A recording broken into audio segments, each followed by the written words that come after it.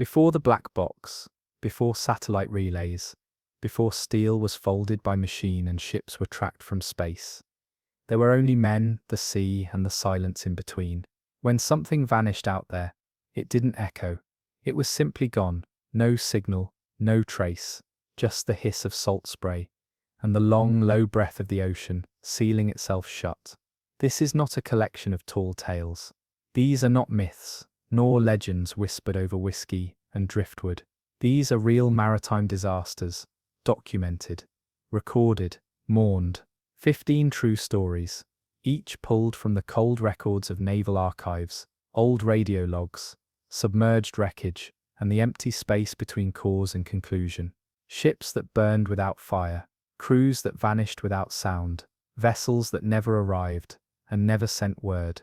Across 4 hours, you'll descend through time and pressure, into war zones, beneath frozen waves, through ghostly sonar echoes and twisted hulls that once carried laughter, orders, prayer. Some sank screaming, others simply ceased. All left behind questions that the ocean never cared to answer. So if you're here tonight to drift, let the water carry you. Let each story wash through like a tide you won't remember in the morning. But somewhere in the dark, a part of you may still be listening. For the sound of footsteps on a metal deck, for the ping of a lost signal returning home, for the voice of the sea, not quite silent. Before we go any further, tell us, where are you watching from? And what time is it there right now? Drop it in the comments below. The name USS Cyclops carried weight even before she disappeared. At over 540 feet long, she was among the largest colliers in the United States Navy, designed not to fight, but to feed the war machine. Her hull was built for iron, her decks for men, her mission for cargo that darkened the fingers and stained the lungs. When she pulled into Rio de Janeiro in February 1918, she did so with the calm assurance of routine. She was there to take on manganese ore, hundreds of tons of it, a rare and heavy substance, crucial for steelmaking. The harbour glinted with dust when the last load was sealed below, the ship now heavier than she'd ever sailed. But no one on board saw danger in that weight. No orders were changed. No warnings were spoken aloud. The morning she left Brazil, the sea was docile. Her course was simple, northbound to Baltimore, with a brief stop in Barbados. Her engines thrummed low and constant, the pulse of wartime necessity beating beneath the waves. Aboard were 309 souls, crewmen, officers, and a few passengers. Some wrote letters. Some shaved in mirrors now corroded by salt. Some stared out over the endless blue, unaware they would never touch land again. When Cyclops pulled away from port, she was not expected to vanish. There were no storms ahead, no enemy ships nearby, only the ocean, waiting in its usual silence. The stop in Barbados came and went. It was brief, uneventful. Cyclops was not delayed. The logs were signed. She left port on March 4, 1918, and after that not a single piece of her was ever seen again. No wreckage floated back to shore, no distress signal crackled through the airwaves, no lifeboats drifted across the tide. For a ship her size, carrying that many people, the total absence of evidence was staggering. It wasn't just a disappearance, it was an erasure.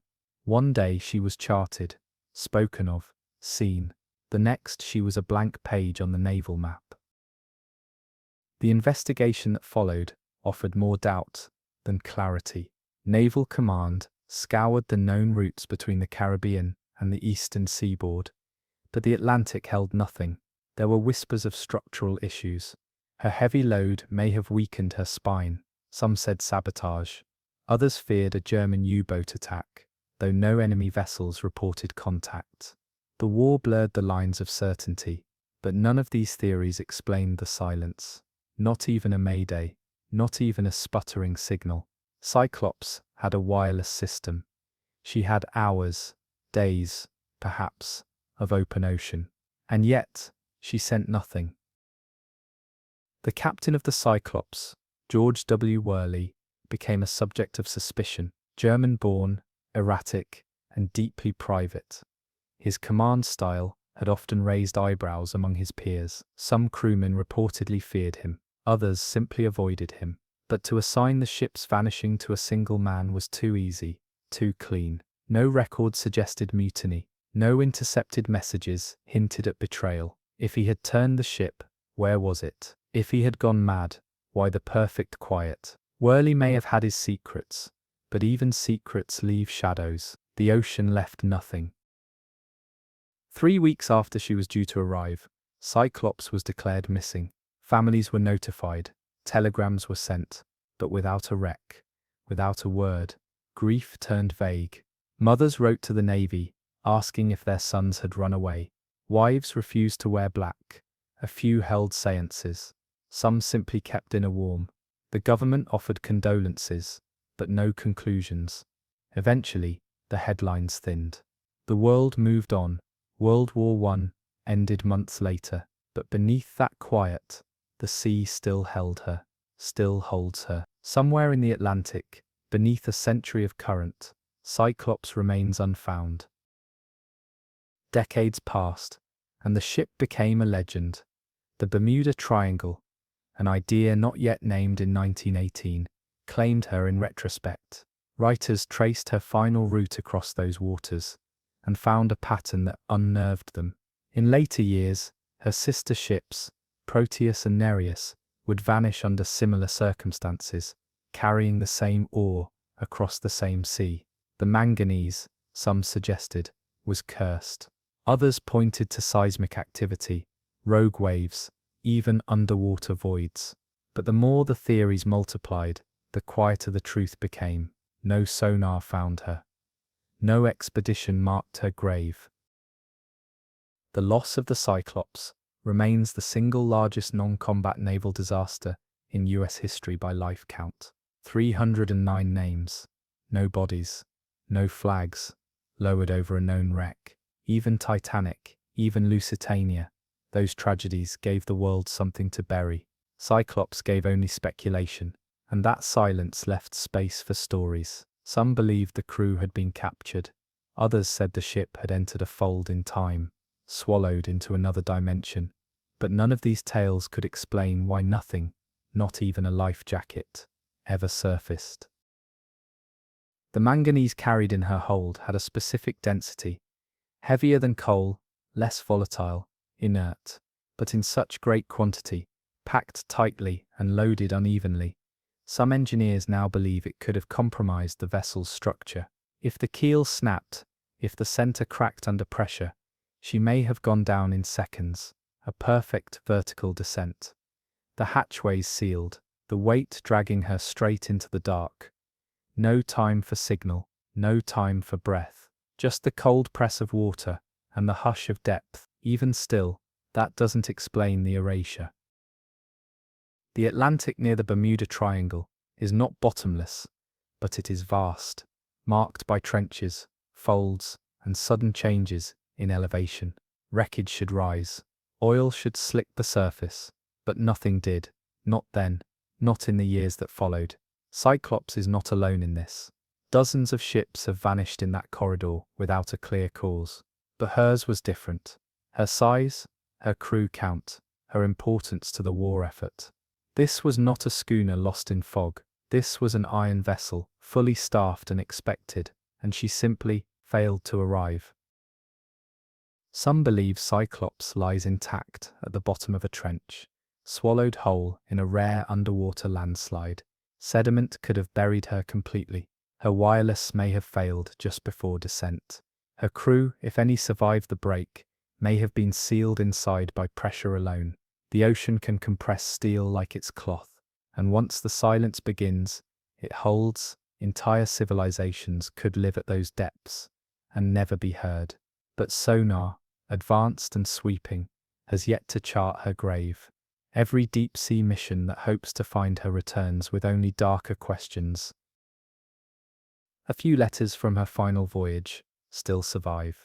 One sailor wrote to his sister about the calm seas, the heat in Rio, and the damn dust from the ore that stuck to everything. He didn't seem worried. He asked her to write back soon. Another mentioned the captain's strange mood.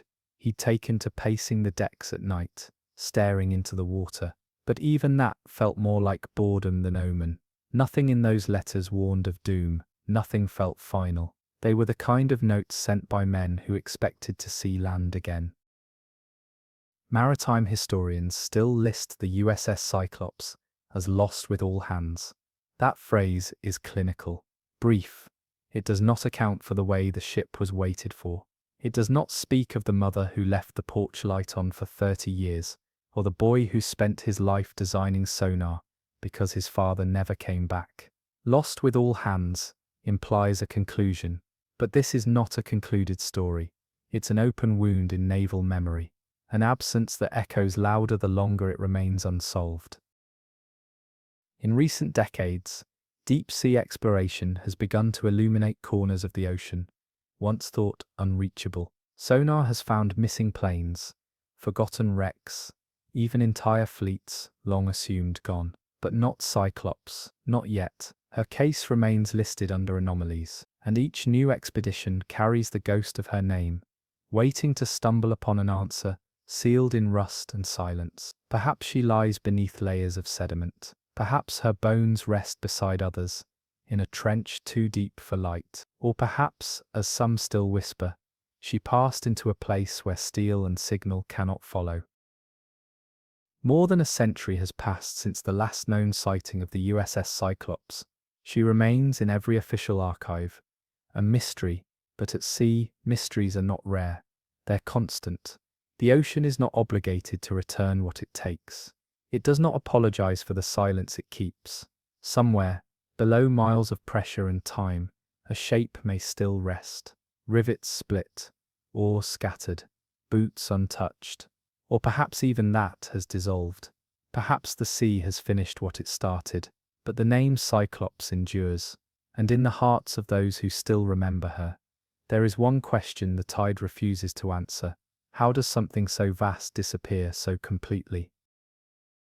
The MV Doña Paz departed from Tacloban on December 20th, 1987, just before the holiday rush began. She was bound for Manila, packed with families travelling home for Christmas. The sun rose over the Visayan Sea, like it always did, soft, golden, warm against the deck rails. But below that ordinary light, the ship carried a burden far beyond her capacity. Licensed to carry just over 1,500, she had taken on more than 4,000 passengers, many without tickets, many with nowhere to sit. The halls were crowded, children slept on sacks of rice. The manifest did not reflect the reality. She had made this route countless times, a passenger ferry, plain in shape, aging but familiar. The Doña Paz was not built for elegance. She was built to float. That day, the sea was calm, no reports of storm. The crew moved through tight corridors, offering small comforts to a ship filled beyond reason. Somewhere along the way, the air changed, not the wind. The smell. Passengers began to smell fuel, but in such a crowded space, strange odors were dismissed as ordinary discomfort. No alarm was raised. There was no announcement, just the sea, lapping quietly against the hull.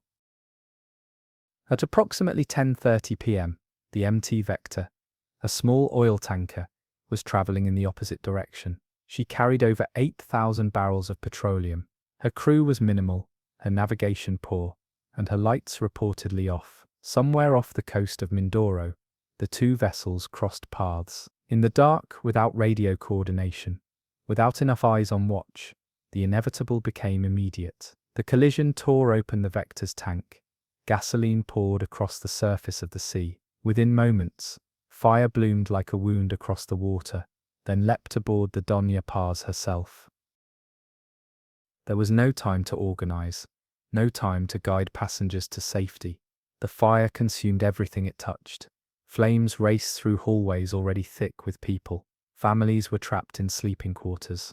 Entire cabins ignited before screams could escape. The crew, undertrained and overwhelmed, failed to send a single distress call. The radio was reportedly not functioning. Survivors would later say the ship was a furnace within minutes. Steel melted, paint peeled. Passengers dove into the sea, only to find it burning. Gasoline had turned the water into fire. Those who survived the initial blast had no lifeboats to rely on. Most were either never deployed or already engulfed. People clung to debris, to each other, to anything that floated. But the sea offered no mercy. The fire chased them outward, licking across the waves in orange ribbons.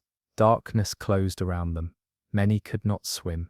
Of the thousands on board, only 26 would live to tell what happened. 26. No rescue came that night. Not quickly. Not even in time to document the last breaths. By the time search teams arrived, the sea was quiet again. The official death toll reached over 4,300. Some estimates believe it was higher. The bodies were so numerous, so burned, so dispersed, that accurate identification became impossible. Families searched the coastlines for weeks. Some never found an answer. Entire villages lost multiple generations. The newspapers called it the Asian Titanic, but the comparison was thin. The Titanic had sent signals. It had survivors. The Doña Paz was consumed before it could even speak. Questions rose quickly. Why was the ship so overcrowded? Why did the crew not react in time? Why was the Vector allowed to operate with so little oversight? Investigations revealed layers of negligence. Licenses had lapsed. Safety inspections were overdue. Basic protocols had been ignored. The shipping company deflected blame. The government staggered under the weight of public mourning, but for many no report could fix what had been taken. The sea had done what it always did, taken more than it gave back. The few who survived described haunting details: the smell of burning flesh on the wind, the sounds of children calling for parents who were already gone, the way the sky glowed red as the fire floated away from the wreck. Some floated in silence for hours, blinded by oil. Some hallucinated rescue ships that never came. One survivor described the feeling of floating through a graveyard, so many bodies, face down, drifting in the same direction. News coverage was delayed. For days, the world outside the Philippines barely noticed. It wasn't until aerial photos began circulating. Mangled hull, blackened sea, families weeping on the shoreline, that the scope began to register. But even then, the disaster remained largely undertold. It did not pierce the Western consciousness the way Titanic or Lusitania had. Perhaps because it happened far away. Perhaps because it was too brutal to retell. Or perhaps because so few lived to tell it. The wreckage eventually sank. The exact resting place remains scattered. Black box data was never recovered. There are no clean diagrams, no guided tours of her ghost. The Doña Paz became less a wreck and more a memory stitched together from grief. No movie was made, no salvage expedition launched, only memorial plaques, etched with names, some complete, some only initials, and still, to this day, some families have no name to point to, only absence. Decades later, survivors still hold gatherings. They remember not just those who were lost, but the feeling of being forgotten in the aftermath. The government offered compensation, small, bureaucratic, late. The shipping line continued operating under a new name. For many, the fire was not the most painful part. It was what came after: the silence, the lack of justice, the slow evaporation of memory. And yet the survivors remember everything: the way the air changed, the sound of the explosion, the cold that came after the heat. In Manila, there is a modest stone marker near the shoreline. Tourists pass by it without pause. Few stop to read the inscription. Fewer still know what it represents. There is no museum exhibit, no national day of mourning, but those who know, those who lived it, carry it in their bodies. Burn scars, lung damage, night terrors, the weight of having lived through what few in history have endured. They carry it every time they hear the word ferry. The story of the Doña Paz is not just one of disaster, but of neglect, human neglect, safety protocols ignored, greed that overflowed the decks. And when the fire came, it moved with the precision of fate, finding the spaces where corners had been cut. The ship was not cursed. It was poorly managed. It was overfilled. It was ignored until it became unforgettable. And yet, even now, it is barely remembered by name. Every December, the ocean near Mindoro shifts again. The wind sharpens. Fishermen say the sea there is strange, too quiet, too still. On clear nights, some say you can see the glow of fire beneath the surface, like a memory trying to surface. Of course there is nothing there, only water, only depth. But memory clings to places, and some tragedies are not erased. They are folded into the tides that still move quietly over wreckage below. The Doña Paz rests now in darkness. Her steel is bent and buried. Her name faded, but the sea remembers, and the families remember. And the air over the water still holds the scent of something final. It was the worst peacetime maritime disaster in human history, and yet no one talks about her. Not in classrooms, not in textbooks, not on the lips of the world, but for those who listen closely, she hasn't stopped speaking, not entirely. Her silence hums beneath the waves, a whisper that says, "This happened. Don't forget me." The brigantine Mary Celeste set sail from New York Harbor on November 7th, 1872, bound for Genoa. Her hold was filled with 1,701 barrels of denatured alcohol, a cargo meant for industrial use. She was crewed by Captain Benjamin Briggs, his wife Sarah, their 2-year-old daughter Sophia, and 7 seasoned sailors. The weather was clear, the vessel was seaworthy, the captain was respected, cautious, and devout. There were no enemies aboard, no storms in sight. Everything about the Mary Celeste spoke of order, readiness, and control, which is why what came next made no sense at all. On December 5th, 1872, a British ship called DEI Gracia spotted the Mary Celeste adrift between the Azores and the coast of Portugal. Her sails were torn, her motion sluggish, but she was intact, upright, riding the waves at a strange drifting angle. When the crew of the DEI Gracia boarded her, they found no one aboard, not a soul. The cabins were empty. The ship's single lifeboat was missing. The logbook ended abruptly 10 days prior. Meals had been prepared and left untouched. Personal belongings were undisturbed. The child's crib was still made. There were no signs of violence, no blood, no damage below deck. The cargo, though partially disturbed, was mostly intact. The alcohol barrels remained sealed. The ship's wheel was secured, but the compass was broken.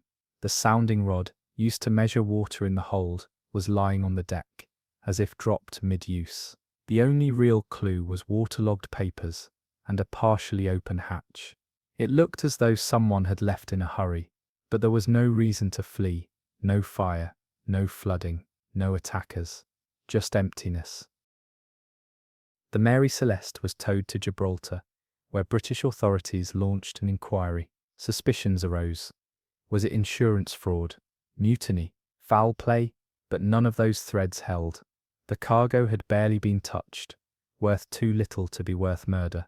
The captain's character was unimpeachable. The crew had no history of conflict. No valuables were missing. The bodies were simply gone, not buried, not floating, just gone, like a curtain had dropped over the story, midway through its telling. Some suggested piracy, but the ship bore no marks of violence. Others whispered of sea monsters, of supernatural storms, of cursed cargo. But the ocean, as always, kept its silence. It did not answer questions. It did not offer clarifications. The wreck was not a wreck. The ship had not foundered or exploded. She floated on, quietly, her sails loose, her decks creaking in wind that no longer carried voices. The most likely theory, one that has evolved over the years, is that the ship may have experienced a vapor leak from the alcohol barrels. If fumes spread into the lower decks, the crew may have feared an explosion. In panic, they may have evacuated into the lifeboat, planning to return once the danger passed. But something went wrong. A shift in wind. A rope came loose. The lifeboat drifted, and the Mary Celeste, now crewless, simply continued on without them. But even that theory stumbles. Why no signal? Why no anchor? Why did the ship's log end days before the discovery? If the crew had truly evacuated, in an orderly way, why was the food still warm, the tea still half steeped? If they feared a chemical explosion, why not dump the cargo? And why did the captain, so cautious by reputation, take his wife and child into a lifeboat, with no supplies? What remains of the Mary Celeste is speculation. After the investigation, the salvagers received a reduced reward, suggesting authorities still suspected mischief. The ship herself was repaired, and continued to sail for years, but her reputation never recovered. Superstition followed her. Crews refused to board her. One captain wrecked her on purpose in 1885, for the insurance. By then the name Mary Celeste had already entered legend, not as a ship, but as a question carved into salt. She has inspired endless retellings, fictionalized accounts, radio plays, novels. Even Arthur Conan Doyle wrote a short story based on her, twisting the facts into something more lurid. But none of those adaptations bring us closer to truth. They only remind us of how empty a vanished crew leaves the world. A ship without its people is not just a vessel, it is a haunted space, a floating wound, a story with all the nouns missing. The Atlantic in winter is no place to vanish quietly. It punishes weakness. It reveals failure. And yet, somehow, the Mary Celeste managed to disappear, not in death, but in absence. She was not wrecked, not sunk. She did not scream into the airwaves, or throw flares into the sky.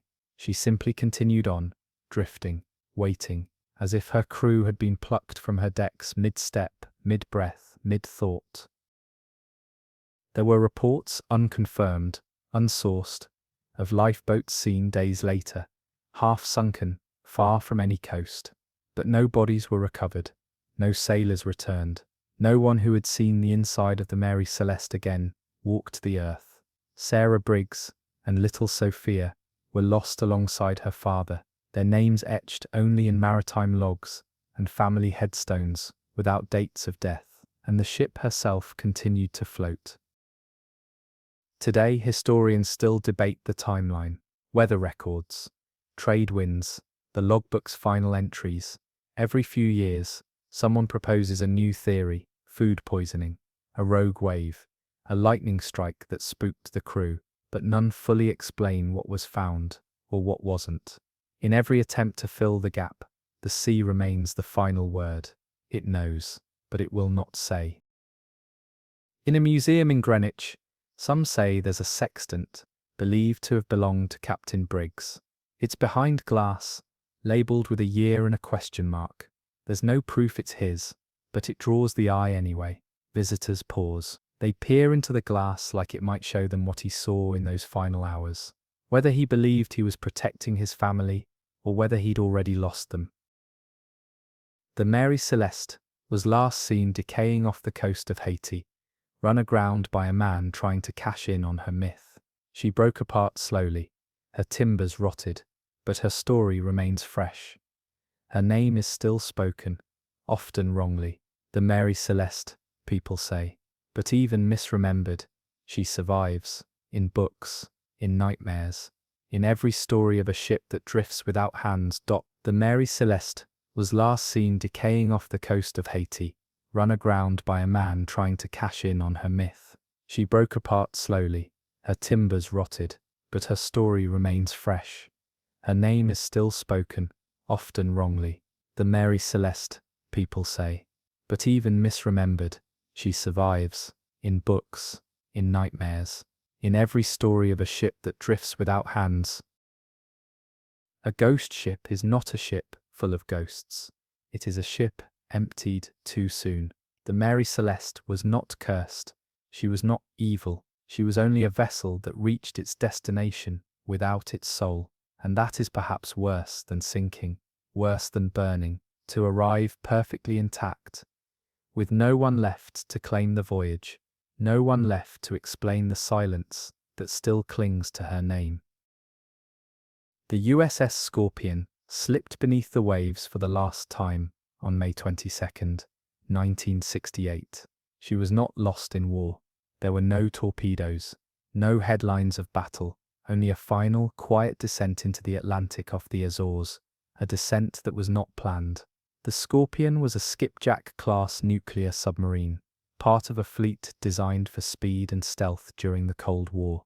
She carried a crew of 99 men and 2 nuclear torpedoes.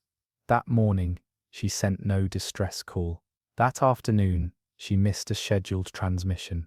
That evening, the silence began. The Scorpion had been returning from a Mediterranean deployment, routine patrol, standard route. She was due to arrive at Norfolk Naval Base within days, but when she failed to check in, the Navy waited, not with panic, but with protocol. Submarines fall silent. It happens. Signals lag. Missed check-ins are logged, then monitored. But when hours turned to days, and the dock remained empty, the Navy knew. The Scorpion was gone. Her last known coordinates placed her somewhere southwest of the Azores. Deep water, no storms reported, no enemy contact detected.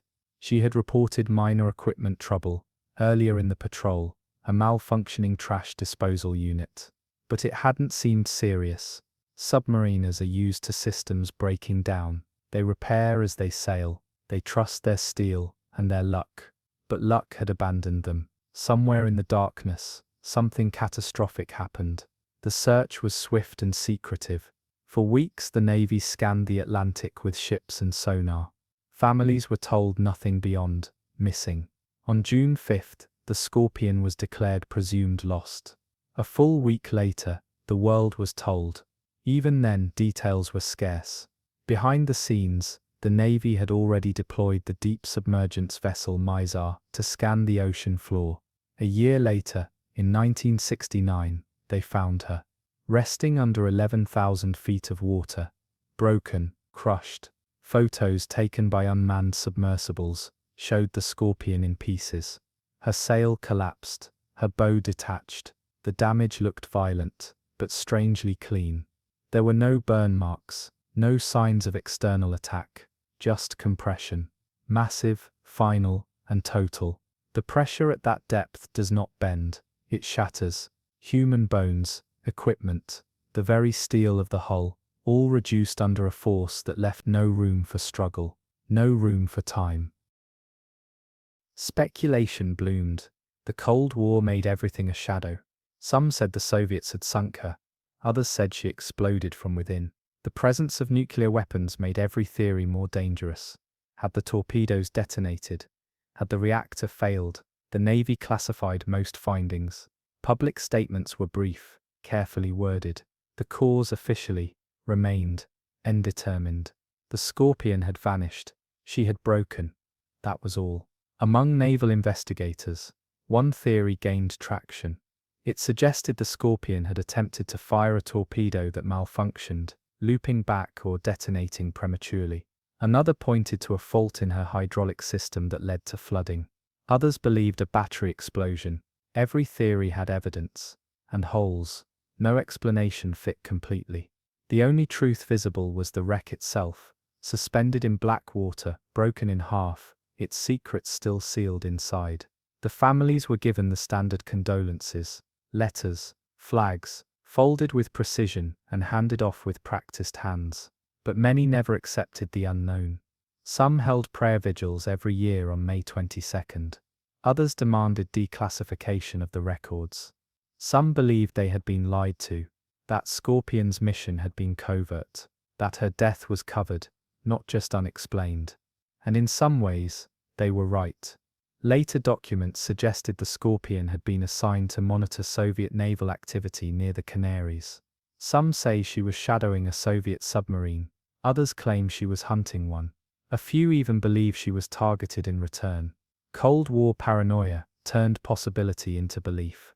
But nothing could be proven, and the wreck sitting beneath miles of ocean was not talking. The sailors aboard Scorpion were young, most under 30. Some barely past training. Their letters home remain. Short, hopeful, full of questions. Tell Dad I'll be home soon. Have the garden started blooming yet? Did the kids like the postcards? They signed off with love and made plans they would never keep.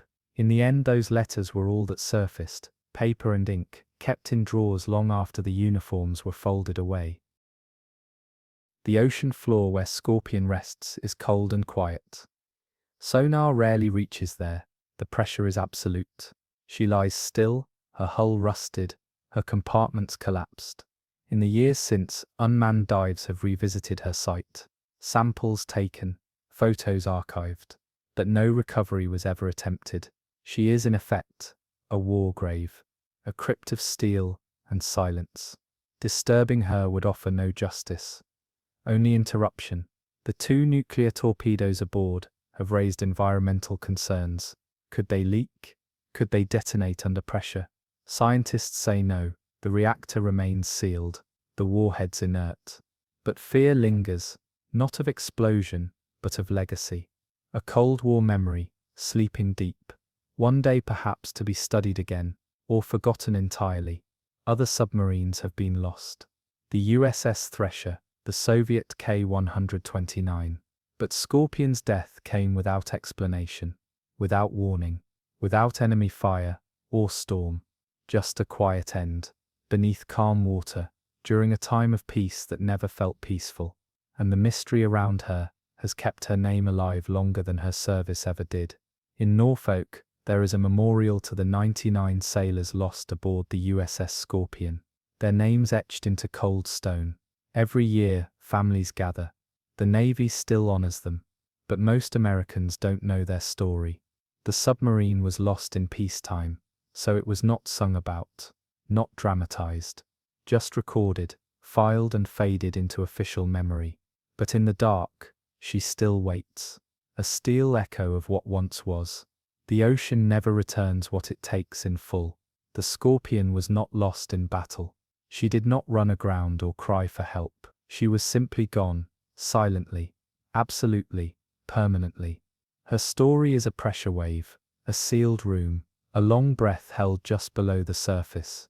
She rests now beneath 11,000 feet of water, wrapped in cold and metal, her secret sealed.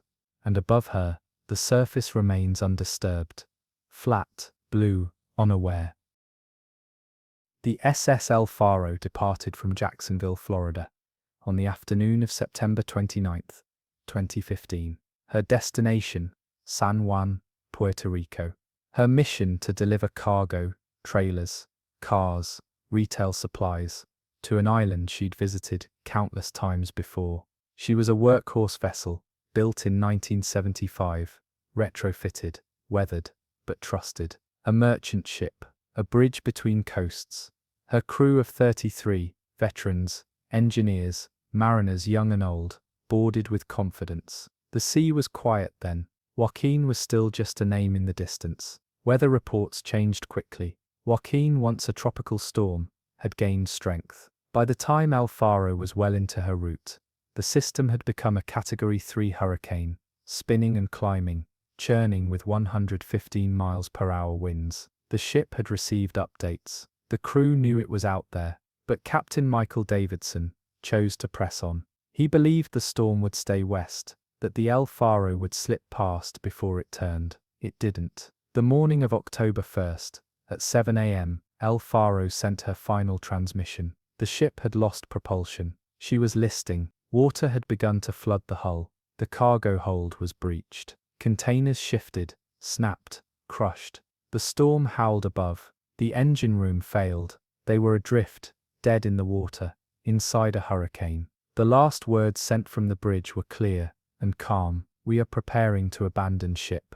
Then silence. Rescue efforts launched immediately. Planes swept over the storm's path. Coast Guard cutters plowed through high waves, but visibility was zero. Winds shattered radar. Waves towered over decks. The storm moved like a machine, wider than anticipated, stronger than expected. For 2 days, nothing was seen. No debris, no bodies, just clouds like iron and wind that screamed across the water. It was as if the ocean had swallowed the El Faro whole. Eventually, Wreckage surfaced, a life ring, a crushed lifeboat, bits of foam and shredded cloth. The sea began to return what it had taken, piece by piece, but never the living. All 33 crew members were lost. The El Faro's disappearance became the deadliest U.S. maritime disaster in decades. The media covered it briefly, then the news cycle moved on. But beneath the surface, the story wasn't over. A massive investigation began. The National Transportation Safety Board launched what would become one of the most extensive marine inquiries in U.S. history. They scoured communications, weather data, and maintenance logs. The search teams located the wreck, 15,000 feet below the surface near the Bahamas. The hull was largely intact. The bridge was separated, and there, in the cold blackness, they found the Voyage data recorder, the ship's black box. For the first time in maritime history, investigators had access to a complete audio recording of a ship's final hours. The black box held 30 hours of bridge audio. They listened. They transcribed. They heard the crew discuss the rising water, the shift in the storm, the growing worry in their voices. They heard the captain reassure, then hesitate, then scramble. They heard the ship tilt. They heard the panic. Then near the end, quiet determination. Life vests passed. Prayers spoken. The words "I'm sorry" whispered into static. The transcript became public. It was raw, haunting, human. It didn't feel like history. It felt like eavesdropping on people trying to survive. One voice stood out. Second mate Danielle Randolph, giving updates, urging calm, holding herself together while water climbed around her boots. The black box revealed no heroics, only clarity, procedure, and despair in equal parts. The crew had followed protocol. They were simply overtaken. The final minutes showed chaos. The list grew sharper. Containers broke loose and crushed the escape route.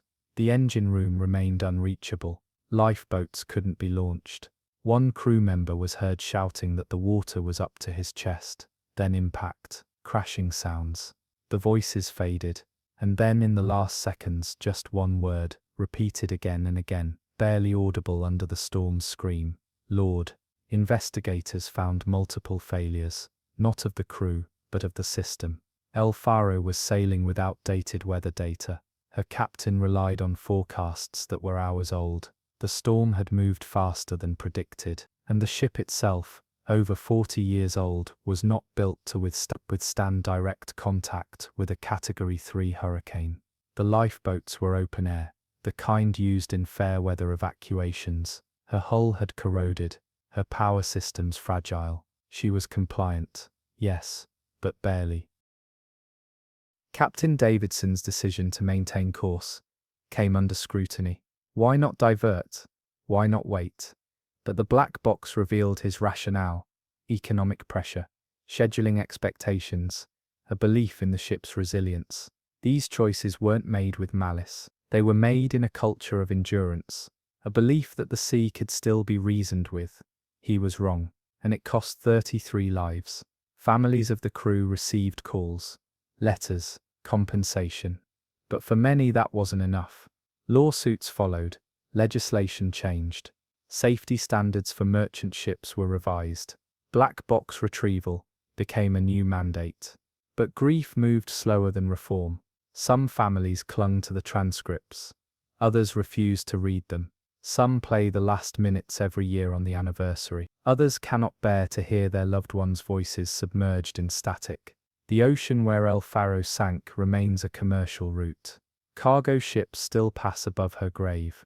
Weather buoys mark the waves. But below in the stillness, her hull rests in eerie quiet. The bridge windows stare into darkness. Her nameplate is still legible. Her anchors still fixed. She is not just wreckage. She is a tomb, a pressure-sealed memorial too deep for flowers. The name El Faro means the lighthouse, an irony that now stings. She was meant to guide goods, not become a warning. But that is what she is now, a lesson in hubris, in weather ignored, in systems allowed to age past safety, in trust placed where doubt was needed. Every shipping captain who reads her story sails differently afterward. Every storm forecast now comes with her name in the wind. There are disasters that explode, that demand headlines, that leave debris scattered like punctuation marks. But the El Faro is different. She slipped beneath the surface almost politely, quietly, entire. And in that quiet, there is a kind of dignity. She carried her crew until the last possible moment. They did not panic. They tried to survive. They prepared. And then they were gone. 33 voices, heard once more, and then never again. The sea accepted them in silence, and has not returned them since. The air over Naval Air Station Fort Lauderdale was clean and clear on the afternoon of December 5, 1945. Just 6 months after the end of World War II, the military still hummed with activity, and the pilots still flew like men who had learned the sky during war. That day, 5 TBM Avenger torpedo bombers were assigned to a routine training mission, navigation problem number 1. It was meant to be simple. Fly east over the Atlantic, turn north, then west, and return to base in a triangular pattern, practiced countless times before. Lieutenant Charles C. Taylor, a veteran pilot with multiple combat missions in the Pacific, led the squadron. 14 airmen in total, spread across 5 planes. Their departure was normal, their equipment functional, their confidence high. No one expected anything unusual, and yet by nightfall, all 5 planes, and every man aboard, would vanish without a trace. The first signs of trouble came just before 3:30 p.m. Radio operators on the ground received a strange transmission from Taylor. His voice was strained. He seemed confused. "I don't know where we are," he said. "We must have gotten lost after that last turn." His compass, he claimed, wasn't working. One of his wingmen broke in. "If we would just fly west, we'd get home." But Taylor insisted they remain on course, though which course that was had already become unclear. Radar contact was sporadic. The air traffic controllers tried to assist, but Taylor's replies grew more erratic. He believed they were over the Florida Keys, when in fact, they were hundreds of miles northeast, far out over the Atlantic. Then, without warning, their signals grew faint. Fainter, then vanished entirely. Search planes were scrambled before sunset. One, a massive PBM Mariner flying boat, took off just after 7 p.m. with 13 crewmen aboard. Within 20 minutes, it too disappeared. A tanker ship in the area later reported seeing an explosion in the sky, followed by flames on the ocean's surface. The Mariner, already nicknamed the Flying Gas Tank, due to its volatile fuel systems, had likely exploded in midair. Its wreckage, like that of Flight 19, was never found. By the end of the night, 6 planes and 27 men had gone missing, in calm weather, in peacetime, all within a narrow band of ocean not far from American shores. The search that followed became the largest peacetime air and sea hunt in U.S. Navy history. Over 200 ships and aircraft scoured 250,000 square miles of ocean. They found nothing. No fuselage, no debris, no bodies, just the rolling water and the silence that comes after engines fail. In the days that followed, the Navy convened boards of inquiry, analyzing weather patterns, mechanical reports, and psychological evaluations. Taylor had requested to be relieved from the flight before takeoff, citing illness, but was denied. His behavior during the flight, second-guessing himself, overriding subordinate pilots, contradicting navigational instructions, led some to believe he had suffered a breakdown. Others insisted the compasses failed, confusing the entire formation and sending them ever deeper into the Atlantic. But even with these theories, nothing explained the absolute erasure. The Avengers were large aircraft, 40 feet long, with a wingspan of over 50 feet. They did not vanish easily. Each was equipped with emergency rafts, flares, and radios. Some theorized they may have run out of fuel, ditched together, and been consumed by rough seas. But that day, the ocean was calm, visibility high. The chance that 5 separate aircraft, each able to fly independently, could crash or land and sink simultaneously, without trace, seemed statistically impossible. Yet that is exactly what appeared to happen.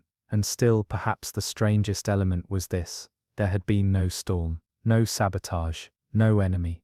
The war was over. The sea was untroubled, the sky was open. What swallowed Flight 19 was not a typhoon or a missile, it was something quieter, something more patient, a kind of disappearance that offered no spectacle, just void. When the initial panic gave way to protocol, the Navy began crafting its narrative. Official statements emphasized likely scenarios: compass failure, pilot disorientation, fuel exhaustion. They published flight maps and radio transcripts, charting every last known position, every fragmented call. But the story refused to stay tidy. The final communications weren't cohesive. Some messages contradicted others. Reports of engine strain, cloud banks, flickering light phenomena. These inconsistencies only fueled doubt. More troubling were the voices from other pilots in the air that day, who reported hearing odd radio static, non-verbal sounds that hummed and hissed across frequencies. One crew described hearing a voice on their band that didn't belong to any flight in the area, repeating the words, "Don't come after us." The Navy dismissed this as interference. But those who heard it remembered. The deeper investigators probed, the more fragmented the narrative became. Lieutenant Taylor's own mother petitioned the Navy to strike her son's name from the conclusion of pilot error. She believed he had been scapegoated. A hero of the Pacific Theater, he had more than 2,500 flying hours. She insisted he had followed protocol. Other pilots agreed. If his compass had truly failed, and if his wingmen deferred to his orders, then responsibility was shared, if not entirely removed. But even the most sympathetic accounts couldn't answer the central question: how could all 5 planes go down, in daylight, without anyone seeing? Civilian witnesses began coming forward. A commercial ship logged, seeing aircraft overhead that did not match commercial flight plans, flying in erratic formation.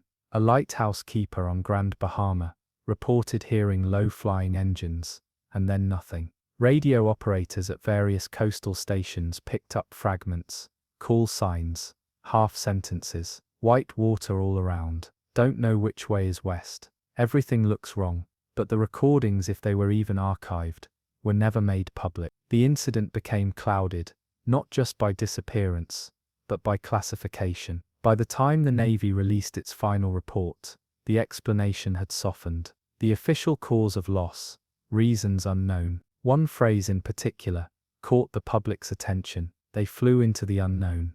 That wording, poetic and damning, would become the seed of something larger, a myth, a theory, a name whispered between search crews, divers, amateur sleuths. The Bermuda Triangle.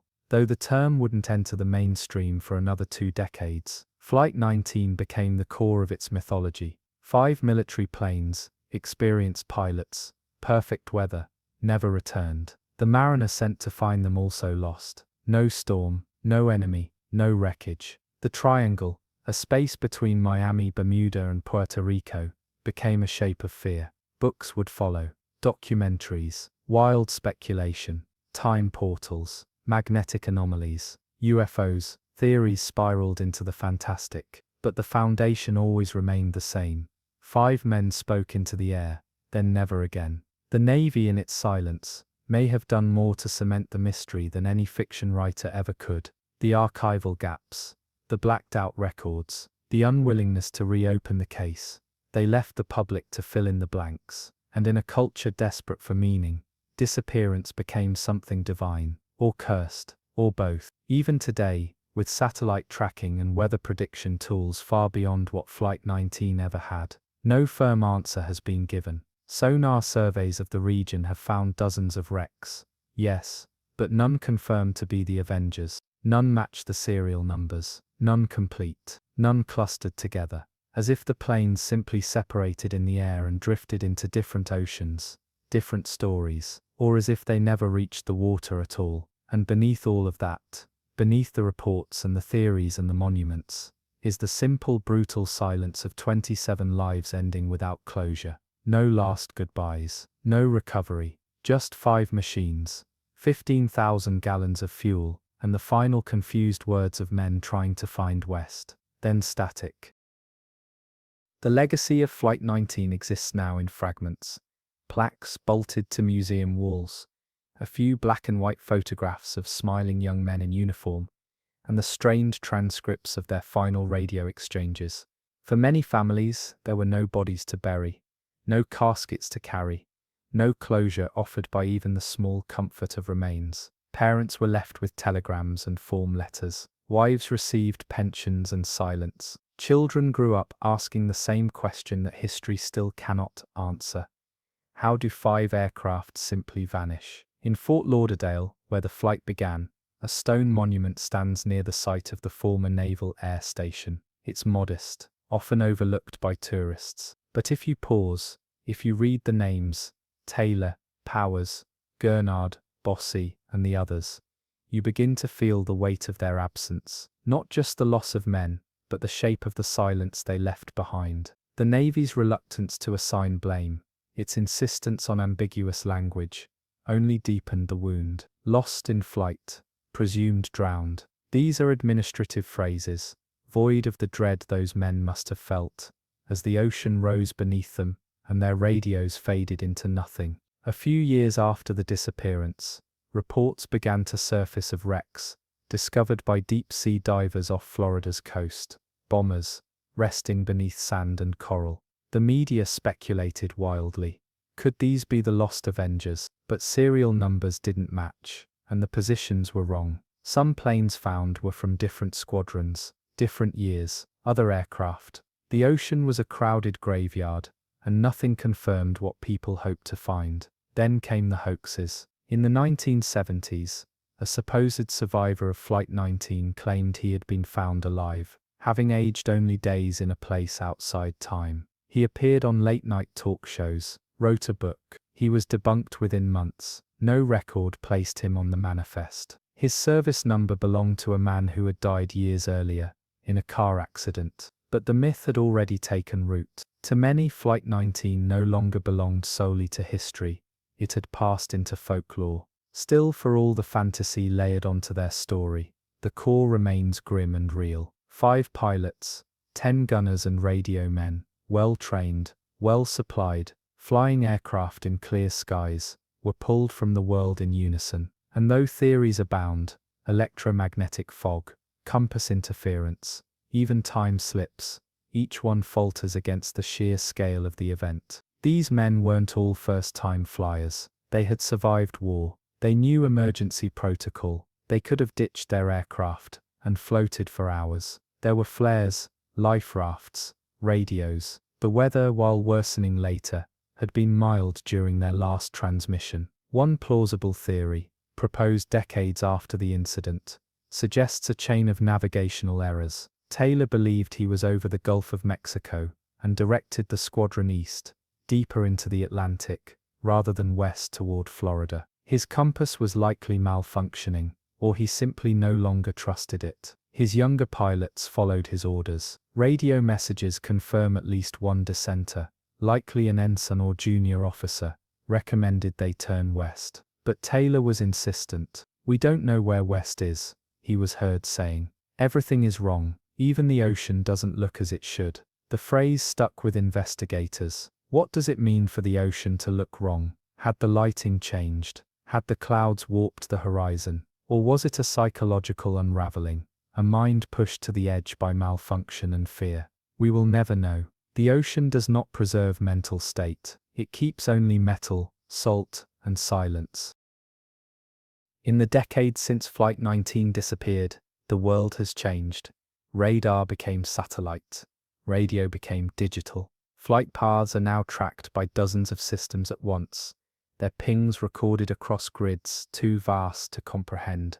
Aircraft are no longer entrusted solely to human memory or compass bearings. They are surveilled, monitored, archived in real time. But in 1945, just 6 months after the war had ended, nothing of the sort existed. The ocean was still a place where things could vanish. And when 5 TBM Avengers flew into that space and never returned, they left behind more than absence. They left behind a shape, a silence, a wound. The story of Flight 19 is not only about the unknown, it's about the confidence that comes from repetition. These men had flown countless missions. The sky was familiar. The route was standard. Navigation problem number 1 had been flown by dozens of squadrons that same year. But confidence can erode quickly when the sky begins to shift, when your instruments disagree, when the voice leading your formation starts to doubt the very ground beneath you. Lieutenant Taylor had experience, but experience is not immunity. His voice, according to the final transcripts, shifted slowly from certainty to unease. His compass no longer pointed where it should. The sun didn't look like it used to, and the sea, he said, was the wrong color. The ocean doesn't look as it should, he told the others. It was a small sentence, but it signaled the beginning of the end. That line became the turning point for many who studied the event. Military investigators, amateur sleuths, skeptics, believers. What did he mean? Had the sun begun to set in an unfamiliar position? Had the cloud formations warped the color of the water?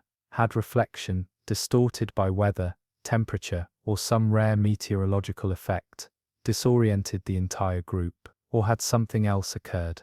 Something that could not be plotted on a chart? By the time Taylor realized he was lost, the men following him were already running out of time. Their fuel reserves were limited. TBM Avengers were powerful machines, but they were not built for distance.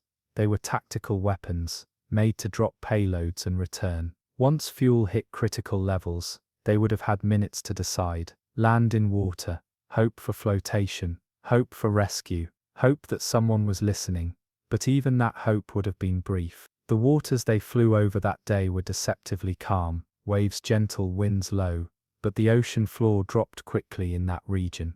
Depths of more than 15,000 feet swallow everything. A plane that lands in that kind of abyss leaves almost no trace, no trail of oil, no ripple visible from above, just the metallic descent of a broken wing, a quiet crush of pressure, and the slow silt that buries everything beneath it. The search that followed was the largest the Navy had ever launched in peacetime. Hundreds of aircraft, dozens of vessels, entire grids of ocean scanned and rescanned.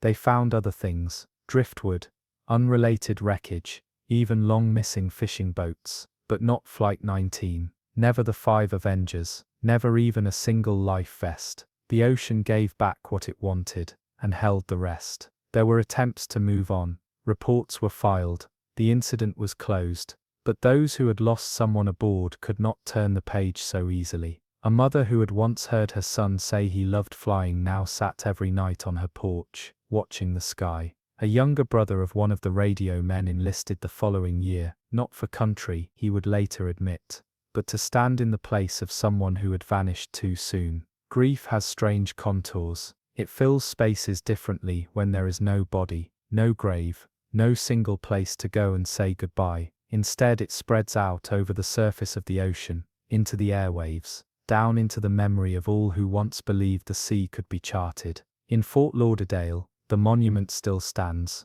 brass plates, names etched deep into stone, but monuments are for the living. For the dead of Flight 19, there is only water, cold, deep, and unmarked. The idea of a war grave usually implies a place, a battlefield, a ship, a cemetery, but their resting place has no boundary. Their remains lie somewhere between coordinates, scattered across miles of sea floor, spread thin by time and salt and silence. And still, there are those who search. Every decade or so, a new expedition is launched. Technology has improved. Drones, autonomous underwater vehicles, side-scan sonar. Each time, someone claims this is the moment. The truth will be revealed, the aircraft will be located, the mystery resolved, and each time, nothing is found. Or worse, wreckage is located, lifted, examined, only to be identified as something else, another plane, another loss. But not these 5. The Bermuda Triangle, the term coined long after the event, still draws attention, documentaries, late-night theories, and always at the center is Flight 19. Not because it was the first, or the largest, or the most tragic, but because it was precise. 5 aircraft, 1 formation, 1 clear mission, clear weather, and a total disappearance, synchronized in silence. There is a line in the final transcript, spoken quietly, almost missed, by one of the crewmen, not Taylor, not identified. Just before the radios went dark, It says simply, "If we just fly west, we'll get home." A line heavy with reason, with instinct, with a desperation so quiet it barely registers. We don't know if they ever turned west. We don't know if they ever saw the coast again, faint, like a memory, on the horizon. What we do know is this. 5 planes rose from the earth that day, and they never returned. And somewhere in the space between the call and the silence, the ocean swallowed more than just metal and men. It swallowed certainty, and that's what still hasn't surfaced. The Kursk sailed out of Severomorsk in August of 2000, with no fear in her shadow. She was the pride of the Russian Northern Fleet, a 505-foot nuclear-powered Oscar II-class submarine, built to withstand the Arctic and strike like thunder beneath the waves. She carried 24 supersonic cruise missiles, 2 nuclear reactors, and a crew of 118. The sailors aboard were veterans. Their families remained ashore, watching her disappear beyond the breakwater, trusting in her steel and her silence. The war games she joined in the Barents Sea were meant to be routine, target drills, tracking maneuvers, signals testing. But before the week's end, the ocean would become her crypt. August 12, 2000, 11:28 a.m. Norwegian and American seismic monitors recorded 2 underwater explosions in the Barents Sea. The first was small, the second, recorded just over 2 minutes later, was massive, comparable to a 3.5 magnitude earthquake. The Russian Navy did not report anything amiss. The games continued. Ships remained in formation. But when Kursk failed to respond to check-ins, concern mounted. Days passed before Russia admitted anything was wrong. Even then, the message was clipped. Communication with submarine Kursk has been lost. The public learned slowly. First through rumors, then brief news flashes, then finally state confirmation. Something had happened beneath the Arctic waves. The pride of the fleet was missing. Families of the crew began to gather near the naval base. They held candles, stared at the water, waited. But no survivors came home. No signals from below. No lights, no knocks. Just the relentless churn of Barents currents against hulls that would not answer back. Inside the Kursk, there had been chaos. Later investigations revealed that the initial explosion likely came from a faulty torpedo, a leak of high-test peroxide triggering combustion. The first blast destroyed the forward compartment. At least 7 crew members died instantly. But the second explosion, larger, catastrophic, came when other torpedoes ignited in a chain reaction. Bulkheads collapsed. Fireballs tore through sections of the vessel. Compartments filled with smoke and seawater. The lights died, and yet some survived. In the rear compartments, at least 23 men were alive for hours, possibly days, trapped, waiting for a rescue that would not arrive in time. They had flashlights, emergency suits, a pocket of air. In one recovered note, found later in a watertight pouch, a sailor named Lieutenant Dmitry Kolesnikov listed the names of those alive with him. He dated the message. It was written after the explosions. He wrote, "None of us can get to the surface." Another line read, "We are not losing hope." The letter was found on his body, folded, precise, a final document of the living, surrounded by the dead. Above, the Russian Navy stalled. At first they claimed the Kursk had minor technical difficulties. They rejected offers of foreign assistance from Norway, the United States, and the UK. For days rescue efforts were limited. The pride of the fleet, they insisted, could not be so easily undone. But the pride that protected the Kursk also prevented her salvation. When Russian divers finally reached the wreck 9 days later, it was too late. The rear compartment had flooded. The men who had waited in the dark were gone. The air had turned toxic. The fire had crept too close. The Kursk lay on the seabed at a depth of 350 feet, not unreachable, not even especially deep for a submarine of her class. But the damage was massive, and the response fragmented by denial and confusion. The Russian government, under Vladimir Putin, then newly installed in office, was silent at first. The president did not return to Moscow for days. Criticism mounted, public fury grew, and still the ocean remained quiet. When the wreck was fully surveyed, it revealed the full horror. The bow was obliterated, Compartments 3 and 4 were gone, consumed by fire and pressure. Steel twisted like cloth. Doorways fused shut. In some areas, bodies were never recovered. They had disintegrated. The rear section, where the survivors had waited, was intact, but too long without oxygen. Later analysis showed that when the emergency systems failed, the sailors had tried to create a chemical oxygen reaction, using canisters designed for just such a crisis. One canister likely ignited, sealing their fate. And yet, they had hoped. They had written. They had tried to live just a few more hours. The note found on Lieutenant Kolesnikov's body remains one of the few first-hand records of what occurred inside the doomed submarine. The handwriting is steady, legible, controlled. A man trained to document, even in catastrophe. Alongside the names of the surviving crew, he listed the date and time, August 12th, 12:15 p.m. That was nearly an hour after the final explosion.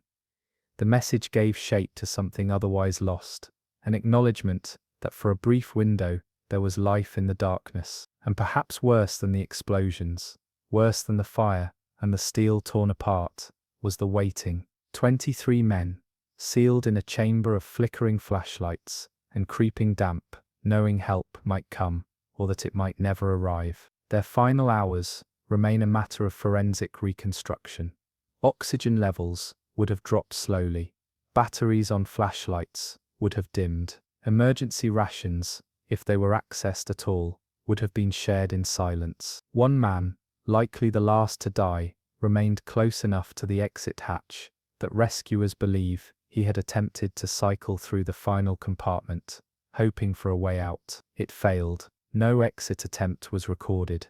Instead, his body was found near the note, curled against the cold steel wall. The only doorway to escape was sealed by warped metal and water pressure. No amount of training could change that. Above the surface, the Russian government struggled to contain the narrative. News footage from the days after the accident shows wives and mothers gathered in front of the naval headquarters in Vidogievo. Some wept, others shouted. One woman collapsed during a press conference after hearing the words, "All lives lost." The cameras captured everything: the trembling hands, the military officers, frozen in silence, the lines of grief, etched into faces too young to know this kind of loss. The public response was swift and bitter. Why had help been refused? Why had the truth been delayed? Why had they not been told sooner? When President Putin finally spoke publicly, the mood had shifted. His statements were terse,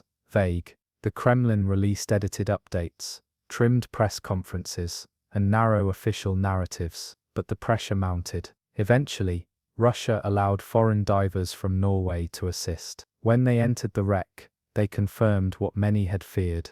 There had been life, briefly, and then there had been none. The Kursk disaster was more than a tragedy. It was a turning point, the end of an illusion. For years Russia had held on to the idea that its navy, though battered by post-Soviet cuts, remained strong, that its systems were intact, that its men could survive anything. But the Kursk revealed rot beneath ceremony. Her torpedoes had not been upgraded. Her drills had been infrequent. Her emergency buoys were inoperable. The pride that kept the world out also kept the sailors in. A year later, in a controversial operation, the Russian government authorized a salvage mission. Dutch recovery crews were brought in. The Kursk was lifted from the ocean floor in one of the most expensive and complex salvage operations ever attempted. It was raised in sections, its shattered bow left behind. Some believed the move was symbolic, a refusal to bring home the part of the ship where the failure had begun. Others thought it was purely logistical, the bow too destroyed to recover safely. But as the wreck emerged from the sea, streaked in rust and trailing seaweed, families gathered once more. Some turned away, some stood until the last bolt broke the surface. Inside the recovered hull, investigators found bodies that had remained intact, still in uniform, strapped into their stations, letters still folded in pockets, crucifixes around necks. The dead had not scattered. They had waited in the dark, holding to discipline even as the water rose. It was this image, steel discipline inside a ruptured coffin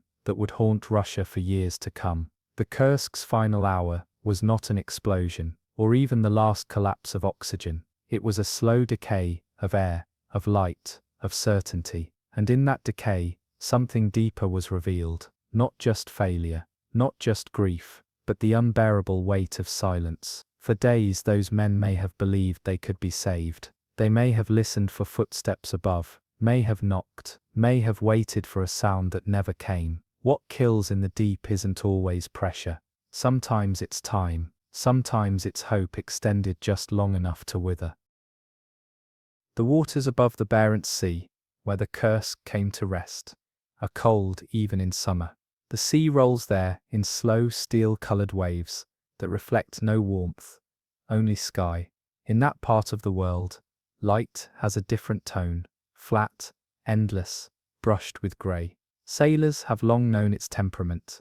They say it listens, that it holds things longer than most seas.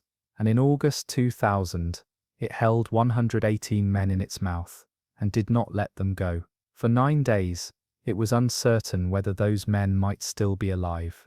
And in that time, those long, cruel hours, every mistake above the surface became an instrument of delay. The first mistake was pride. The Russian Navy, reeling from years of budget cuts and political reshuffling, did not want help. Offers from British and Norwegian divers came within hours of the disappearance. They were ignored. Russia insisted it had the resources, the knowledge, the control, but it didn't. Its rescue equipment was outdated, its deep-sea suits often leaky, its maneuvering submarines too small or too fragile for this job. Internal reports would later admit that rescue operations didn't even reach full speed until the 3rd day. And in the ocean, 3 days is too long, especially when every trapped breath counts. Inside the submarine, the rear compartments became both refuge and prison. It's believed that roughly 24 sailors had survived the blasts and the flooding. The Kursk was sectioned with watertight doors, designed to withstand temporary disaster. But as pressure shifted and oxygen dropped, those doors became permanent. Men were trapped behind barriers that had once been meant to protect them. In total darkness, emergency lights having failed, they moved by memory, by touch, by voice. The note found on Kolesnikov was not the only record. Scattered throughout the compartment were signs of last effort, batteries drained of life, manual filters turned again and again to extract breathable air. Some men had tried to stay at their stations. One had buckled himself into a chair, as if to remain on duty. Others clustered in the driest corners, hoping for a miracle. But there was no miracle. There was only waiting. Chemical oxygen generators, known as oxygen candles, had been deployed. These small devices are designed to produce breathable air when activated, but they are volatile. If wet or damaged, they can combust. It's believed that one such candle ignited, triggering a fire in the last habitable space aboard. In those final minutes, what had been hope turned into smoke. The oxygen, already thin, became poison. Those not killed in the fire would have suffocated minutes later. No one escaped. The government tried to soften the story. In the weeks after the recovery, official statements were vague. They emphasized the speed of the search, the size of the salvage, but the families knew better. The delays were not only tactical, they were bureaucratic. Chains of command were hesitant, orders were questioned, and behind every hesitation, time slipped away beneath the sea. What could have been a rescue became a retrieval, and what could have been survival became memory. The funerals were closed casket, often symbolic. Some families received only sealed containers, weighted with sand. The pressure at the depths where the Kursk lay had left little behind in some compartments. Others were more complete, bodies returned in uniform, hands still clenched around metal rails. But for every coffin, there were unanswered questions, not just about how the submarine had failed, but why the system around it had failed too. In the months that followed, the Kursk disaster grew into something larger than itself. It became a national metaphor, a mirror reflecting the uneasy state of post-Soviet power. The Russian Navy, once a titan, now appeared rusted, scattered, underfunded. Putin's response was heavily criticized. His delay in returning to Moscow, his flat effect in press briefings, the curt phrasing of the "they all died," offered with no ceremony. Public trust eroded. To counter this, the state leaned into image management. Documentaries were produced. The salvage operation was turned into a spectacle of restoration. Cameras were allowed to film as the submarine was raised. Interviews were carefully guided. A heroism was constructed, real in some parts, manufactured in others. But for the families who had stood outside the naval base, holding candles and photographs, none of that mattered.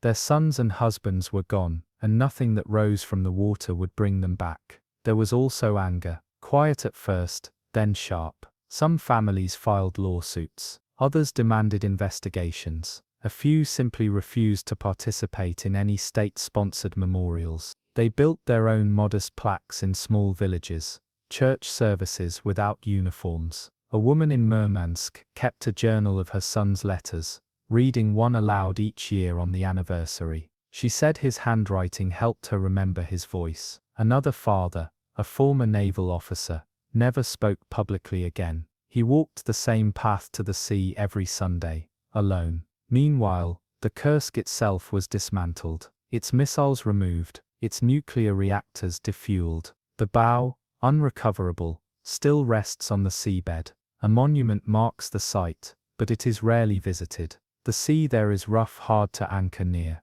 Most who remember choose not to return. And yet, something remains. The story of the Kursk is not just about a submarine that failed. It is about the illusion of control in a system too brittle to bend. About the weight of silence and the cruelty of delay. About how death at sea is not always fast or violent, but creeping and quiet, and made worse by waiting for a rescue that never comes. In the end, 118 men died not all at once, but in stages. Some in fire, some in collapse, some in absolute darkness, writing their names so someone, somewhere, would know they had lived just a little bit longer.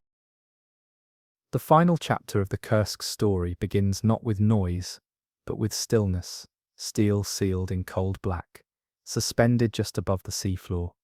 Not drifting, not crumpled, but posed as though waiting. When divers reached her hull 9 days after the explosions, they found a submarine that from the outside still looked formidable. Her paint was still visible, her nameplate still legible, but beneath that illusion of strength was devastation beyond measure. Inside, after the compartments were pressurized and breached, the recovery crews found evidence of a struggle not against the sea, but against time. The sailors had marked their location with chalk. Some had changed from uniform into insulated gear, as though preparing to survive the cold. One had wrapped a wounded crewman in thermal cloth. Another had stacked the few remaining oxygen candles neatly, close to the floor, hoping to ration their use. The organization spoke of discipline, and of men trained not just in combat, but in patience. What it didn't show was panic. That absence is one of the quietest horrors of the Kursk. The men did not riot or scatter. They followed procedure. They waited. They hoped. There were no signs of chaos, and that is precisely what gives weight to the delay in rescue. These men were not unreachable. They were simply not reached in time. The Russian government eventually awarded posthumous medals to the crew. Streets were named after officers. Portraits were hung in naval academies, but no medal returned what had been lost, and no inscription could erase the questions that still lingered. Why had the Kursk been allowed to carry volatile torpedoes known to leak? Why was the Navy using rescue equipment decades out of date? Why had foreign assistance been refused when it might have saved lives? In later years, some of those questions would be answered with reforms. The Russian Navy modernized its protocols. Torpedo designs were updated. Joint rescue drills were conducted with NATO forces. But reforms rarely arrive for the dead.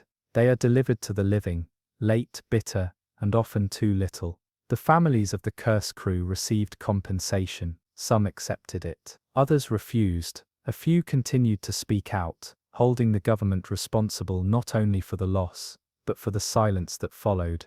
The most enduring document of the tragedy remains Lieutenant Kolesnikov's note. Written in the pitch dark of a sinking submarine, It is an act of defiance against oblivion. All personnel from compartments 6, 7 and 8 moved to the 9th. Then the names. 23 in all. A list of lives measured not in years, but in minutes after the explosion. The last line, written with deliberate care, reads, "None of us can get to the surface." It is a sentence that belongs not to despair, but to clarity. He did not plead. He recorded, so someone would know. The Kursk became a state wound, a symbol used in politics, memorials, protests and propaganda. But beneath all that, it remained something simpler. It was a machine filled with people. People who laughed, wrote letters, told stories, and watched the ocean pass by through tiny portholes. They were not part of legend. They were fathers, sons, husbands, friends. They listened to music in the galley. They cleaned rust from pipes. They folded their laundry into small duffel bags, expecting to come home. In Murmansk, where many of the crew had lived, there is a wall of names, 118 etched into metal that catches frost in winter. Each name is the weight of a household that now sits quieter. Every year, on August 12th, families return to that wall. Some leave flowers, some leave letters. One woman leaves a new photograph every year, an image of her grandson, born the year after the Kursk sank. "The child has his father's eyes," she says, and every August, she shows him where his father's name is written. The Barents Sea never gave back the missing bow of the submarine. It remains there still, fragmented and deep. Officially it was too dangerous to recover, too unstable, too compromised. Unofficially, it held the core of the failure. It had burned too hot, too fast, and perhaps it was easier to let it stay buried than to lift what it might reveal. The sea makes forgetting possible. It buries evidence alongside memory. In the years since, other submarines have been lost. Accidents still happen. Depth remains a threat, even in a world of GPS and precision engineering. But the Kursk changed the way the world sees undersea disaster. It was not an act of war. It was not sabotage. It was not an enemy. It was a moment of silence mistaken for safety. And it was a hesitation that closed the door before hands could knock again. In those final hours, there may have been moments of hope, a rescue imagined, a sound overhead, the creak of water pressure that almost resembled a reply. We don't know. The black box recorded nothing. The note said little. What remains is the knowledge that men survived the first explosion, that they waited in the dark, that they tried, and that they died one by one, not from the blast, but from the hours that followed it. The ocean holds them still, along with the bow, and the names, and the silence, and all it ever returned was a letter. The ARA San Juan surfaced for the last time on November 15, 2017, at 7:19 a.m. She was off the coast of Patagonia, beneath a sky the color of dull iron, somewhere in the middle of her return to base. A diesel-electric submarine, built in the 1980s, modernized just a few years prior. She was not the most advanced vessel in the Argentine fleet, but she was dependable. 75 meters long, German-engineered, patched, upgraded, repainted. 44 crew members were aboard, one woman. Their mission had been surveillance. Their objective, patrol the southern waters for unauthorized fishing vessels and foreign activity. A routine trip, by all standards. But the southern Atlantic, even in spring, does not always tolerate routine. 3 days earlier, the San Juan had experienced a battery malfunction. Salt water had leaked into a forward battery tray, causing what the crew described as a short circuit and a smoke event. The details were relayed up the chain of command. No evacuation was ordered, no emergency declared. The crew disabled the affected battery and continued their journey submerged, reporting that the situation was under control.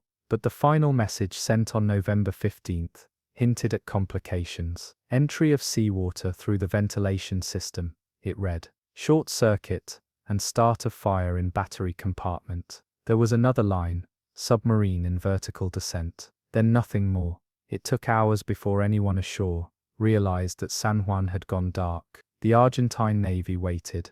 They pinged her comms. They waited again. Finally, they admitted they had lost contact. 44 names went from status active to status unknown. Search and rescue missions were launched in waves. Ships, helicopters, planes. International support arrived fast. More than a dozen countries offered resources. The US Navy dispatched sonar buoys. British and Norwegian vessels swept the sea with remote submersibles. Every ping, every flicker on the sonar was a maybe. But for days, those maybes led to nothing.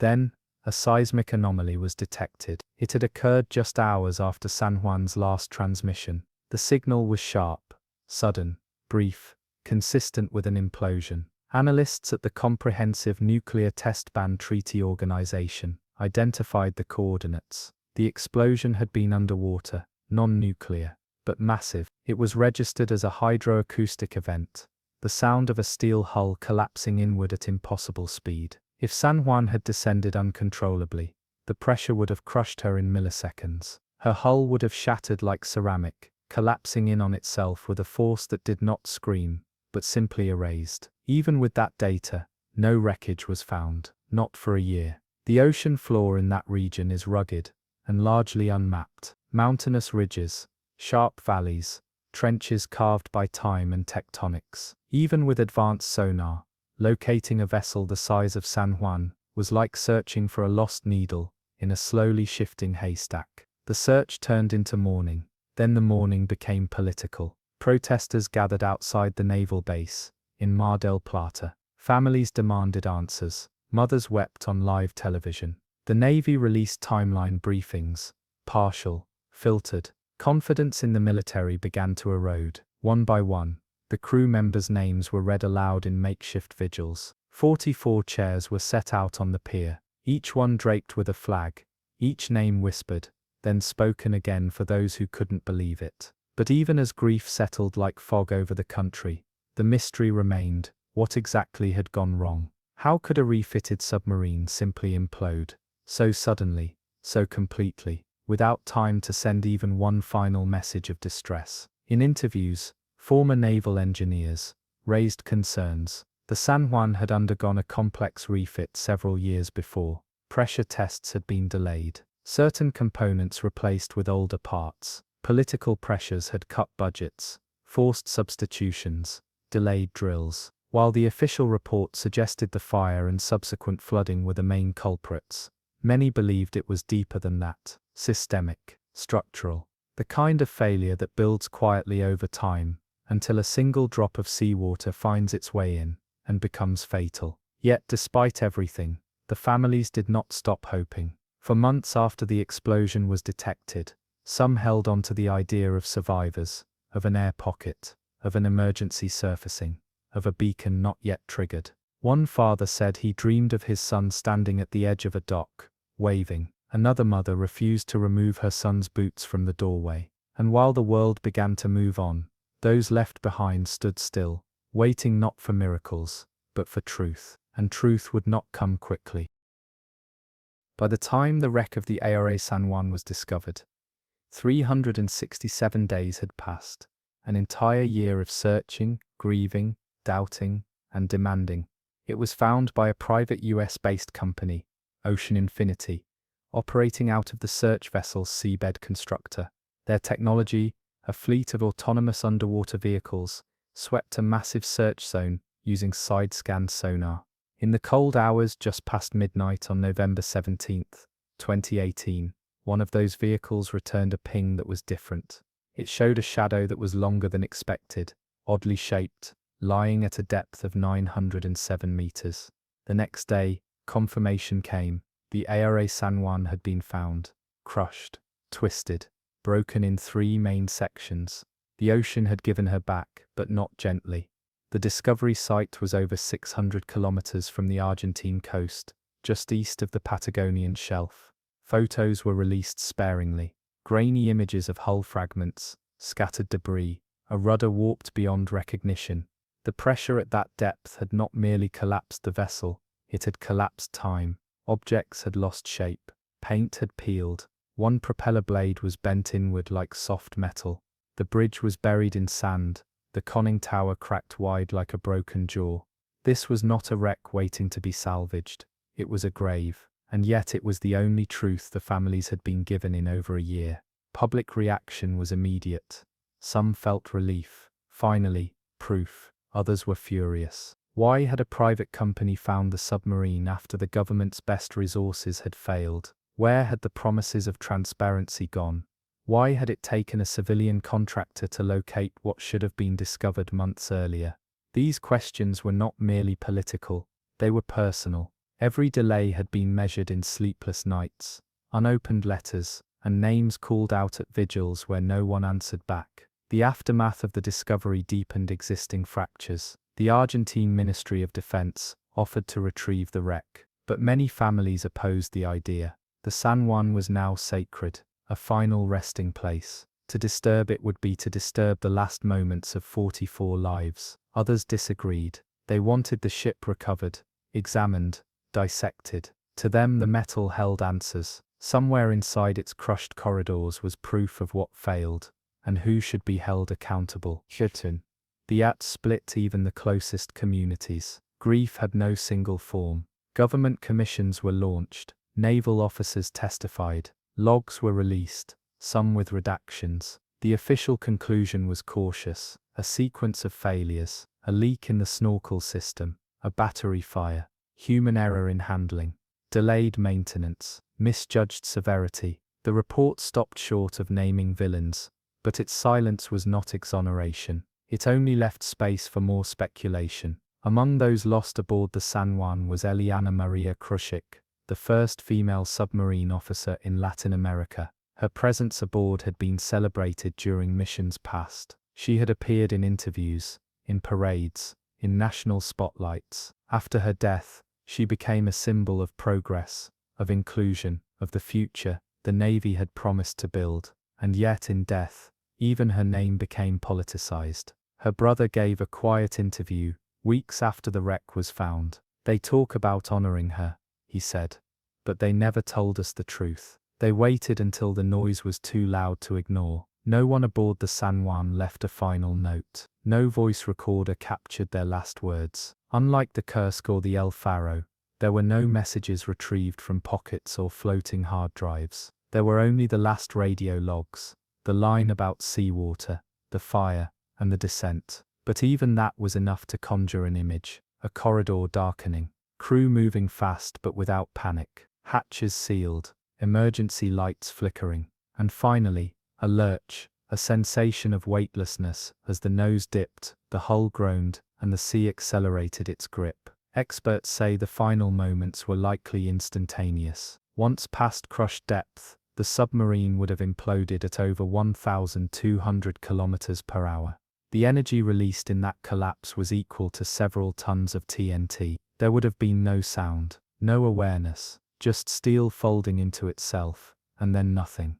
And in some small way, that has comforted the families. The idea that their sons and daughters did not suffer, that the end was not drawn out, that it was quick, clean, if not just, then at least merciful. But the ocean does not comfort, it only holds. And in those waters off the Patagonian coast, 44 names remain, anchored not just by depth, but by the weight of unanswered questions. The wreck lies still. No salvage has taken place. No black box has been recovered. Divers have not returned. The San Juan sleeps where it fell, in pieces, with her secrets sealed in pressure and time. The human instinct to locate the lost is not always driven by logic. There is a point where the depth is too great, the recovery too costly, the answers too fragile to survive pressure and time. But still we look, still we reach. With satellites, sonar, drones, maps, with prayer and protest, and the unbearable quiet of memory. That instinct burned brightly in Argentina for the year between disappearance and discovery. And even now, long after the coordinates were charted and the wreck confirmed, it flickers on in those who were left behind. The belief, irrational and unspoken, that perhaps something was missed, that perhaps there is more to find. In the months following the discovery of the San Juan, families demanded access to the full photographic archive of the wreck. Ocean Infinity had collected thousands of images, hull fragments, scattered objects, twisted cables. At first, only a handful were shared publicly. Then more emerged. In one, a crew member's duffel bag still clung to a storage bracket. In another, a bulkhead door stood half open, bent and blackened. These images were not forensic, they were emotional, proof that the lives aboard had been lived in motion, in routine, in the slow rhythm of days spent submerged. A shoe, a headset, a rusted spoon, ghosts made visible through pixels and silt. For some families, these photographs were too much. They refused to look. They covered screens. They turned away when images aired on national broadcasts. For others, the photos were all they had left. One woman enlarged a frame showing what appeared to be a desk and placed it on her mantel. "He wrote letters there," she said. "That's all I need."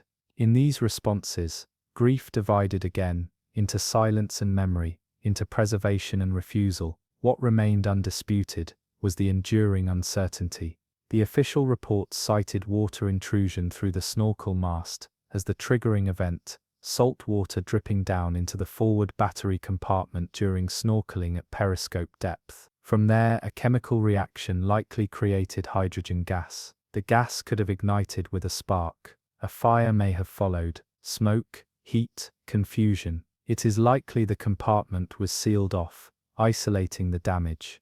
But isolation is not resolution. In a submarine, systems depend on one another. A fire in one room becomes a chain reaction, and under the surface there is no pause button, no emergency exit. The San Juan's crew had trained for emergencies. They drilled flooding, fire, power loss, but practice and reality never match. Not when the power drops. Not when the walls tilt. Not when you feel the sea's weight against the hull and know it will not stop pushing. In those final minutes, they may have attempted to surface, adjust buoyancy, blow tanks. They may have shouted orders, or said nothing at all. Some may have sat still waiting. Others may have turned their thoughts inward, to family, to faith, to the last conversation they meant to finish. And still, none of that is recorded. There is no black box from the San Juan. The submarine had no flight data recorder, no cockpit voice archive. Its only traces are digital logs sent in bursts before silence. The final messages spoke of seawater, a short circuit, the beginning of fire, then submarine in vertical descent. That phrasing, formal, precise, sounded less like a warning than a last entry. It gave no velocity, no location, no plea, just direction, down. Some say that line haunts them more than any photo. In the search for understanding, other voices entered the space. Naval veterans, engineers, politicians, television hosts. They spoke of design flaws, of maintenance shortcuts, of cost-saving decisions that traded redundancy for risk. Argentina's military budget had shrunk in recent years. Some components of the San Juan's retrofit had been delayed, or patched with less than ideal parts. One contractor came forward to say pressure tests had been conducted only partially. The Navy countered, insisting all standards had been met. But the inconsistency only widened the wound. In grief, silence is a kind of betrayal, and many families believed they had been lied to from the beginning. In Buenos Aires, protest walls rose outside government buildings. Posters bearing photographs of each crew member were hung in rows. 44 faces, many of them young, dressed in uniform. Below the faces, handwritten messages. Don't forget them, they gave everything. Where is the truth? The campaign was not organized. It emerged organically, out of outrage and sorrow. For some it became a daily ritual, lighting candles, replacing weather-damaged photos, reading names aloud. A way to say, you may be gone, but you are not erased. 1 year after the loss, a formal ceremony was held on the steps of Argentina's naval headquarters. The president spoke. Military bands played. Family members were seated in front rows, holding photographs against the wind. But when the names were read aloud, some families walked out. They said it was too soon for formality. That closure had not been earned. That until the full truth was revealed, and responsibility named, they would not accept folded flags, or scripted condolences. And so, the grief lingered in limbo. The wreck remains untouched. It lies 907 meters below the surface, in 3 main pieces, strewn across the ocean floor. No salvage plan has moved forward. Divers do not visit. It has become a kind of monument, not in bronze or marble, but in pressure and rust, a place not for pilgrimage, but for reverence and fear. For the people of Argentina, the name San Juan now carries two meanings, one geographic, the name of a province, and one elegiac, the name of a tragedy. It echoes in newscasts, in school plays, in whispered bedtime questions from children who ask why their uncle isn't coming back. And when the wind moves inland from the sea, those near the coast sometimes imagine they can feel the shape of the wreck still beneath the surface, its silence, its weight, the cold that does not rise. In this way, the story of the ARA San Juan does not rest. It circles, in sonar, in questions, in water. The sea off Patagonia is not warm. Even in late spring, the wind carries the chill of the Antarctic, and the water beneath is deeper than most charts admit. The wreck of the ARA San Juan rests in that cold, beyond reach, beneath layers of current and quiet. She lies in three parts, her bow compressed and warped, her sail half buried in silt, her stern cracked but still vaguely intact. Sonar scans show no movement, no sound, just the dim outline of a vessel that once breathed with voices and footsteps, now silenced and sealed by pressure. Her crew is still aboard. No bodies were recovered, no items returned. Everything below remains exactly as it was, at the moment the sea finished its work. After the discovery, after the ceremonies, after the statements and denials and apologies, came the forgetting. Not by the families, but by the world. News coverage waned. Other headlines took its place. Elections, storms, crises, with louder noise. But in Argentina, especially in the towns near Mar del Plata, near the naval base, where the San Juan was expected to return, the forgetting never settled. There the silence echoed. Empty bunks remained unmade, letters unopened, photographs yellowed in sunlit windows. Some families continued to hold Sunday meals, with a seat left empty, not in ritual, but in refusal. The door was never closed, because no one had knocked to say it truly was over. Children grew up without parents.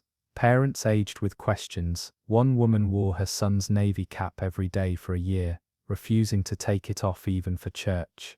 Another father spoke his son's name every morning upon waking. These small acts became anchors. In the absence of resolution, memory became survival. Not the memory of how they died, because no one truly knows, but the memory of who they were, what they loved, what they were promised. The Argentine government established a commission to investigate the disaster, and after months of hearings and testimonies, a report emerged with conclusions that the San Juan had experienced a fire in the forward battery compartment, that the crew had taken correct steps to contain it, that water intrusion and pressure had likely damaged internal systems, that they lost propulsion, and when the vessel descended beyond safe depth, the hull collapsed in less than 40 milliseconds, instantaneous, irretrievable, unforgiving. But those conclusions did little to satisfy the need for accountability. Who signed off on a submarine with known flaws? Who ignored the repeated maintenance delays? Who ordered her to sea with aging systems, outdated rescue equipment, and a comms relay prone to blackout? And why had the search taken so long? Why had a private company, months after official efforts ceased, been the one to find her?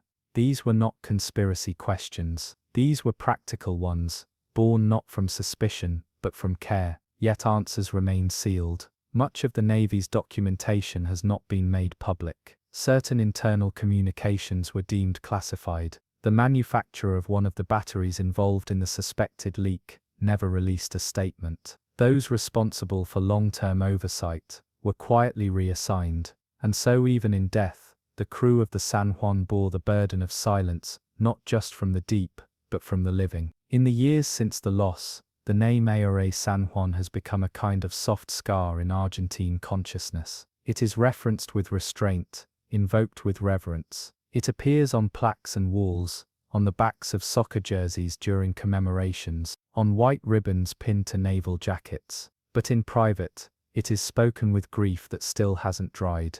Teachers speak of it carefully. Journalists tread lightly. No film has been made. No national memorial erected on the scale that might seem fitting. Only a small garden outside the naval base, a sculpture shaped like a wave, and 44 names etched in a ring of steel. For the Argentine Navy, the tragedy was more than a wound. It was a mirror held too close. The San Juan had been expected to last. Her refit had been expensive, her design robust. But the accident showed how even the strongest vessel could be undone not by a single flaw, but by many small ones. A failure in battery seals, a misread pressure gauge, a decision to dive again after damage had already occurred.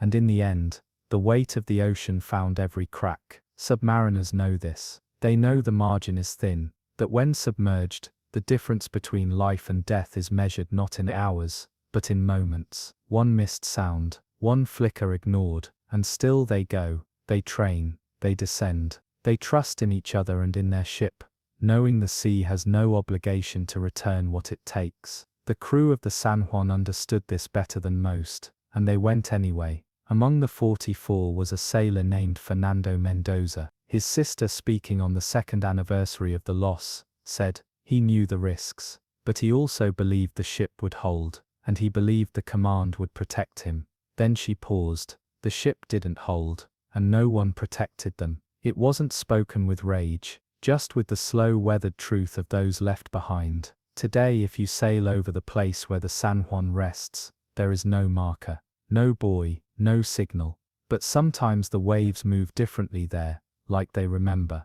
The currents shift oddly, brushing against the underwater ridges where the wreck sleeps. Sailors who know the coordinates say they feel it in the instruments. A subtle distortion, a pause in the reading, a silence that pulls harder than the water should. They call it nothing official, but they know where they are. The ARA San Juan will never surface again. Her story is written not in headlines but in names. Names spoken aloud each November. Names etched into plaques. Names carried by families who still walk the pier, eyes fixed on the place where sky meets water and nothing returns. Not because they expect a miracle, but because they refuse to forget. The SS Morro Castle left Havana on September 5, 1934, with all the grace and pride of a luxury liner in its prime.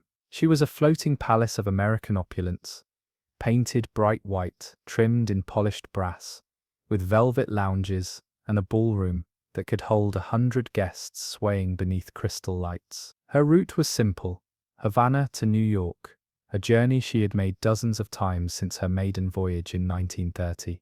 Tourists, honeymooners, businessmen returning from Caribbean deals, all boarded with ease. The air was humid, the port alive. The week had passed quietly on board, cigars lit after dinner, jazz echoing across the decks, the ocean calm and blue in every direction. But what began as another ordinary return home ended in one of the strangest and most horrific maritime disasters in American history. Before the Morro Castle would reach her destination, her captain would be found dead.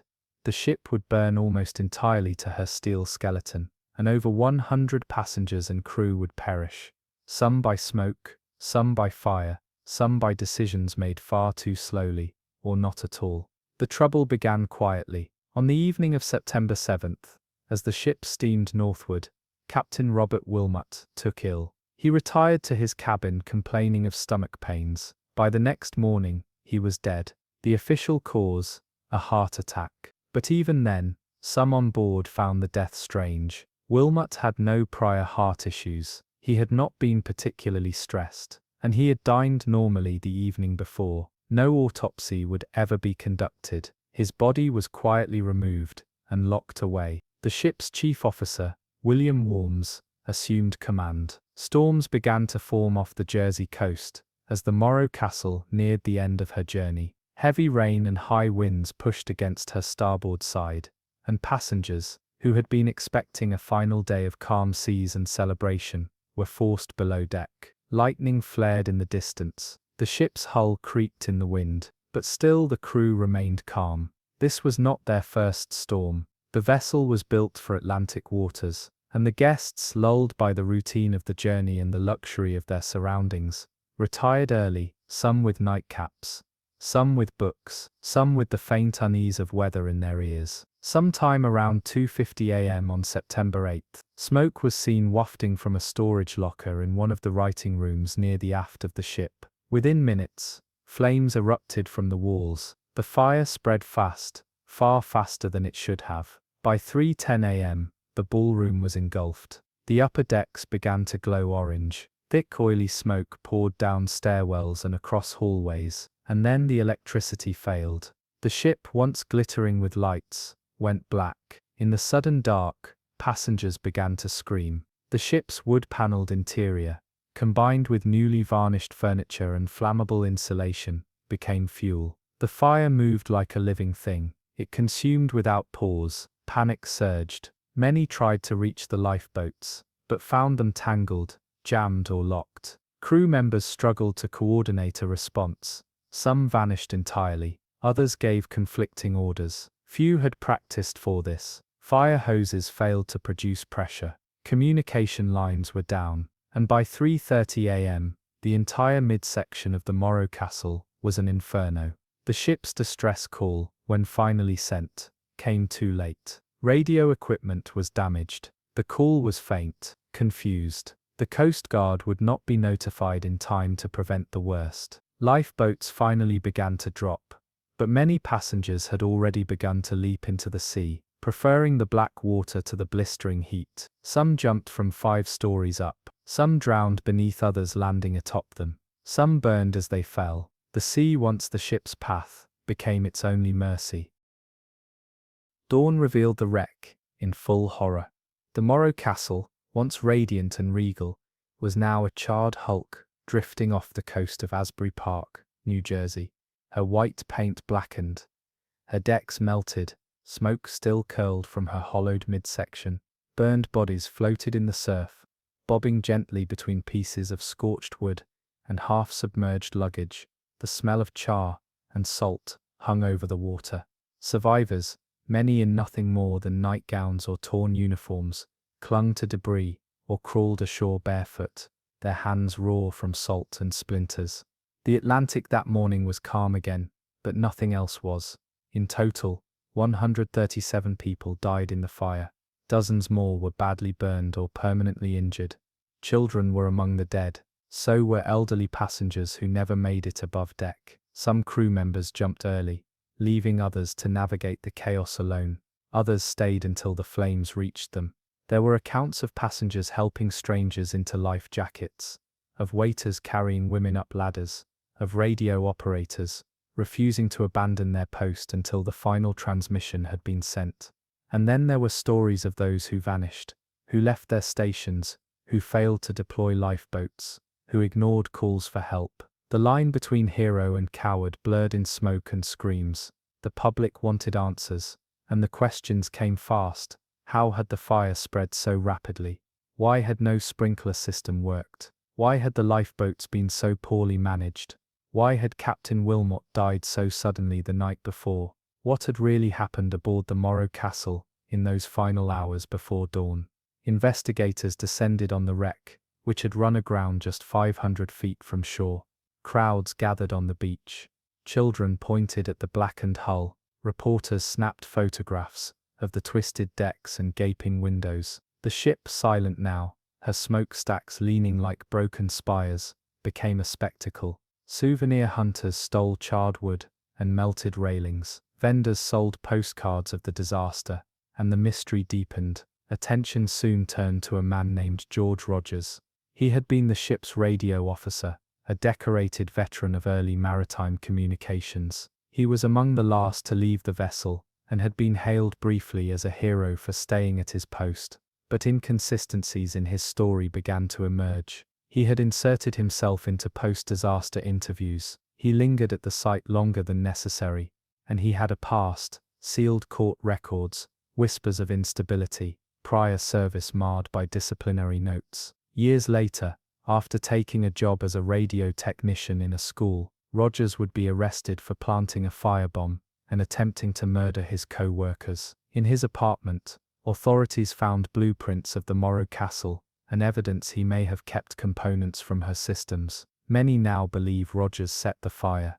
Some claim he also poisoned Captain Wilmot. The motives remain unclear, the evidence circumstantial, but his name lives in shadow beside the ships. If he did it, he never confessed. And if he didn't, the truth remains colder still, because it means the fire was no one's fault, and everything that followed simply happened.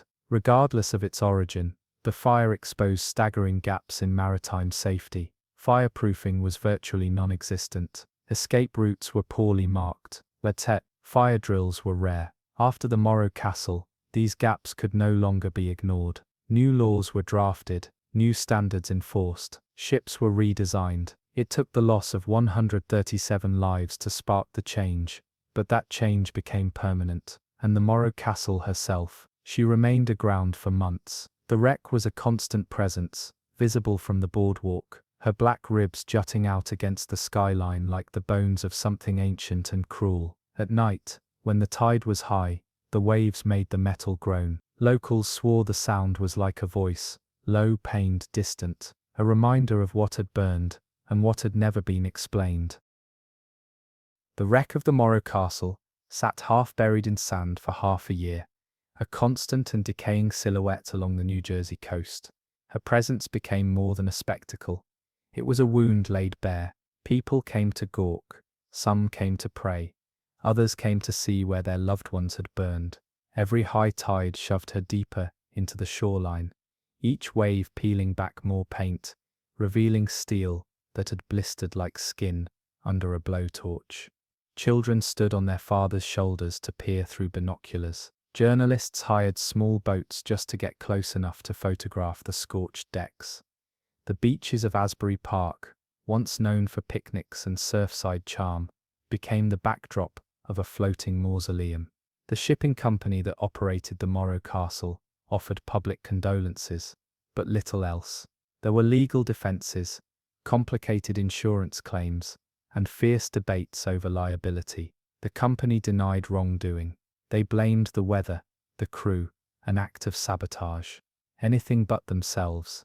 Survivors were told the fire spread too fast to be contained, that no amount of preparation could have helped, but many refused to believe that.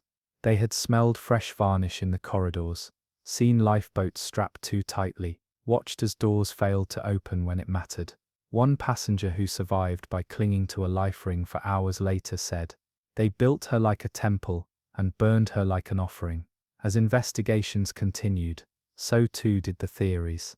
The sudden death of Captain Wilmot raised suspicion. His body had been sealed quickly. No autopsy, no toxicology, just a quiet burial and a quiet change of command. Some believed he had been poisoned, perhaps by someone on board. Others thought his death had nothing to do with the fire, that it was coincidence wrapped in tragedy. Still, the connection refused to fade. If Wilmot had lived, would he have made better decisions? Would the crew have acted faster? Would lives have been spared? Attention returned again to George Rogers, the radio operator. His behavior became more erratic in the days following the fire.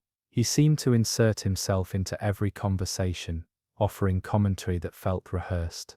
He told conflicting stories about his own escape, and years later, when he was arrested for attempted murder and arson, those who remembered the Morro Castle couldn't shake the feeling that the two fires, separated by time, connected by one man, were not entirely separate after all. But no charges were ever filed against Rogers for the fire aboard the ship. Without physical evidence, no one could prove he started it. The cause of the blaze was officially listed as undetermined, and the Morro Castle drifted from crime scene to cautionary tale. In her burned ribs were the echoes of missed warnings. The fire had revealed how ill-prepared ships were for disaster, how little oversight there was for safety regulations, how easily a night of music and light could end in screams and smoke. She became the grim example that no lawmaker could ignore. In 1936, new maritime safety laws were enacted, inspired directly by the disaster. Fire-resistant materials became mandatory. Escape routes were redesigned. Crew training was standardized. Sprinkler systems, emergency lights, life jackets for all. The regulations were too late for the 137 who perished aboard the Morro Castle. but they would protect thousands of others in the decades to come. And perhaps that is the cruel arithmetic of progress. Every safeguard is bought with the price of prior loss. Eventually, the remains of the Morro castle were dragged offshore and scrapped. Salvagers dismantled her bit by bit. Steel sold off in segments, each beam a scar sold as scrap. By the end of 1935, almost nothing remained on the shoreline. But memory has longer roots than wreckage. In Asbury Park, even today, some claim that storms still sound different near the place where she burned. That radios lose signal near the coordinates where she ran aground. That old buildings facing the ocean echo, in rare winds, with a whistle that no one can trace. The fire aboard the Morro castle was not the deadliest maritime disaster. It wasn't the largest ship to burn, it didn't sink into the abyss. But it became one of the most iconic, because it combined opulence and oversight, speed and silence, spectacle and suspicion, and in doing so, it left behind more than wreckage. It left behind a question: how does something so safe, so celebrated, so watched fall apart so quickly in the dark? The flames aboard the Morro castle burned for hours, but the consequences burned longer. Long after the wreck was gone, after the hearings were closed, and the survivors scattered, the echoes of that night clung to American maritime law, to East Coast memory, and to a haunting question that still flickers behind every closed cabin door on the open sea. What happens when the ship you trust becomes your trap? For years after the tragedy, survivors described the fire in fragments. Never quite whole, never the same twice. One woman remembered the glow seeping beneath her cabin door, thinking it was sunrise. A steward recalled waking to the scent of varnish turning to smoke. A musician, whose trumpet had been lost with the ship, claimed he never played again. Many who jumped into the sea described the sudden cold, the dark that pressed against their ears, the screams that rang out before vanishing into the wind. None could explain how fast the fire moved, only that it moved like it had waited. Among the dead were newlyweds, children, stewards, and entire families traveling together. Some were found clutching one another in the lifeboats that had finally dropped too late. Others were found alone, face down in the surf, eyes open in the ash. The New Jersey morgues overflowed. Townsfolk volunteered to help identify the bodies. There were not enough coffins. Funeral homes stayed open past midnight, processing names no one had expected to lose. In the aftermath, rumors spread faster than the fire had. Some said the ship had been cursed. Others believed the fire was a message, political, deliberate, born of grievance. A few pointed to the design of the vessel itself, to its flammable elegance, to the absence of steel bulkheads, where there should have been barriers. The official inquiry catalogued mistakes: a late alarm, poor fire drills, lifeboats that hadn't been serviced, confusion among the officers once the captain died. The report filled pages, but it offered no certainty, and no punishment. No one was tried, no one imprisoned. Like the smoke that trailed behind the ship as it burned, blame simply dissipated. The coastal town of Asbury Park, meanwhile, never quite shed the shadow. For a brief moment, it had become famous for tragedy. Tourists had come not for the boardwalk, but to gaze at death run aground. Vendors sold ash-covered driftwood. Tabloids printed ghost stories. Then just as suddenly, attention vanished. The beach returned to normal. The bones of the ship were cleared away, and all that remained were postcards, sepia-toned, captioned with tragedy, forgotten in drawers. Decades passed. Rogers, the radio operator, faded into obscurity, then into infamy, when his later crimes shocked those who remembered his earlier survival. The theories about him never quite disappeared, but in the absence of proof, they joined the wider mystery, a patchwork of possibilities left unsolved.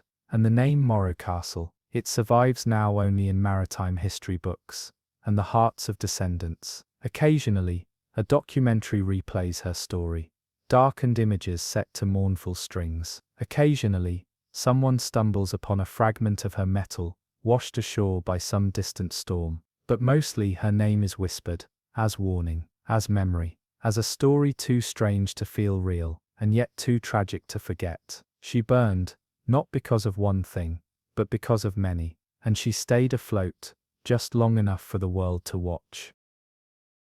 The MS Estonia left the port of Tallinn just before sunset, on September 27, 1994. She cut a wide silhouette against the sky, broad, towering, painted white and blue, with rows of square windows that glowed warmly from within. Over 900 passengers and crew were aboard. Some carried nothing more than a backpack and ticket stub. Others were truckers with full trailers, students on holiday, retired couples returning from the spa towns. Some wore suits. Others still had sand from summer on their shoes. They were headed west, towards Stockholm, on a route well worn by time. The crossing had been made hundreds of times. There was little to say. Just another night ferry, on another grey northern evening. The air was cold but not brutal. The Baltic Sea lay restless beneath a sky of low cloud. There were winds, yes, but the kind sailors expect, the kind that whisper warnings without shouting them. No one on the bridge believed the night would bring catastrophe. The ferry was late leaving, but the delay was ordinary. The cargo was loaded and sealed. The passengers had been counted. The sea was known. The ferry moved forward with confidence born of routine. Inside, life continued as it always had. In the cafeteria, trays were cleared. The televisions in the lounge played old Swedish comedies. Passengers made phone calls from pay booths on deck 5. Some went to bed early, rocking to sleep in narrow cabins with wool blankets and plastic cups of water on the shelf. A few stayed up later, listening to music, drinking beers by the windows, watching the rain streak sideways as the ferry gained speed. No one wore life jackets. No one thought of drills. The ship, at over 500 feet long, felt too large to worry. At approximately 1 a.m., the MS Estonia entered open water, leaving the shelter of the Gulf of Finland and moving west into exposed seas. The waves rose in the dark, taller now, driven by wind and unimpeded by land. Still there was no alarm. The ship groaned, but it was the sound of steel meeting water, familiar, measured. Yet somewhere beneath, pressure began to build. The Estonia's bow visor, the massive hydraulic door that sealed the front of the vehicle deck, had already begun to fail. Hinges buckled under repeated impact from oncoming waves. The locking mechanism, which had been serviced weeks earlier, fractured in silence. Water began to force its way through, first in small breaches, then in one sudden, massive rush. The visor gave way entirely, ripped upward and off with terrifying force. It vanished into the sea. The wave that followed had no resistance. It surged directly onto the vehicle deck, a vast open space meant for cars and trucks, now transformed into a basin. Water poured in, and had nowhere to go. With nothing to contain the flooding, the ship lost stability in seconds. The list began slowly, almost imperceptibly, a few degrees to starboard. Passengers stirred in their beds. Bottles rolled across shelves. In the engine room, readings jumped. On the bridge, voices began to rise. Alarms activated, though not all were heard. The ship turned slightly, unintentionally, fighting the balance. Lallboard is a weight the sea does not return. It pressed in harder with every wave. By 1:20 a.m., the list had increased to nearly 15 degrees. In the stairwells, people grabbed handrails. In cabins, belongings slid from desks. Panic had not yet set in, but unease had. A few passengers began to move toward the upper decks. Others pounded on doors, calling for their friends. Many still didn't understand what was happening. The crew was trying to respond, but internal communication had started to fail. The tilt made walking nearly impossible. 10 minutes later, the situation turned irreversible. The Estonia now leaned over at nearly 30 degrees. Water flowed down hallways like rivers. Power flickered, then failed. Emergency lighting struggled to hold. The bow dipped deeper, pulling the rest of the ship with it. Somewhere near deck 1, the lowest cabins flooded instantly. People inside never stood a chance. On decks 4 and 5, passengers scrambled for stairwells, some barefoot, some still in nightclothes. They climbed against the list, slipping on wet linoleum, shouldering others upward in desperation. Only a few made it to the open decks. The storm was still raging above, sheets of rain, winds over 40 knots, and waves towering above the ferry's sides. Some managed to reach the lifeboats, but most were unusable. They hung at impossible angles. Others were jammed in place. A few brave crew members tried to deploy life rafts. Several fell into the sea, carried away before anyone could climb aboard, and yet even with water racing up stairwells, some passengers stopped to help others. One teenage boy lifted his younger brother over a railing. A woman passed life jackets through a broken hatch. In the midst of rising terror, small acts of grace endured. The final moments came fast. Between 1:45 and 1:50 a.m., the MS Estonia rolled further over 60 degrees now. Windows shattered from within, steel twisted. The rear of the ship rose briefly, like a whale exhaling, then it vanished. The ship, all 16,000 tons of it, disappeared into the Baltic. It took less than 40 minutes from the first sign of failure to the last breath of the hull. Of the 989 people on board, only 137 survived. The rest were swallowed by darkness, noise and cold. The Baltic Sea is cold enough to steal breath in seconds. At the surface, survivors flailed against waves that loomed higher than rooftops. The rain had not stopped. Wind battered everything: people, rafts, debris, the splintered hopes of survival. In the darkness, no ships were visible, no helicopters, just black water, broken only by screams and the sound of wind and metal twisting below. Many who escaped the ferry clung to life rafts with bare hands, their palms torn by frozen rope and shattered fiberglass. Some were barefoot, others wore only thin cotton. The sea pressed into their skin and lungs with the certainty of winter. Hypothermia began immediately. The rafts, those few that inflated properly, spun in place. Some flipped, some deflated under too much weight.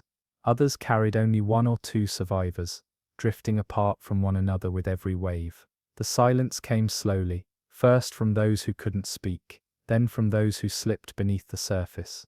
There was no dawn yet, only the false light of storm-shrouded horizon. The dead floated among the living. Some clung to the bodies beside them, unsure which were still breathing. It would be hours before rescue arrived. At 2 a.m., a weak distress signal reached Finnish and Swedish authorities. It was fragmentary.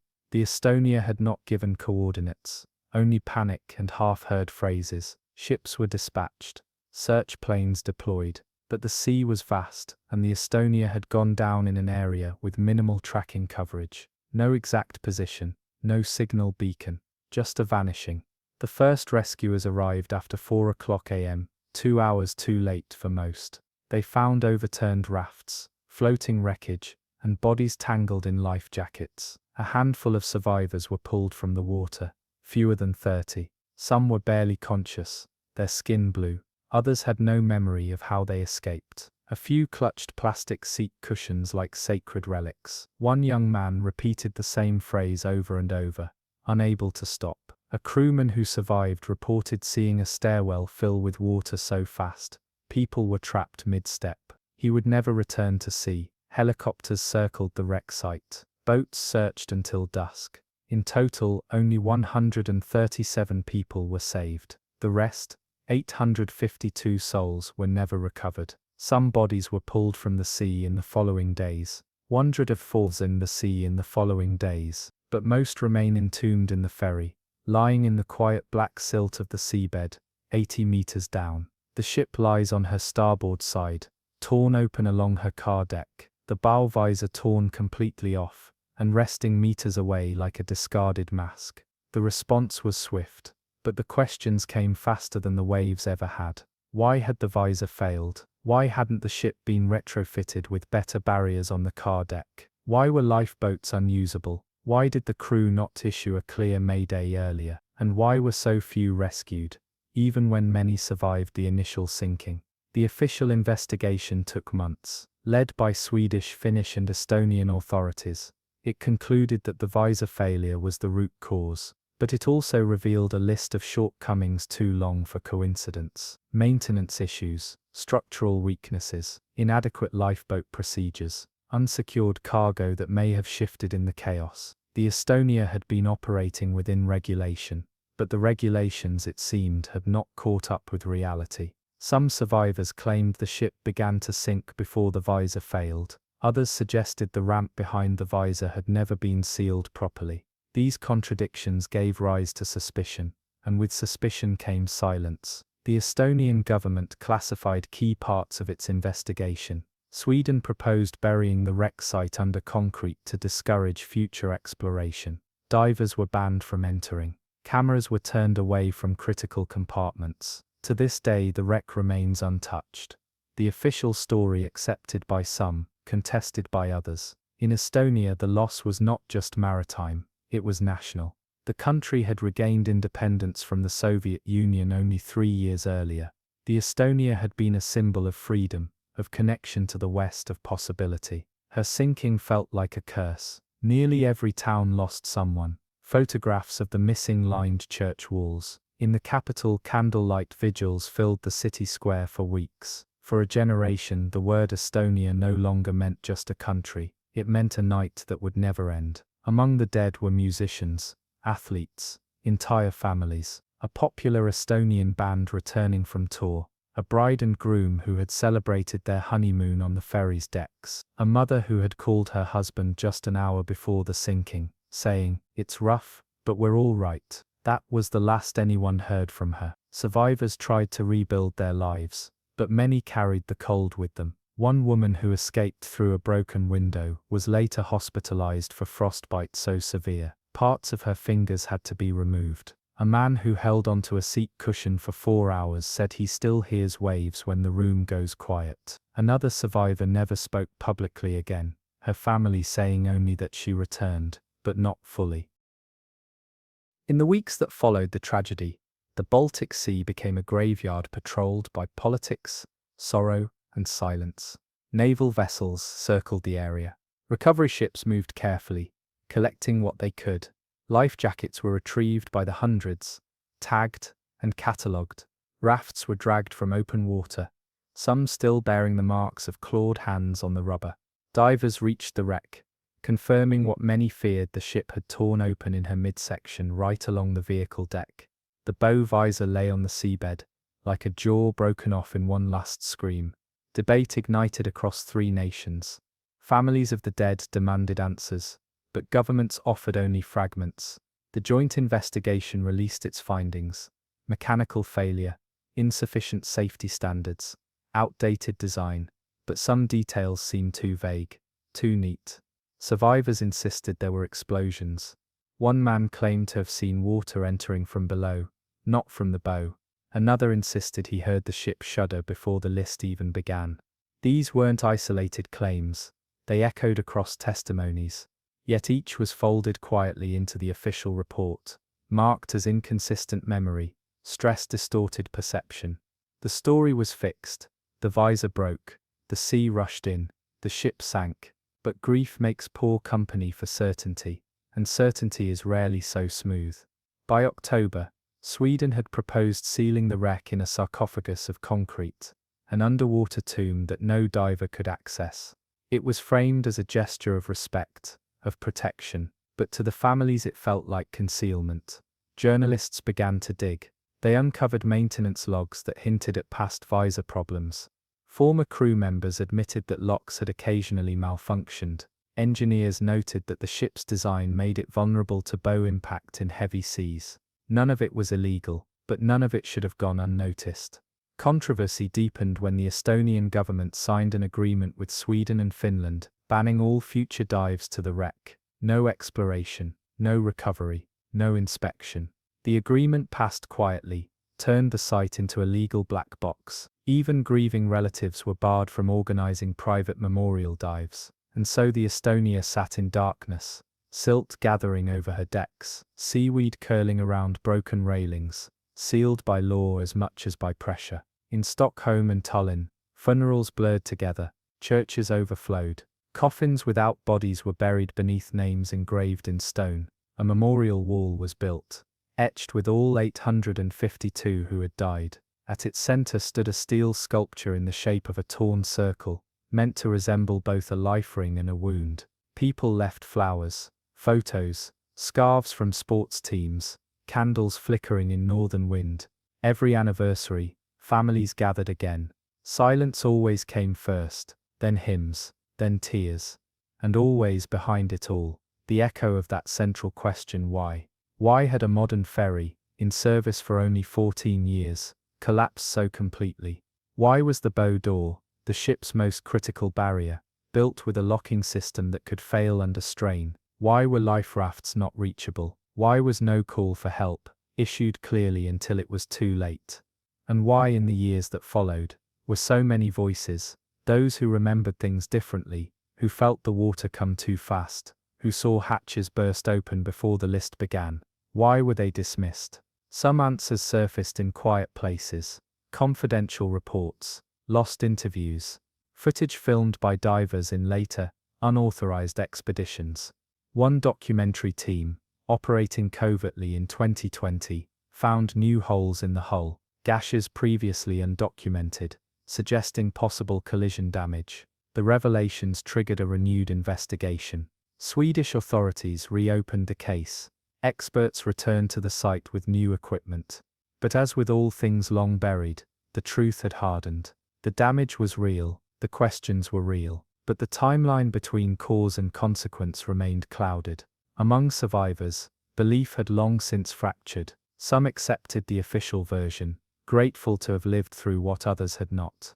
Others rejected it entirely, convinced of sabotage or cover-up. A third group spoke less, saying only that the noise before the water came wasn't normal, that ships don't just tip and vanish in 40 minutes, that something had failed, something that had been waiting to fail. Time passed, the sea cooled, families aged, children who lost parents that night grew into adults with no memory of them, only photos in quiet apartments. A woman whose brother vanished with the ship became a naval architect.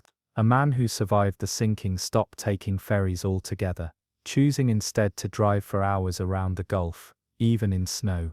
When asked why, he said, "You can't hear the water beneath your feet when you're on land." And the Estonia herself, still she waits. There are no lights down there, no voices, only salt and silence, and steel warped by pressure. Her decks are quiet, her cabins sealed. Everything remains suspended in the moment before the sea rose to take her. A paused breath, a wait, a question.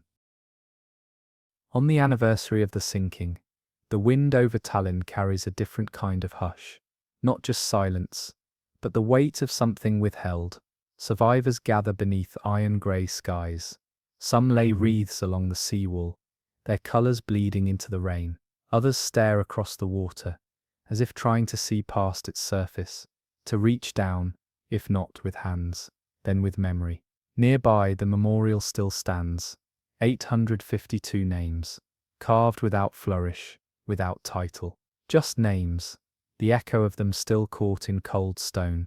Behind each, a story that stopped between two shores. The Baltic has no mercy for memory. It is a body of water that seals what it swallows. Yet the Estonia persists, not just in steel, but in questions, in headlines that reappear like driftwood, in rumors and revisions. In the uneasy way her name returns to the public eye every few years, carried by new footage, new theories, and old grief that never softened. She is the only peacetime passenger ferry to have sunk in northern Europe with such devastating loss in modern history. A ship built for calm routes, for overnight journeys and tax-free shopping, and yet her ending was as violent, as sudden, as any wartime casualty. It was not just that she went down, it was how quickly, how silently, how completely she vanished. The world watched the aftermath, but those on board only knew confusion. One moment in transit, the next in a nightmare.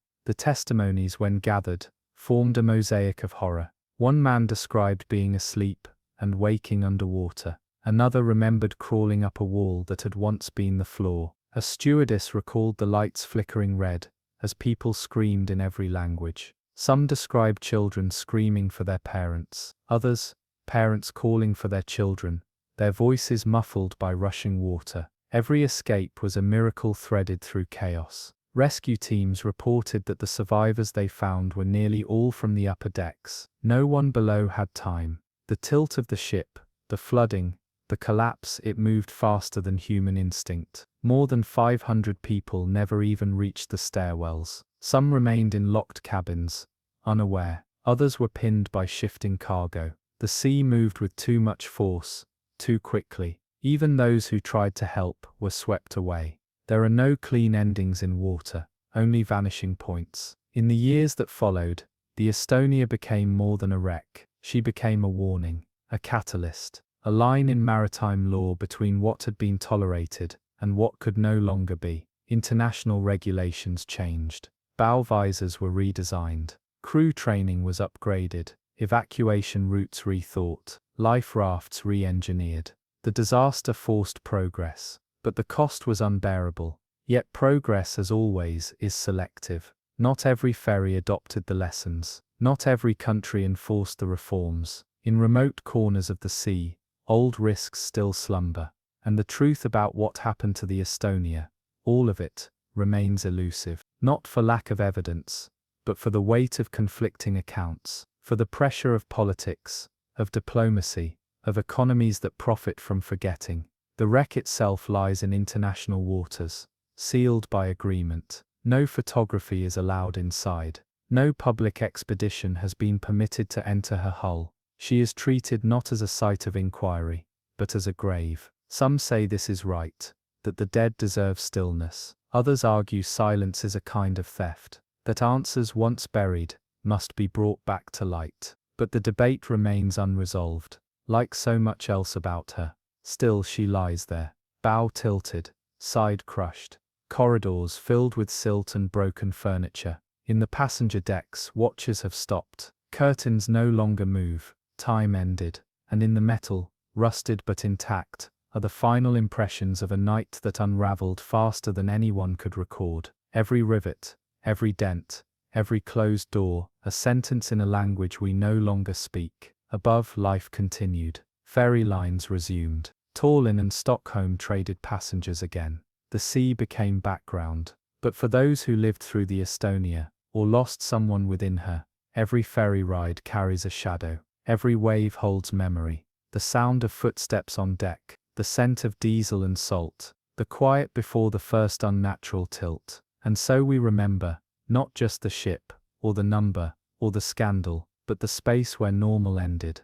The invisible line that turned safe passage into descent. That thin hour between midnight and morning, where a ship made for shallow seas became a monument to deep water and deeper questions.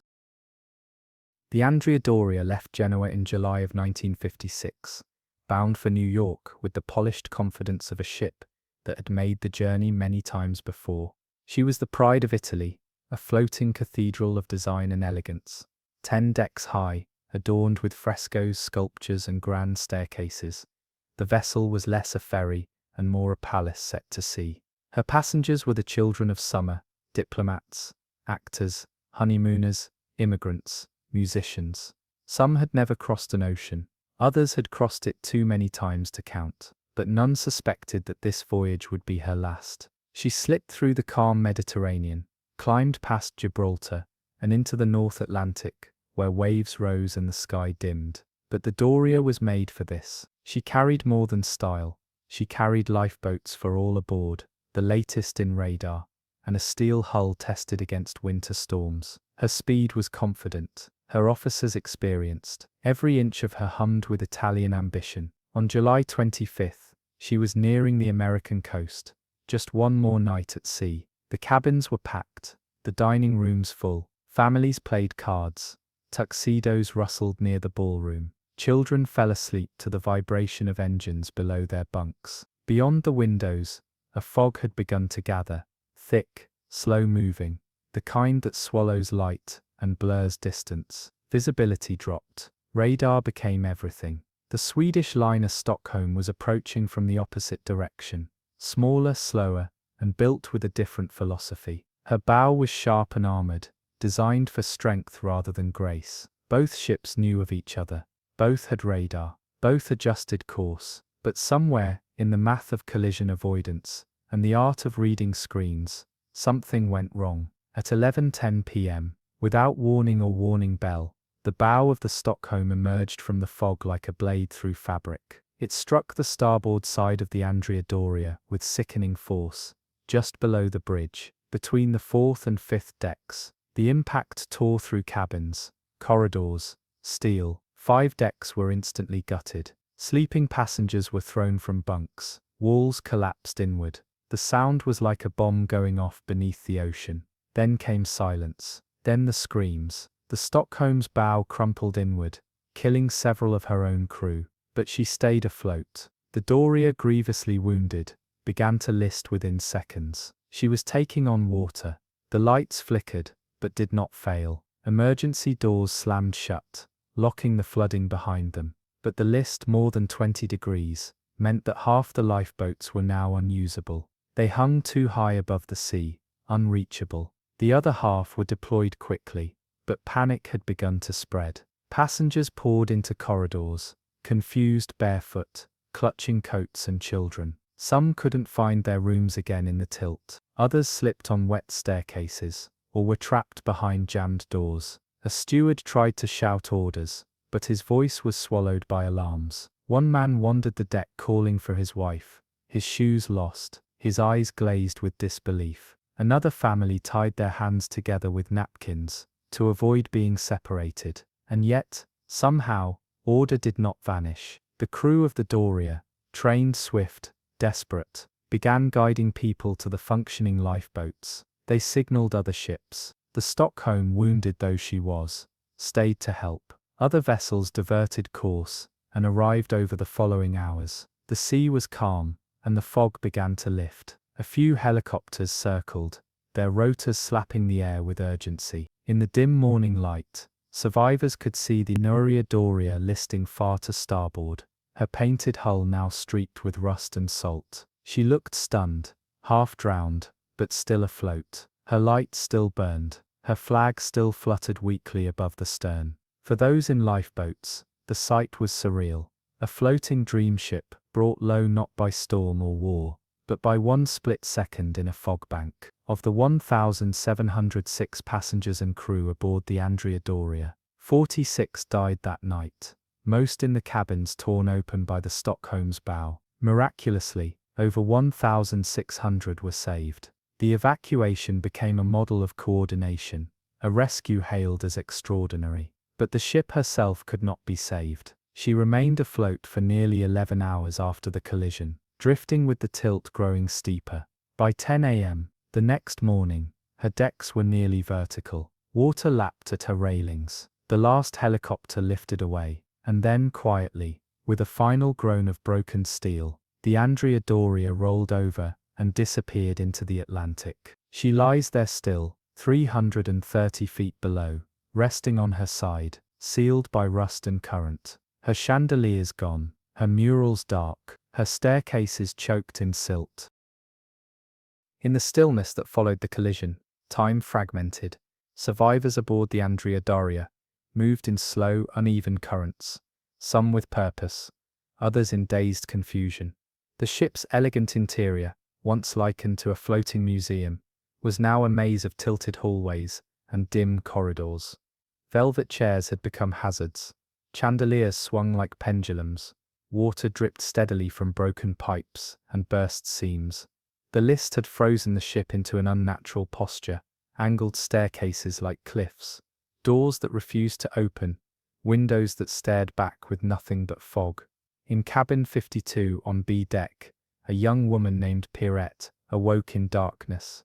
Her window, once her favorite feature, was now submerged.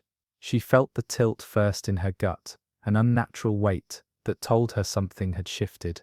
Then she heard the silence, so loud it drowned out every other noise. Her husband was gone. He'd stepped out for a drink an hour earlier.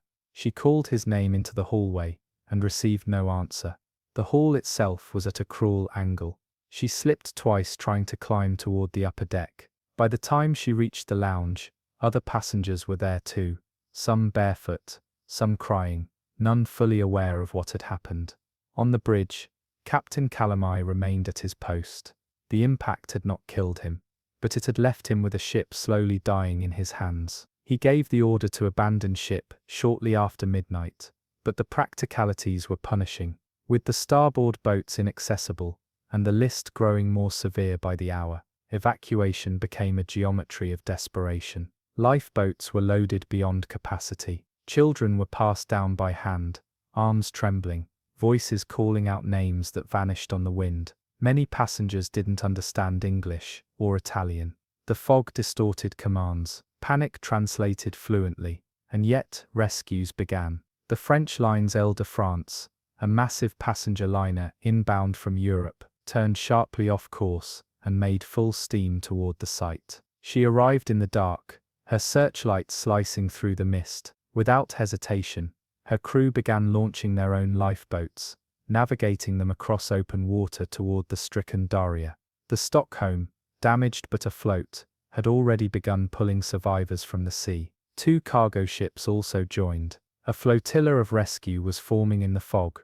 By 2 a.m., the decks of the Andrea Daria were crowded with figures in night clothes, overcoats, evening gowns, all clinging to what remained of safety. Some had nothing but a suitcase, others had lost even that. One family clutched a small dog, refusing to leave it behind. Another group waited in silence, the father whispering prayers in Sicilian as the ship groaned beneath their feet. Each rescue boat that approached was greeted like a miracle, yet only half the lifeboats could be used, and time was narrowing.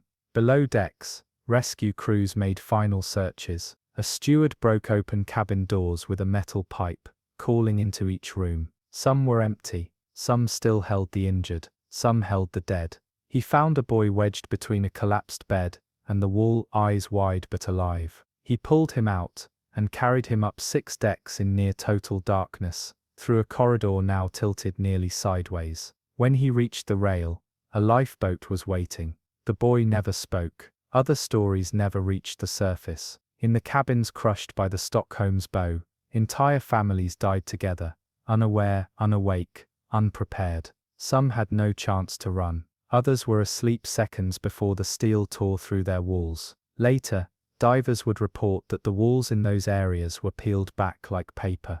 There had been no warning, just the sudden end of safety. By dawn the rescue was nearly complete. Over 1,600 had been saved. Only 46 lives lost. In terms of scale, it was a triumph. But numbers do not carry memory. They do not explain the eyes of those who looked back at the listing hulk of the Daria and understood what it meant to leave part of oneself behind. Some passengers wept openly. Others couldn't look at the ship as they drifted away. A few survivors reached the Ile de France, in a kind of silence so deep, they seemed to move through it, rather than speak. On board the Daria, the final crew disembarked just before 9 a.m. Captain Calamai remained one of the last. He walked her decks in solitude, inspecting her one final time. There are no recordings of what he said, if anything, but those who saw him reported that his face was ash-colored. His hat remained perfectly straight. By mid-morning, the Andrea Daria leaned beyond recovery. Her elegant superstructure, her polished brass railings, her murals by renowned Italian artists, all turned toward the sea. She groaned once, then again, and then at 10:09 a.m., she disappeared beneath the surface. There was no explosion, no roar, just a deep exhale of air, a rush of foam, and then the ocean's surface smoothed over as if nothing had ever passed. Long after the Andrea Doria vanished beneath the surface, the questions remained adrift. How could 2 ships, both equipped with radar, both aware of each other's presence, collide with such deadly force? The sea was not stormy. The route was not new. The technology had been designed to prevent exactly this kind of tragedy. But somewhere in the grey void between expectation and error, a mistake was made, and no one could fully agree on whose it was. Investigators from both sides convened over the following months. Diagrams were drawn, transcripts were studied. The Stockholm's officers claimed they had altered course correctly. The Doria's crew believed they had done the same. The angle of the collision seemed to tell one story, but eyewitnesses from the radar rooms told another. The heart of the matter centered around one fatal misunderstanding, a mirrored reading. It was believed that one of the ships interpreted the radar screen in reverse, misreading the other vessel's position as being on the opposite side. It's a simple enough error on paper, but on the open sea, in fog, at night, with nearly 2,000 lives on board, it was catastrophic. Each ship turned starboard, believing it was the safer pass. Instead, they turned toward each other. But blame was not the sole currency of the aftermath. There was admiration too, particularly for the evacuation, which had unfolded not in chaos, but in measured panic. The Ile de France was celebrated as a beacon of maritime grace, her captain praised for turning his ship into a floating rescue platform with no hesitation. The crew of the Stockholm, though wounded, saved many, and the Doria's own crew acted with precision in a crisis that should have swallowed far more lives. Yet for survivors, praise meant little. Many returned home changed, not just physically, but psychologically. One woman reported dreaming of fog for years. Another, a man who'd been separated from his wife during the evacuation, never found her again, her name etched onto the list of the 46 lost. He remarried eventually, but kept her photograph in a box beneath his bed. A steward who helped organize the lifeboats on the port side later confessed that he never stepped aboard another ship again. He returned to the hills outside Naples and lived quietly until his death. For the Italian line, the loss of their most iconic ship was a wound that never quite healed. The Andrea Doria had been a post-war symbol of rebirth, a nation's pride shaped into steel and elegance. Her loss was not just a maritime tragedy, it was an emotional collapse, a broken promise. Though insurance covered the monetary damages, the void left in the national imagination was not so easily filled. And then came the divers. In the years following the sinking, the wreck of the Andrea Doria became a siren call for deep-sea explorers. Resting at over 240 feet, tilted on her starboard side, the wreck was both accessible and dangerous. Conditions were unforgiving, visibility low, currents erratic, but the mystery of the sunken palace drew them in. Artifacts were recovered, silverware stamped with her crest, fragments of porcelain, pieces of the ornate wood paneling that once lined her first-class lounges. Yet the wreck was not kind to those who came near. Over the decades, more than a dozen divers lost their lives attempting to explore her remains. Equipment failure, decompression sickness, disorientation inside collapsing chambers. The ship's fame earned her a new nickname beneath the waves, the Mount Everest of wreck diving. Her beauty still lingered in patches of mosaic floor and velvet wallpaper, but her interior had become a twisting, dangerous ruin. The risks did little to dissuade the curious. Journalists followed the divers. Books were written. Lawsuits emerged over salvaged items. Some argued that the wreck should be preserved. Others claimed her as fair game. Her once pristine decks were now littered with the remnants of both tragedy and tourism. In photographs taken inside, stairwells resemble rib cages, and grand ballrooms sit flooded in silt and ghost light. The past, preserved only partially, remains distorted under pressure. What remained unshaken was the strange reverence the wreck still commanded. Even the most seasoned divers reported a hush upon entering her corridors. Some claimed the silence felt different, heavier than water alone could explain. One man said it felt like walking through an opera house just as the final note had ended. Another said he could almost hear voices when he moved through the promenade deck, though he knew the sea played tricks on the mind. Above the surface, time went on. The Andrea Doria became a lesson in every maritime school. Her story became a case study in radar interpretation, fog navigation, and evacuation protocol. She was cited in legal arguments, design revisions, and safety drills. But to those who remember her, not as a blueprint or a diagram, but as a living vessel, she is still something else. Something upright and alive, with corridors that gleamed and windows that held views of the Atlantic sunrise. Her last voyage didn't end in a storm. It ended in fog, a blankness that crept in quietly, disguised as just another evening. Time did not stop when the Andrea Doria disappeared beneath the waves, but for many it fractured. The night of July 25, 1956, remains suspended in the minds of those who lived it, hanging like fog that never quite clears. For survivors, the image of the ship tilting into the sea was not just the end of a voyage, it was the collapse of certainty. And long after the papers were printed, and the memorials held, long after the crew returned home, and the lawsuits were filed, the deeper questions settled into silence, unanswered. Captain Piero Calamai, once one of Italy's most respected naval commanders, never captained another ship. Though investigators found no fault in his actions, and though many praised his leadership during the evacuation, the weight of the disaster never left him. In retirement, he lived simply and quietly, avoiding interviews, avoiding the sea. Those closest to him said he replayed the events of that night over and over. In his final years, he confided to a friend, "Every night I see her, still afloat, still waiting to be saved." He died in 1972, with the wreck still lying undisturbed beneath the Atlantic, the fog never quite lifting. The Stockholm, repaired and renamed, continued to sail. Her bow was rebuilt, her identity recast, but the shape of her role in history followed her from port to port. Passengers whispered, sailors muttered. Even after multiple refits, she bore the weight of what had happened that night. Some swore the steel along her forward decks still bore a faint echo of the impact. Others claimed the sea around her grew rougher when she passed near the site. In time she was sold, reflagged, sold again, until she too was retired, rusting quietly in distant waters. What endures from the Andrea Doria is not just the wreck or the radar logs, it is the feeling of fragility, that even a ship as grand, as modern, as celebrated as she was, could vanish so quickly, so silently, speaks to something deeper about the ocean, about how we imagine ourselves safe until the instant we're not. Her tragedy wasn't born of negligence or arrogance. It came from the kind of human error that unfolds slowly, invisibly, through charts and screens and fog banks.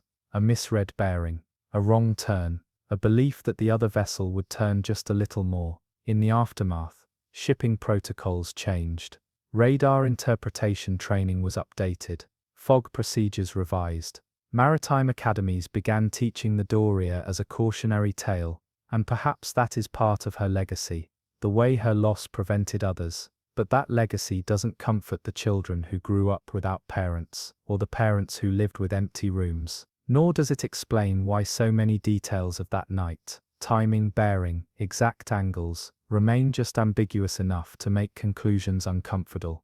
Even now, more than half a century later, the wreck of the Andrea Doria lies south of Nantucket, broken and slowly collapsing under the weight of time and pressure. Her once proud hull is buckling, decks have caved, coral and sea growth cover the Art Deco lines that once defined her silhouette. She is not preserved, she is decaying, a monument not to engineering, but to impermanence. Those who have dived her in recent years report that she no longer feels like a ship, more like the shadow of one. Hallways that used to echo with footsteps now lie in darkness so complete, even artificial light can't reach the far corners. Furniture floats where it came loose. Paintings have peeled to bone white. No artifacts are left, at least none untouched. Her story is now carried less by objects than by memory, and by the salt that has consumed both steel and silence. Yet there is something sacred in the remembering. Each July, small groups gather near Nantucket to honor the night she fell. Survivors, their families, maritime historians, divers. They toss flowers into the sea. They read the names. They observe a moment of quiet, deep, still, and profound. The sea does not respond. The fog sometimes returns. In Italy too, the ship is remembered.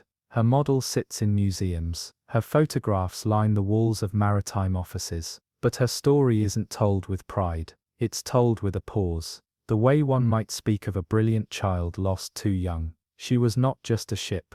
She was a promise. And her loss marked the end of an era when ocean liners ruled the Atlantic. Within a decade, the jet age would overtake the sea lanes. Ocean crossings became obsolete. But the Doria did not go obsolete. She went down in her prime. For those who never knew her, she is a mystery. For those who did, she is a ghost ship still sailing through fog.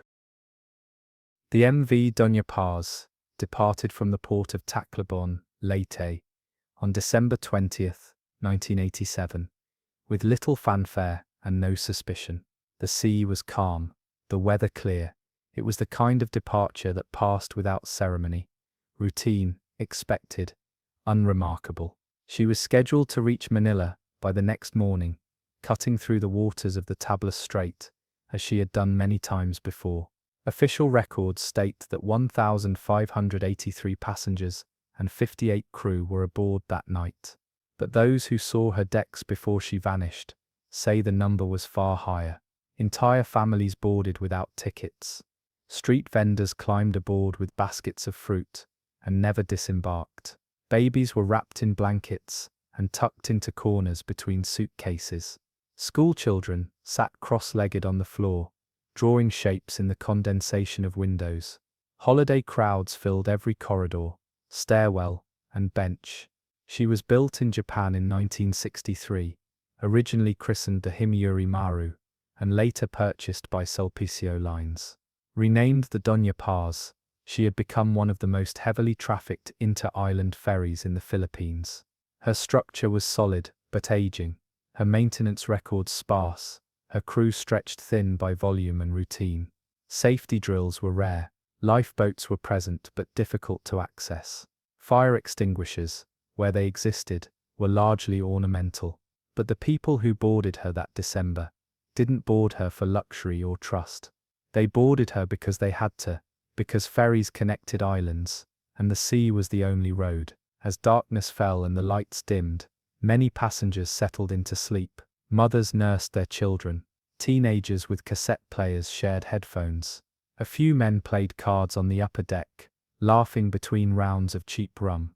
The canteen sold fried snacks and warm sodas until its window closed at 9 p.m. By 10 o'clock, the ferry moved quietly westward through still waters, her wake a faint ribbon of white under a black sky. The air was warm, the horizon clean. In the Tablas Strait, the only danger that night was invisible.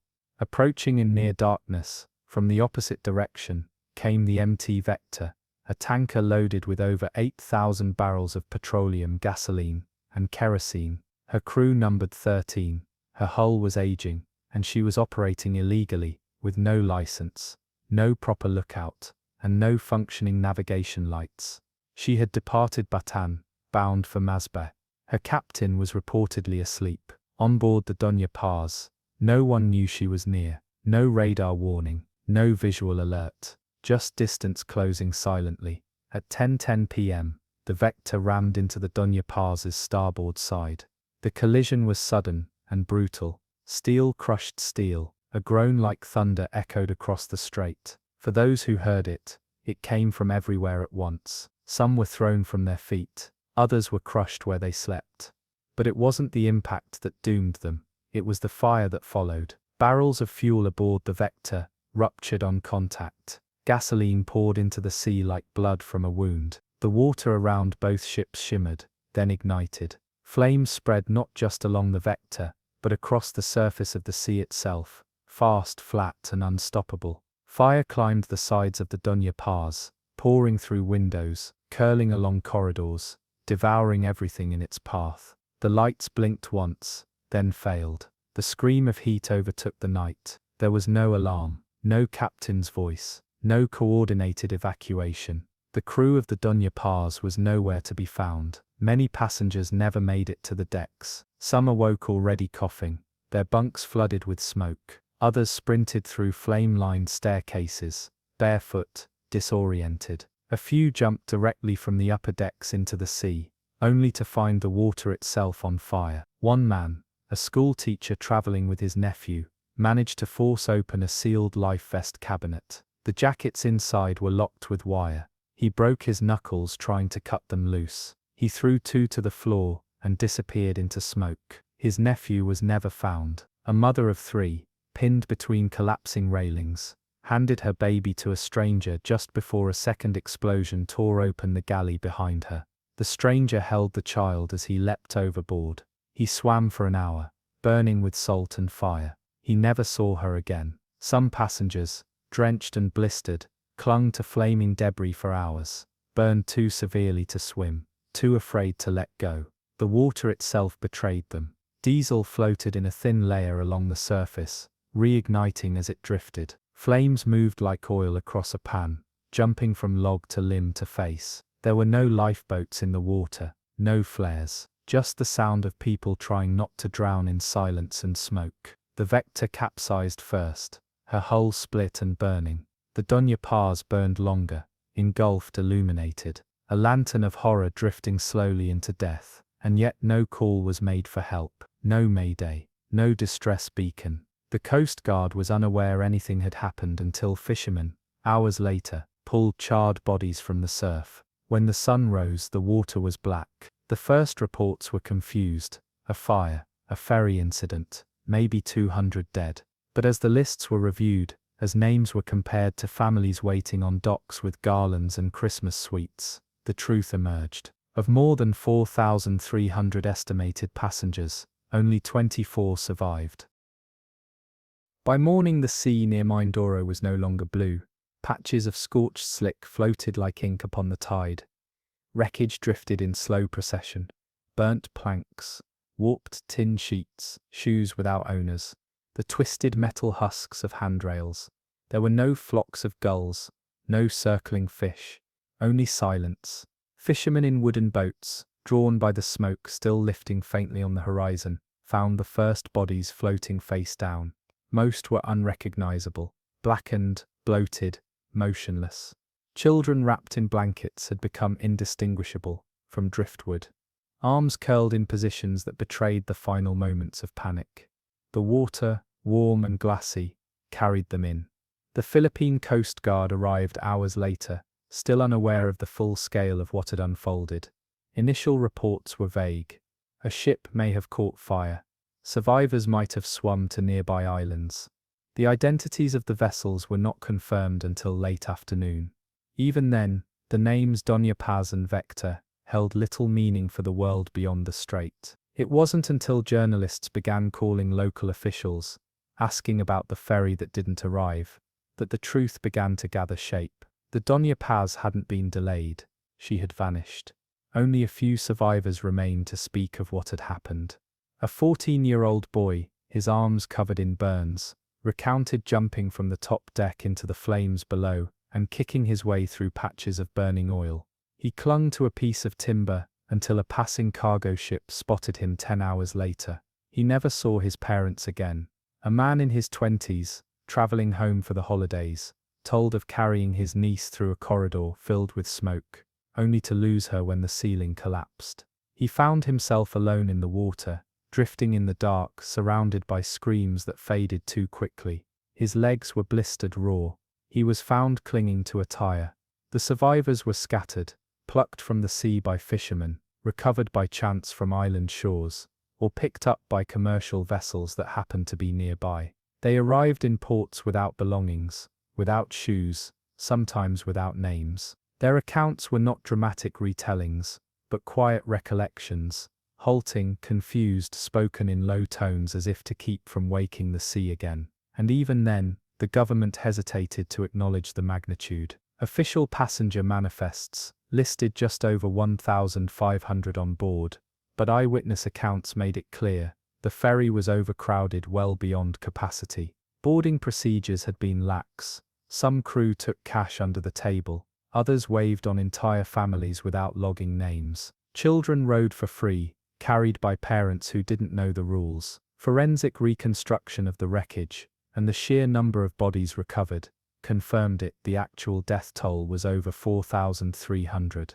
No other peacetime maritime disaster had ever claimed so many. Questions came fast, but answers did not. Why was the Vector allowed to sail without a license? Why did she have no lookout posted?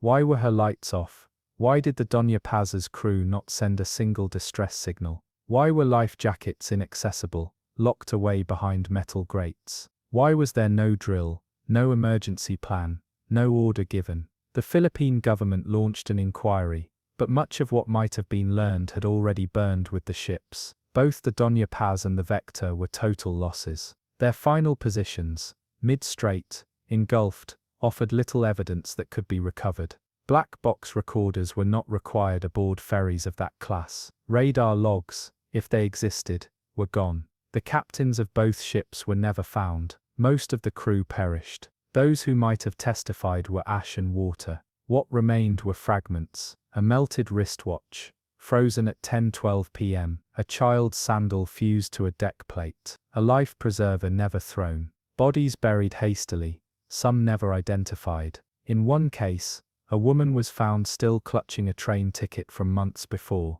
perhaps a keepsake, perhaps a reminder. Her family claimed her by the embroidery on her blouse. There were not enough caskets. In the coastal towns of Oriental Mindoro, the smell of fuel lingered in the air for days. Seaweed turned black. No one fished. Then came the media, too late and too curious. Photographers snapped images of charred remains as they were dragged ashore. Headlines in Manila shouted national tragedy, while families still searched hospitals and morgues. Politicians arrived to make speeches, then disappeared. Compensation was promised. Lawsuits were filed. But time moved forward, and the memory of what had occurred began to fade from national view. The country had known typhoons, rebellions, blackouts, but never this kind of silence. This was not a disaster made for sirens or slogans. It had come too quickly, left too little. And so the Doña Paz remained in the sea, not just the physical wreck, but the story itself, unspoken in classrooms, skipped in textbooks, a tragedy too large to hold. When years later, maritime officials were asked why nothing had changed, why ferries still sailed overloaded, why enforcement remained lax, the answer was quiet and circular. That was different. That was then. But the survivors remember, each anniversary, those few who lived like candles in narrow windows. They do not celebrate survival. They honor absence. Some wear the same shirts they wore on that night. Scorched, faded, never washed clean. A woman in Quezon keeps her son's schoolbag sealed in a drawer. A man in Cebu still dreams of fire pouring through a doorway that never opened. And across the sea, over the site where the Doña Paz went down, the water remains warm, quiet, and terribly, terribly still. Beneath the surface, the Doña Paz rests in near total darkness. Her hull lies broken across the seafloor, fractured by impact, and collapsed by pressure, warped by heat, that once turned her cabins into crematoriums. The wreck is scattered, a skeleton of steel and silence. Unlike famous wrecks that became museums for divers and underwater explorers, the Doña Paz remains largely untouched. Few go to her, fewer still return with stories. There are no commemorative plaques affixed to her frame, no video tours of her remains. What lies down there is sacred to some, haunted to others, a tomb too deep for memory, too hot with grief for curiosity. The wreck was first located years later, during a private survey funded quietly by maritime insurers. What was left of the ship's superstructure had crumpled under the weight of years. No ghostly chandeliers, no open staterooms, just scorched debris fields, metal ribs curled like fingers. What could have offered answers had already decayed or disintegrated. Time and salt have no patience for artifacts. The few divers who attempted exploration described a strange density to the water itself, as if the sea had thickened in mourning. One reported that his compass stopped spinning as he approached. Another claimed the wreck emitted a faint sound, intermittent, like breathing through metal. These stories were dismissed by officials, but among locals, a mythology began to form. Fishermen crossing the strait spoke of hearing voices on windless nights, whispers too low to understand, rising from where no boat floated. Elders warned young men against fishing near the site. Some claimed catches pulled from the water there were always cold to the touch, even when held in sunlight. A few said the wreck exhaled bubbles on calm days, like sighs. Rational minds attributed it to decay gases escaping from the hull. Others believed it was the ship grieving for what it held. In Manila, the disaster was slowly boxed and buried beneath layers of new headlines. A change in administration, an earthquake, a hostage crisis. The story of the Doña Paz became a national trauma with no language, a tragedy too immense to narrate, too brutal to resolve. What do you say when over 4,000 people vanish in one night, and almost no one remembers their names? There is no official memorial. The shipping company, Sulpicio Lines, never issued a full apology. They continued operations for years, their name barely tarnished, their vessels repainted and rerouted. When pressed about the causes of the collision, representatives cited the fault of the Vector's illegal status. The oil company deflected responsibility, blaming poor subcontracting. The government promised reforms. A few new regulations were passed, then quickly unenforced. Time moved on. Ferries still left port overloaded. Life jackets remained locked. Maritime safety stayed a fragile rumor. Yet the survivors kept their own records, not in ink or law, but in small private rituals. One woman, who lost her entire family, husband, 2 children, her sister, began walking every year from her home in Calocon to the Manila Cathedral. She walked barefoot, carrying a folded shirt that had belonged to her daughter. She never spoke during the journey. When asked why she walked, she only said, "They never came home. So I go looking." A former school teacher, now elderly, keeps a ledger with the names of every student he taught, whose bodies were never found. The pages are blank but for their names and the years they would have graduated. He reads them aloud each Christmas Eve, then closes the book, and sets it beneath a single candle. A man in Tacloban, whose wife and newborn son had been on the ferry, built a small shrine from driftwood recovered after the wreck. He placed it in the jungle behind his home. He never told anyone exactly where. For them, remembrance is not national. It is quiet, handheld, stubborn. The scale of the Doña Paz tragedy challenges memory itself. So many gone, so few found, so little to point to. No great storm, no wartime act, just bureaucracy, neglect and fire. It's the kind of disaster that slips through the cracks of history, not for lack of horror, but for the way it resists narrative. There was no moment of redemption, no dramatic rescue, no miracle, just absence, silence, and the slow realization that no one was coming. In the years since, shipping manifests remain approximate. The seas of the Philippines, carved by archipelagic geography and economic necessity, are still busy with aging ferries, still packed past capacity during holidays. And while the story of the Doña Paz is mentioned from time to time, briefly, usually in passing, there has never been a national day of mourning. No statues, no bell to toll, just the occasional documentary, mostly watched abroad, and the fading memories of those who knew someone aboard. And yet on certain December nights, if you visit the coastlines of Mindoro, you might still find families walking to the shore. They bring candles, they kneel, they cast flowers into the tide, not with ceremony, but with something quieter, something like grief that has aged too long to speak. The ocean takes many things, it gives few back, but memory, when it's tied to salt and silence, doesn't drown, it waits.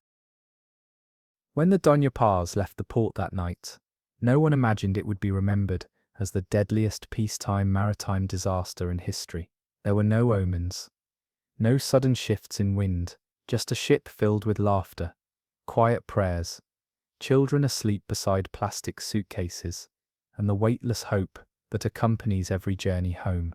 By the time most passengers realized something was wrong, the fire was already at their feet, and by the time the world realized the ship was missing, most of those passengers were already gone.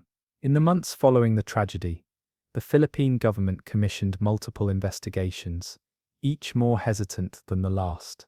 Blame circled like flotsam. The Vector's crew was unlicensed, her ship illegally operating, her lights reportedly out, but the Doña Paz had also failed to signal, failed to steer clear, failed to alert the world. Ultimately, both ships had sailed as if they were alone, and both had paid for it. But even as evidence was sifted and commissions held, accountability drifted farther out to sea. The insurance payouts were meager. Lawsuits dragged for years, then faded into bureaucracy. Sulpicio Lines, the owner of the Doña Paz, continued operations without meaningful punishment. The oil company behind the Vector distanced itself with quiet efficiency. In a country of frequent disasters, the narrative simply moved on. The memory became diluted, not erased, but softened, its edges blunted by time and fatigue. And yet, something about the Doña Paz has refused to die. Not because of the sheer scale of the loss, though that would be enough. Not because of the fire, the fuel, the horror of it. But because of the silence that followed. There are tragedies that break nations open, that spark reform, that live on in textbooks and anniversaries. And there are those that are quietly swallowed. Too painful, too vast, too systemically damning. The Doña Paz is the latter. Her legacy is not in stone but in absence. Not in monuments, but in the lingering knowledge that nearly every safeguard failed, and no one truly answered for it. For the families of the dead, grief became inheritance. There were no remains to bury in most cases, no closure, just stories and guesses and dreams that never stopped replaying. One mother kept calling her son's name into the night for weeks afterward, standing at the shore until her voice gave out. A teenager, the only survivor from her class, never returned to school. A father who lost all 4 of his children to the flames, built boats from driftwood, and set them adrift each year on December 20th, one for each child. He watched them until they vanished over the horizon. The survivors, all 24 or so, carry a strange burden. To live when thousands around you did not, is not always a blessing. Many struggled with guilt, depression, sleeplessness. Some withdrew from public life. Others tried to speak, to testify, to bear witness, but found their words falling on unready ears. When one survivor published a book years later, it sold few copies. People don't want to hear it, he wrote in the foreword. Not really. Not the burning, not the screaming, not the silence. They want an ending. We didn't get one. And so the story of the Doña Paz was passed quietly, from mouth to mouth, family to family, retold by those who couldn't forget, to those who must remember. In villages across the Visayas, children still hear it whispered by grandmothers. The night the sea caught fire, the ship that screamed, the stars that disappeared behind black smoke. Teachers in some coastal towns still pause for a minute of silence on the morning of December 21st, though no school mandates it. Deep underwater, what remains of the ship continues to erode. Salt water eats steel with patient teeth. The sea floor has become her shroud. No salvage efforts were made. No effort to raise her. No tours or documentaries have shown the wreck in full. She has become a ghost, not only in story, but in matter, a ruin remembered by the few, forgotten by the institutions that failed her. But the sea remembers. It remembers the heat, the bodies, the fear that once stirred it into steam. It remembers the screams that dissolved into bubbles, the hands that reached and missed, the wood that floated, then sank. And perhaps that's the most honest place for her memory to rest, not in textbooks or state declarations, but in the quiet rhythms of the sea that swallowed her. She was a tragedy born of human error, negligence, and bureaucracy, but in the ocean's memory, she is more than that. She is a warning, she is a weight, she is still burning, somewhere, just beneath the waves. And every year when the sun sets on December 20th, and the air along the coast grows heavy and strange, the sea grows still, as if holding its breath, as if remembering, in its own language, what the world allowed to happen that night. The RMS Empress of Ireland departed from the port of Quebec City on the evening of May 28, 1914, with a quiet elegance that belied what was to come. The sky over the St. Lawrence River was clear, softened by dusk light that bathed the iron hull in gold and lavender. Along the quay, relatives waved handkerchiefs, their silhouettes fading as the ship slipped out into the river's wide mouth. At nearly 550 feet long, and weighing 14,000 tons, she was among the finest passenger liners of her time, a proud vessel of the Canadian Pacific Railway, known for her speed and reliability. Her crew stood smartly at their posts.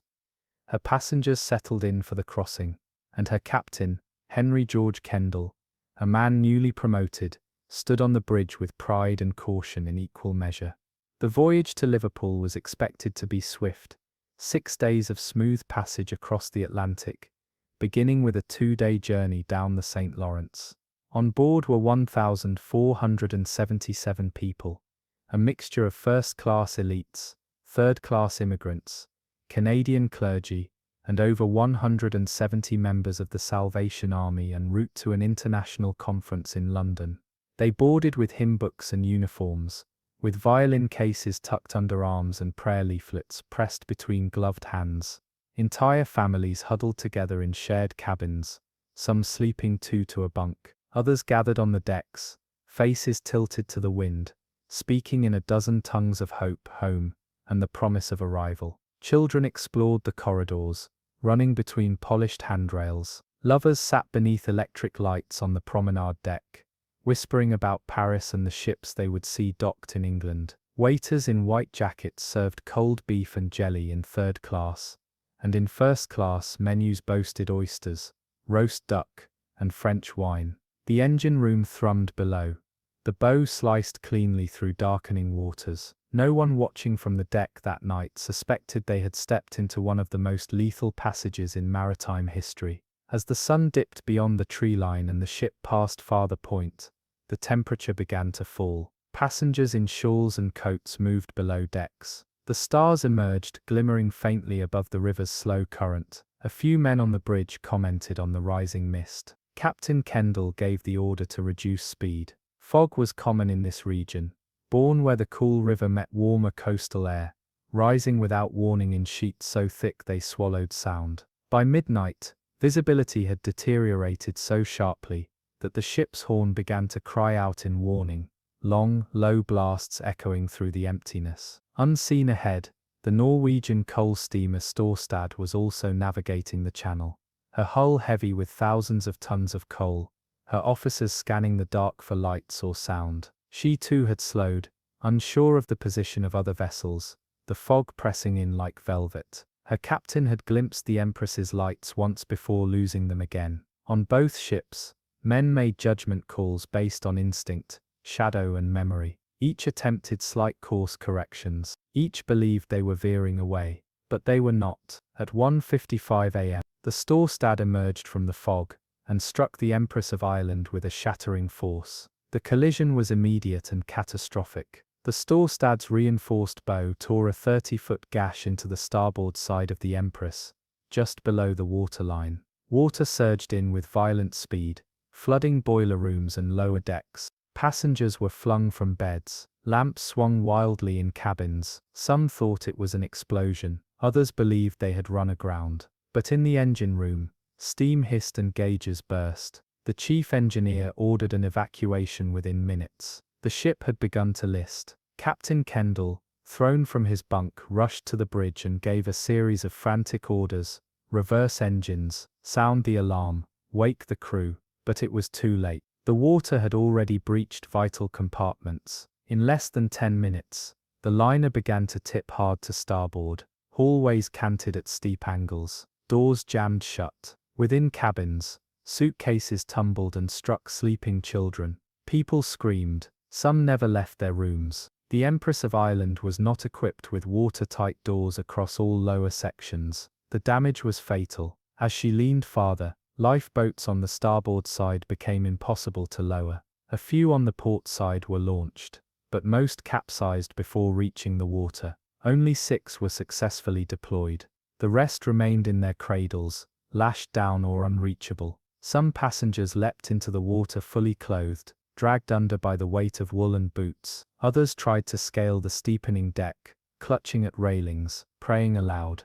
Below, the sound of rushing water became a roar. Fires in the galley hissed and died. Children sobbed in stairwells. An elderly couple, last seen kneeling in prayer in the third-class lounge, were later found entwined in the wreckage. A steward carried 3 children to the deck, returned for a 4th and never reappeared. A woman gave her life jacket to a stranger's son, then jumped without one. The Salvation Army passengers gathered as many as they could, singing even as the cold took their breath. A hymn was heard briefly over the rising screams. God be with you till we meet again. At 2:09 a.m., just 14 minutes after impact, the RMS Empress of Ireland rolled onto her side and slipped beneath the water. The fog remained. There was no sunrise. Debris scattered across the river.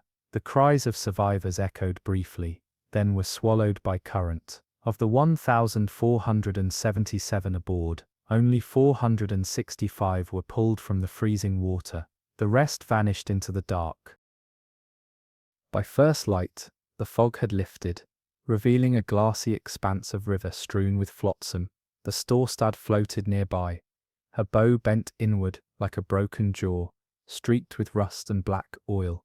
She had remained at the scene, lowering boats, hauling survivors aboard, pulling bodies from the water one by one. The silence afterward was terrible. Survivors, wrapped in borrowed blankets and burn-warmed canvas, sat expressionless on her deck. Salt crusted their lips, hair clung to faces, some whispered names, others stared into the water, as if listening for voices that might still be there.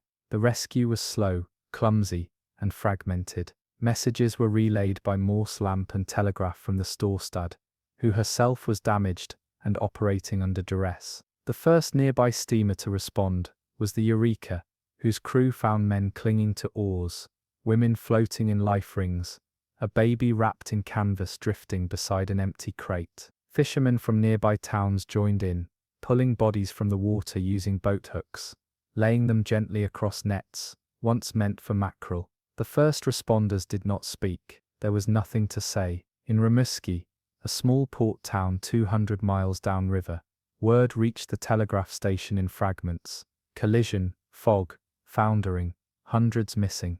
No one yet understood the scope. As the first of the survivors arrived on shore, the scene at the makeshift aid center bordered on disbelief. Townspeople stood barefoot in the streets, still in nightclothes. They carried what they could: blankets, broth, boiled potatoes. The church was turned into a temporary hospital. Coffins were requested by the dozen. The local mortician ran out of embalming fluid by noon. One nurse, just 19, later wrote in her diary, "They came in waves, some silent, some sobbing, some with their hair stiff with river water. One little girl would not let go of a coat that did not belong to her. I found out later it had belonged to her brother. He died trying to tie it on her." Bodies arrived faster than names could be attached to them. Many bore no identification, just the soaked remnants of prayer books, ribbons, family photos smudged to grey. Several corpses were found embracing, some bound together by life belts. A group of Salvation Army members was discovered still clutching their instruments. Their hands had stiffened around the necks of violins, the valves of brass horns. They had sunk that way. Even the sea, it seemed, had chosen not to part them. The Canadian government declared a day of mourning. Newspapers across the Dominion ran full-page spreads. Photographs of the dead, when available, were framed in black ink. But the war in Europe was building toward eruption, and headlines shifted quickly. Within weeks, the Empress of Ireland was no longer front-page news. The world was beginning to break in other ways. The disaster slipped from international view, even as local grief remained carved into the riverside towns. Investigations followed, of course. In Montreal, and later in London, inquiries attempted to assign blame, to determine which vessel had the right of way, which captain had erred, which maneuver had failed. Captain Kendall testified through tears. He had been thrown from the bridge, and later rescued from the water, among the few officers to survive. The Storstad's crew insisted they had not seen the Empress's lights until the final moment. The fog was too thick, the angle too uncertain. Navigational lights were argued over for weeks. In the end, the fault was placed squarely on the Storstad's crew, though many mariners privately disagreed. It had been a perfect storm of misjudgment, miscommunication, and geography, a collision that in clearer skies or quieter waters might never have happened. But the outcome was irreversible. Among the lost were entire families, parents and children, brothers and sisters. Over 100 Salvation Army members perished, wiping out a generation of leadership in Canada's chapter. Their absence was felt at every meeting that followed, every empty pew. In some towns, the event was likened to a plague, so many deaths, so concentrated. One newspaper called it Canada's Titanic, though few dared make the comparison out loud. The Empress had vanished too fast for grandeur. She had not died with violins playing. She had died choking on river water, surrounded by fog and panic. For the survivors, the aftermath brought a new kind of torment. Memories clung like frostbite. A woman who lost her husband and daughter refused to speak for years. A teenage boy, pulled from the wreckage clinging to an oar, took to drawing the ship every night in charcoal, never finishing the bow, always leaving it broken off. Some survivors never remarried, others changed their names. The guilt of survival in such a rapid, senseless loss was corrosive. Therapy was rare. Grief had to be swallowed, not shared. The wreck itself was located weeks later, by divers in hard suits, descending with air hoses and brass helmets. They found her lying on her side, 130 feet below the surface, embedded in the silt of the St. Lawrence. Her hull was crushed inwards, windows shattered, staircases torn loose. The interior was unlit and full of shadow. It smelled of oil and rust. Divers retrieved personal effects, rings, shoes, teacups. They returned with stories of dolls floating in the dark and entire staterooms, preserved in eerie silence. One man swore he saw a portrait still hanging on a wall. He never dived again. No bodies were recovered from within. Over the decades, the wreck was designated a protected site. Some called for a memorial. Others argued it was best left undisturbed. For many, the ship became a symbol, not just of human fragility, but of how easily even great machinery can be brought low by fog and fate. And though the Empress of Ireland rarely appears in textbooks outside Canada, she remains present in the memory of riverside towns, and in the whisper of every ferry horn that cuts through morning mist. Years passed, and the Empress of Ireland faded from the public stage. Not in Rimouski, not in Pointe-au-Père, but in the world beyond, where newer tragedies and louder histories drowned her out. Yet those who lived along the St. Lawrence remembered. Fishermen swore the fog was different in that part of the river, thicker, heavier, and sometimes tinged with the sound of distant voices. The wreck remained down there, split open like a wound, untouched, except by the currents that swept through her bones. For divers brave enough to descend, she offered no comfort, only cold corridors, warped steel, and the uncanny stillness of lives cut short. There was no sanctuary in the wreck, no great wheel to turn, no grand staircase like the Titanic, just narrow passages filled with silt, cabin walls buckled by pressure, and debris that moved gently in the current, as if still alive. Teacups sat in place on rusted tables, bed frames held only seaweed. A child's leather shoe remained wedged beneath a stairwell, its stitching barely disturbed. Those who descended came back changed. Some refused to speak of what they saw. One diver emerged shaking, muttering about a cabin, with a mirror that still reflected light. Another, more seasoned, swore he heard something tapping behind a door. He never returned to the site. It was the quiet that unnerved them, not the ghosts, though stories of ghosts came plenty, but the vast silence of interrupted lives, of 100 private routines broken mid-motion. The air within the ship, long gone, had once held breath and conversation, prayer and laughter. Now it held only water, and the slow dissolution of memory.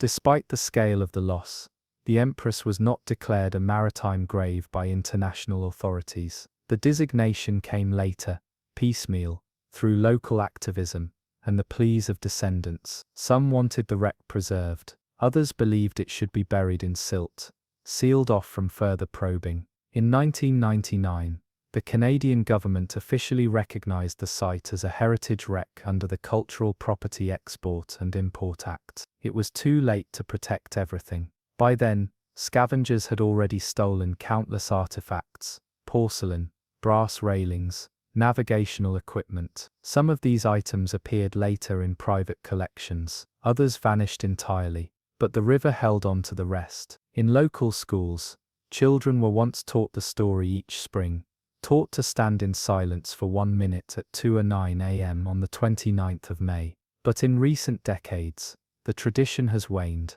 History textbooks mention the Titanic, the Lusitania, even the Andrea Doria. But the Empress of Ireland, despite losing more passengers than the Titanic's Canadian count, remains mostly forgotten. There is no blockbuster film, no reenacted miniseries, no tourist museum drawing crowds. Just a modest pavilion at Pointe-au-Père, with faded photographs, weathered maps, and the voices of descendants trying to stitch back the torn threads. a granddaughter of a steward lost that night, once said in an interview. We didn't just lose him, we lost a story. A whole branch of our family tree disappeared in that water. My mother used to say she could still feel him in the fog. Fog remains the ever-present character in this tale. It was the fog that hid the lights, the fog that confused the courses, the fog that made the captain hesitate, and the collision inevitable. And even now, the fog still gathers over that stretch of the St. Lawrence, as if honoring a pact. It lifts for no one, it offers no clarity. Among maritime historians, the Empress of Ireland is often cited as a cautionary tale about human error, mechanical vulnerability, and the underestimation of nature's indifference. But in Rimouski, in scattered villages along the riverbank, the story is not academic, it's personal. Names are remembered, even when graves are not. Faces are recalled from brittle family portraits. In one home, a pair of framed gloves hang near the hearth, believed to have belonged to a boy who once survived a fire only to perish in the cold. Local legend says that sometimes, on anniversary nights, lights appear along the surface of the river, not the glow of ships or satellites, but pinpricks of blue-green light, like lanterns drifting just beneath the waves. No one chases them, they vanish if approached. Bide silken too. Children dare each other to spot them. Elders shake their heads and say nothing. There's a story of a fisherman who once pulled up a brass locket in his net. Inside, a photograph of a man and woman, their faces pressed close. No names, just an inscription in faded script. We arrive together. The fisherman returned it to the river.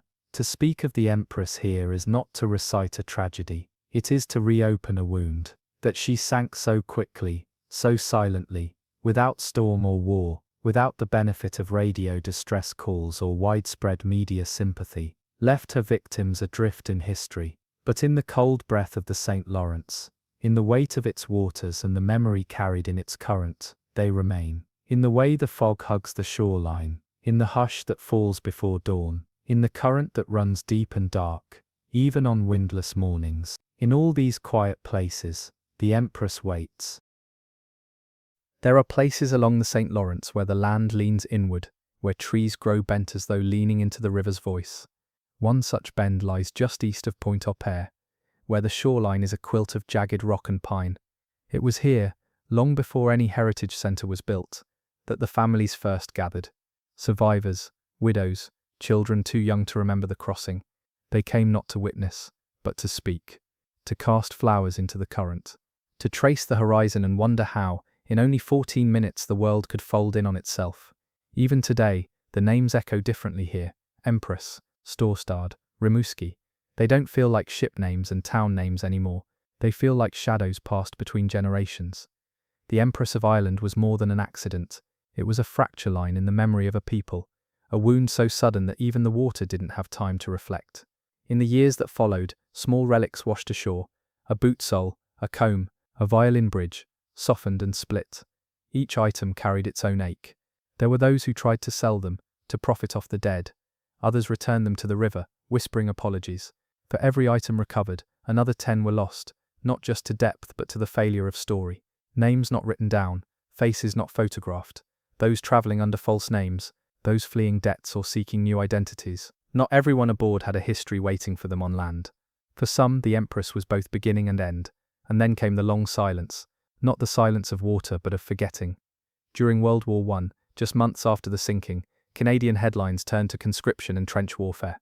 By the time World War II arrived, the Empress had become a footnote. Only those in the maritime service or families along the St. Lawrence kept her memory intact. It wasn't until the 1960s that serious diving expeditions began again, this time with better equipment, lights, cameras. The first grainy footage of the wreck emerged, shocking those who still thought of her as a pristine liner. She looked battered, twisted. The great ship had aged. Her decks had collapsed inward, barnacles climbed the walls of her dining rooms, plates lay stacked and rotting beneath inches of rust. It looked less like a vessel, and more like the collapsed ribcage of something once alive, and yet beneath the silt and sea rot, the layout could still be traced. The grand saloon, the music room, the narrow staircases with brass banisters now green with decay. Divers reported strange sensations, cold that crept inside the suits, hands that trembled despite warmth. One woman claimed to hear a distant bell ring, though no such object was present on the dive. Another man, a retired Navy captain, surfaced weeping, unable to explain why. As exploration grew, so did debate. Should the wreck be open to researchers? Should artifacts be brought up for museums? Was this a crime scene, a graveyard, a sacred place? No consensus formed.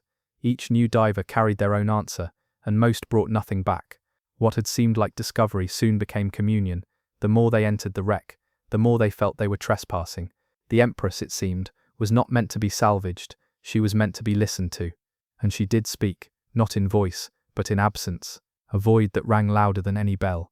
In 2014, on the centennial of the disaster, descendants and historians gathered near the shoreline.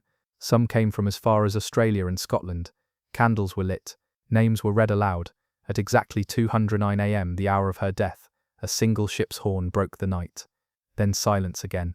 The fog that night was light, barely a veil, but those present said it carried weight, like the breath of the river rising to meet the moment.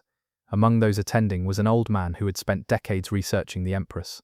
His grandfather had been a stoker on the ship. He carried with him a tin box, rusted at the edges, inside of which were pressed letters and a photograph curled by time. He said little. He simply stood, opened the box and placed it in the water. It floated briefly, then sank without ceremony. When asked why he let it go, he replied, "She remembers him. That's enough." Today, the Empress of Ireland lies 130 feet beneath the surface, bow angled toward the east. Her iron skeleton is slowly surrendering to the current, her timbers softened to dust. No new expeditions are planned. Most agree she should rest. The museum at Pointe-au-Père remains modest. A single building with careful exhibits, faded uniforms, and a haunting model of the ship tilted in glass. Visitors walk through silently, reading placards, staring at grainy photos of faces lost. Some weep, others only blink, as if trying to absorb it all through silence alone. And outside, the river still flows, cold, patient, steady. Every May the fog returns. Whether by chance or memory, it hugs the shoreline just as it did in 19. Boats on the water lower their speed. Ferries call out with low, mournful horns. And somewhere beneath, in the hollow where light rarely touches, the Empress holds her place. Not lost, not screaming, not even drifting. Just there. Still. And if you stand on the rocks at Pointe-au-Père on the right kind of morning, before the wind stirs and before the sun lifts the veil, you may feel it, that pause in the water, that pull in the air, the shape of something huge and silent, pressing against the bottom of time. And if you listen, you may hear nothing at all, and that too is her story. On the morning of September 29th, 2015, the SS El Faro slipped her moorings in Jacksonville, Florida, bound for Puerto Rico, with a full load of cargo and a crew of 33. She was a veteran ship, 40 years old, steel-bodied, with lines drawn in the 1970s and machinery that had been overhauled, but not replaced. At 790 feet long, she moved with the confidence of age. Her decks were streaked with rust in places. Her systems required hands-on care, but among the crew, she was familiar, understood, and even loved. She was not glamorous, but she was reliable, and in the hierarchy of merchant shipping, that was enough. The captain, Michael Davidson, had over 2 decades of experience at sea, calm, precise, and respected by his crew. He was the kind of man whose presence seemed to anchor the ship before it ever touched water. His voice, recorded later by Black Box, was clipped and deliberate.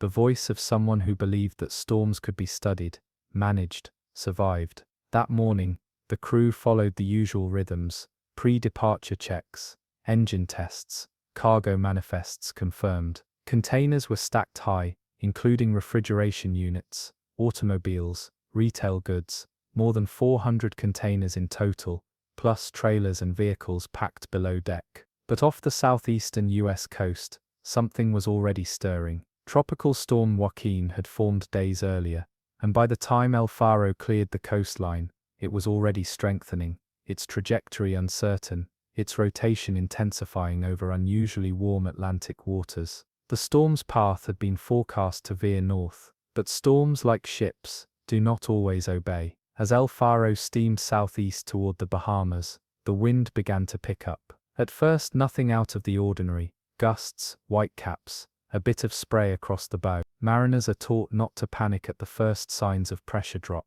Barometers fluctuate, the ocean shifts, but by the second day, the sea had begun to pitch in earnest. and the long, slow rise of the swells became sudden and sharp. Water struck windows like fists. The ship creaked, but still she pushed forward. Inside the galley, metal trays began to slide from counters. Down in the engine room, the crew tightened straps around tools and shut all access panels. On the bridge, radar screens flickered with erratic returns, showing Joaquin's spiral tightening.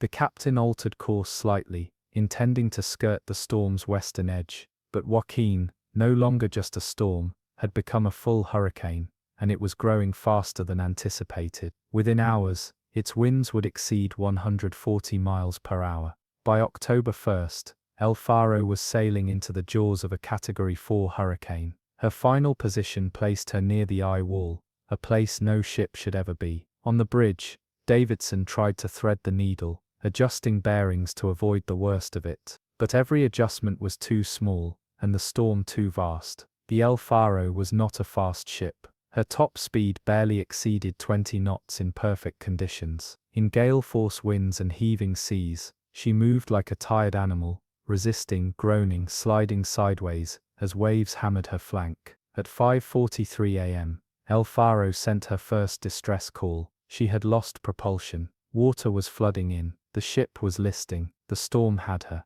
The satellite call lasted only seconds, garbled by interference and the roar of hurricane winds. But its message was clear. The ship was in trouble. Coordination centers scrambled to respond. The Coast Guard began assembling assets, but weather made immediate dispatch impossible. No aircraft could fly safely into the storm's center. No other vessels could reach her in time. She was, for the moment, alone. On board, the crew struggled to fight back the sea. Pumps engaged, ballast adjusted.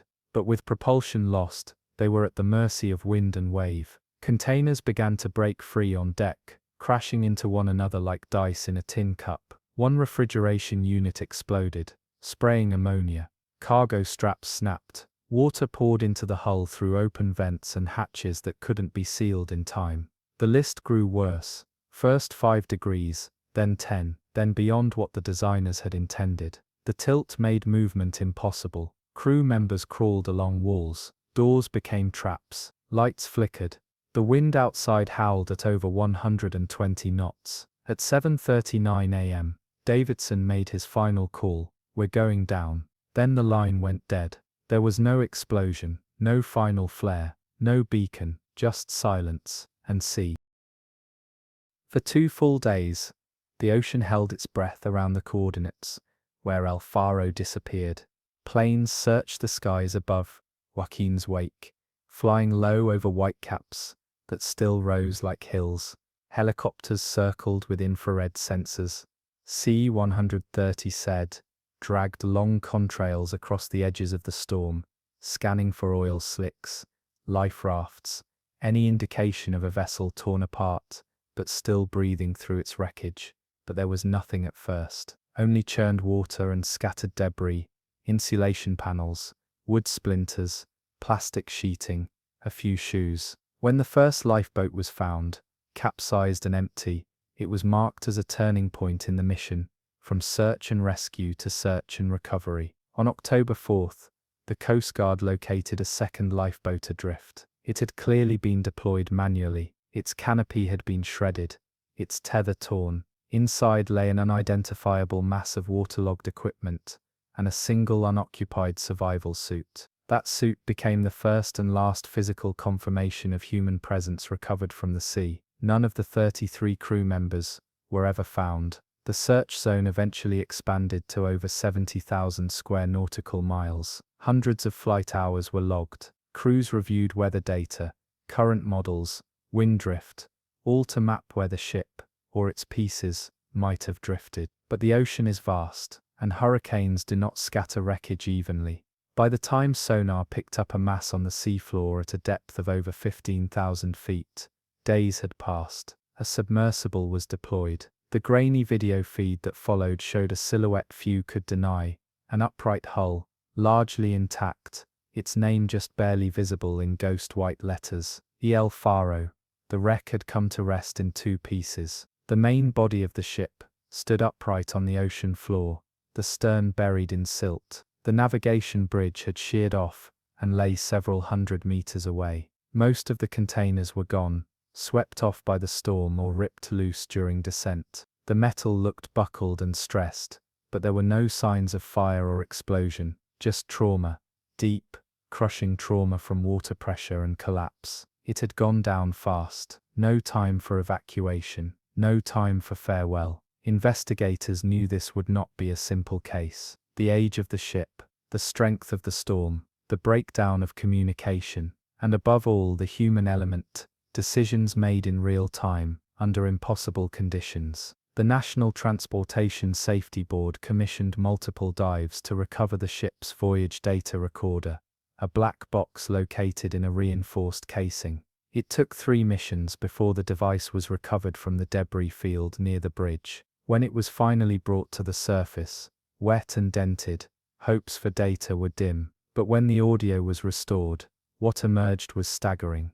The final 26 hours of the crew's voices, minute by minute, word for word. Not a dramatization, not a summary. The raw sounds of 33 lives working, doubting, arguing, bracing. The transcript became public months later, redacted for privacy, but unflinching in detail. It revealed a world inside El Faro that few had imagined, one of loyalty, fear, professionalism, and cracks in certainty. Davidson was calm throughout, but the stress could be heard in his commands. Officers hesitated over course changes. Engineering staff reported rising temperatures, venting issues, power fluctuations, discussions over ballast, whether to turn back, whether to steer east, whether to call for help sooner, and always, the storm, the way it pressed closer, the way its pressure bent, not just the ship, but the resolve of the people aboard. At one point, Davidson said, "We are not panicking, we just have to make the right decision." Later, one of the crew was recorded saying, "I don't think we're gonna make it." There is a moment, near the end, where the list becomes unbearable. Items crash through the galley, voices shout, steam hisses, and someone says almost quietly, "Lord, have mercy," then silence.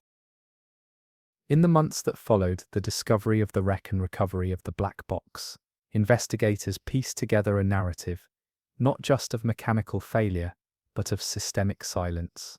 The SS El Faro had not been unseaworthy. Her classification society had deemed her fit to sail. Her inspection documents were in order. Her crew was certified, experienced. But within those approvals hid a more difficult truth. She was a ship from another era, modernized just enough to pass, but burdened by the logic and vulnerabilities of a different time. She had been built in 1975 as the Puerto Rico, later renamed Northern Lights, and eventually El Faro.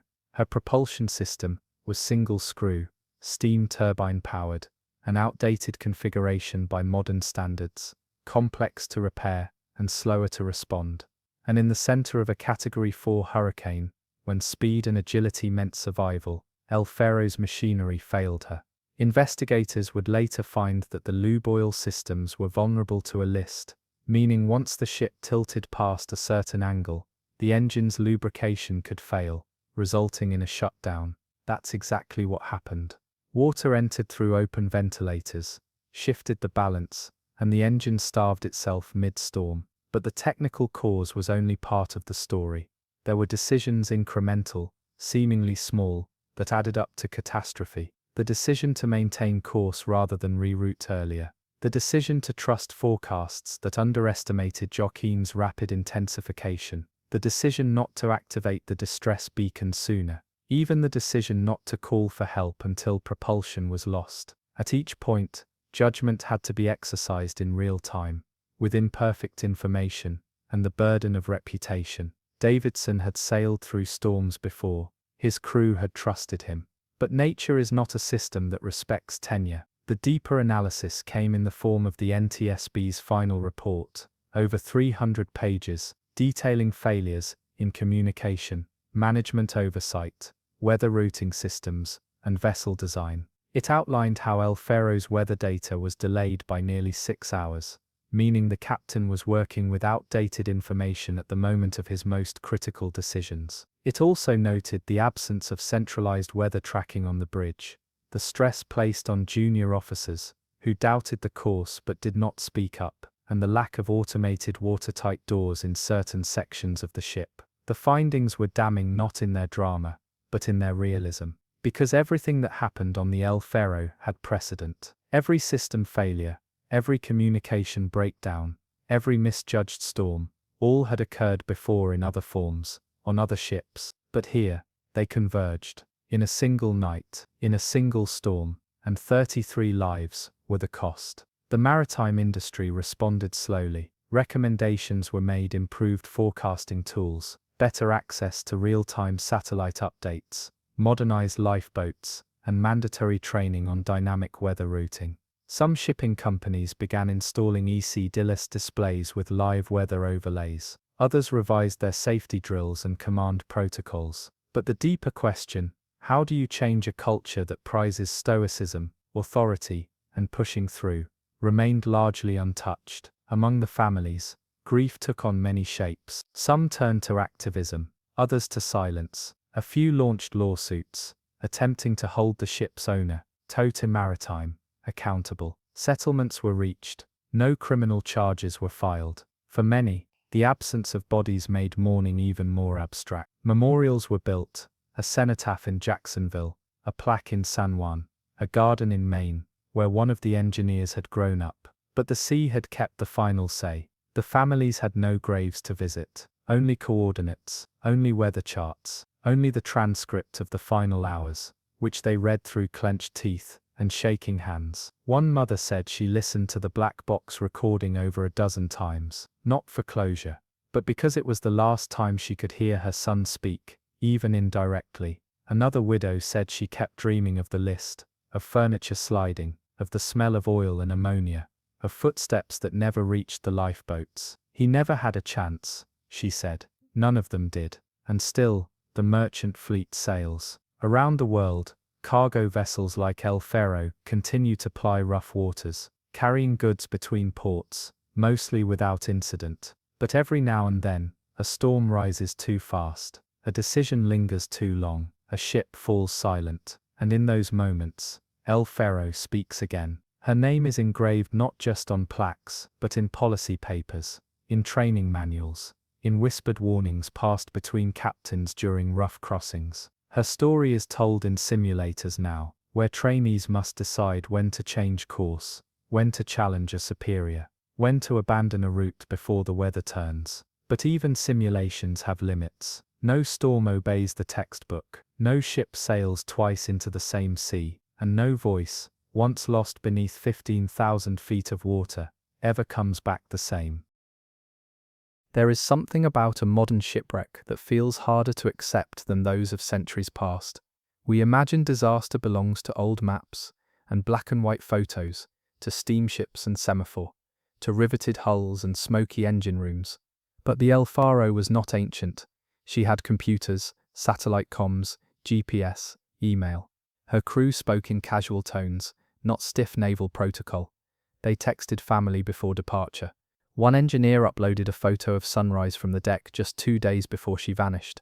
There was nothing antique about her fate, and yet it played out like every maritime tragedy before her. Slow realization, rising panic, isolation, then silence. In many ways, that's what struck the world hardest. The idea that in 2015, with all the technology, all the oversight, all the weather tracking satellites orbiting above, a ship could still disappear beneath a storm with all hands lost. That a black box recorder would be required to tell us what happened. That the final messages were not tweets or live streams, but fragments of strained conversation, of ballast numbers and flooding reports and prayers whispered between groaning steel. Today, if you go to the Jacksonville waterfront where the El Faro last cast off, there is a quiet memorial near the pier, 33 bronze plaques, one for each life lost. They stand at the edge of the water, facing east, where hurricanes form. The names are simple, unadorned, no ranks, no causes, just memory. Nearby, a polished bell stands beside a weathered railing, and when the wind blows right, it rings gently, a sound that carries farther than expected, especially at dusk. Among the names are engineers who had sailed since they were young, newly hired graduates on their first voyage, and long-serving cooks who had kept dozens of crews fed over decades. There was a father and son, both aboard, There was a woman serving as third mate, one of the few in her role in a still male-dominated field. Their stories were not glamorous, but they were human, real, present, and then gone. In maritime academies now, the El Faro is taught as a case study in the complexity of decision-making under pressure, not as a failure, but as a reminder that the ocean, even in the satellite age, is vast and lawless, that no checklist guarantees safety, that human judgment remains the last defense between ship and sea. Cadets are told, know your systems, speak up, question routes, reroute early, but no lecture can replicate the moment the lights fail, the moment the list begins, the moment when a calm voice on a bridge turns and says, we're going down. For the families, there is no real closure. Some say that word is useless anyway. There is only the living with the unanswered, the unrecovered, the voices that play back, not in dreams, but in the spaces between silence. One mother keeps her son's boots in a sealed case. Another keeps the voicemail he left before sailing, backing it up across devices so it's never lost. These aren't just mementos, they are anchors, something to hold when the tide of memory pulls too strong. There is also the storm itself. Joaquin, it has long passed, dissipated, absorbed into weather data and hurricane season summaries. But in the minds of mariners, it lingers, not because it was the largest, not even the deadliest, but because of where it turned, because of how quickly it strengthened, because it offered a case where all the technology in the world still bent to the pressure of wind and sea. And that is perhaps the truth at the center of El Faro's story, that the sea remains untamed. It allows passage, then denies it. It carries messages, then swallows them. It gives no advance notice of mercy, no allowance for certainty. It tests every vessel not only for design, but for soul, and somewhere beneath miles of shifting water and silt, El Faro still rests, bow crumpled, bridge sheared, containers long lost. She doesn't creak like old wooden ships, she makes no sound, but she is there, upright, preserved by cold and pressure. A monument not to failure, but to the ocean's indifference, to the 33, to the limits of foresight, and to the stubborn noble act of sailing into uncertainty, with both eyes open. If you close your eyes and listen, not with your ears, but with that quieter, older sense of attention, you might hear them, not screaming, not calling, but working, turning valves, bracing bulkheads, checking charts, preparing lifeboats, doing what mariners have always done, holding the line until the end, and the bell still rings, not at sea, but on land, in the wind, and in memory. Before it became myth, before film reels and museum replicas, before its name was spoken in reverence and regret, the Titanic was simply a ship, steel-plated, triple-screw, 882 feet long, 46,000 tons. A vessel born of ambition and precision. She was assembled in Belfast with the kind of confidence only the Edwardian age could afford, every bolt and rivet representing the progress of man over nature. They said she was unsinkable, not because they truly believed it, but because belief itself had become a kind of fashion. In April of 1912, the sea still felt like something that could be mastered. She departed Southampton on the 10th, carrying more than 2,200 souls, millionaires and migrants, engineers and stewards, infants wrapped in shawls. Her decks were tiered like a floating mansion, crowned with 4 great funnels, and a promenade the length of a city block. Music played in the dining saloon. Trays of poached salmon and peaches in chartreuse jelly moved through polished corridors. Below, stokers shoveled coal in a rhythm so steady, it sounded like breath. The Titanic did not rush. She sailed with the deliberate grace of something eternal. The crossing began in calm. The water of the North Atlantic lay in long, slow folds. Ice was a known risk, but not a pressing one. Icebergs were charted, spotted, logged, and passed with practiced caution. Warnings came via Marconi wireless. Bergs ahead, floating ice, growlers near Grand Banks. The radio operators, overworked and under-rested, logged them, forwarded them, and returned to their stream of passenger messages. There were birthday wishes and dinner invitations, business matters and romantic reassurances. The sea, for all its silence, was full of chatter. By the night of April 14th, the air had grown cold, the kind of cold that feels sharp in the lungs. The ship steamed ahead at over 22 knots, her engines humming steadily. Stars blazed overhead, so many and so bright, that survivors would later say they had never seen the sky so clear. nor the water so still. It was this eerie calm that made the iceberg all but invisible. No waves broke against it. No moonlight painted its edges. It floated like a shadow in the path of a dream. At 11:40 p.m., the lookout rang 3 bells. Then came the jolt. Not a crash, not a shudder, just a scraping that ran along the hull like the edge of a coin down a chalkboard. Steel met ice. Plates buckled inward. Below the waterline, 5 compartments opened to the Atlantic. The Titanic was built to withstand 4. She was wounded not by blunt force, but by precision. The sea entered her like a breath held too long. At first passengers felt only a pause, a mild vibration. In first class, glasses rattled. In steerage people stirred. Then the ship resumed her rhythm, and for a few minutes, no one knew they were already sinking. On the bridge, Captain Edward Smith assessed the damage. He had seen storms, fire, panic, but nothing like this. The builder, Thomas Andrews, moved through the ship in measured steps, inspecting, counting, understanding. When he returned to the captain, his words were simple. She is torn to bits below, but she will float a little while. Distress signals were sent. Rockets fired into the air. The Carpathia acknowledged the call, but she was hours away. The Californian, closer, did not respond. Her radio operator had gone to sleep, and so began the lifeboat ballet. 20 boats, room for about half the passengers and crew. They lowered into still water under starlight, many half empty, many carrying women and children, who didn't yet understand they were leaving the ship forever. Some refused to board, some clung to railings, others stood in stunned silence as the tilt of the deck began to grow. The band played on, not nearer, my God to thee, as legend claims, but ragtime, waltzes, anything familiar. Music became a lifeline no one could hold. Down below, boiler rooms flooded, lights flickered, and then, as the bow slipped beneath the surface, the Titanic groaned, a sound like a cathedral roof collapsing inward. Still she held, still people believed she might stay afloat. Hope is a stubborn thing at sea. At 2:20 a.m., the final break came. The stern rose, the bow vanished. The ship cracked, groaned and split. In seconds the pride of an empire disappeared beneath 12,000 feet of water. The silence that followed was the worst sound of all. The surface of the Atlantic, moments after the Titanic vanished, was not empty.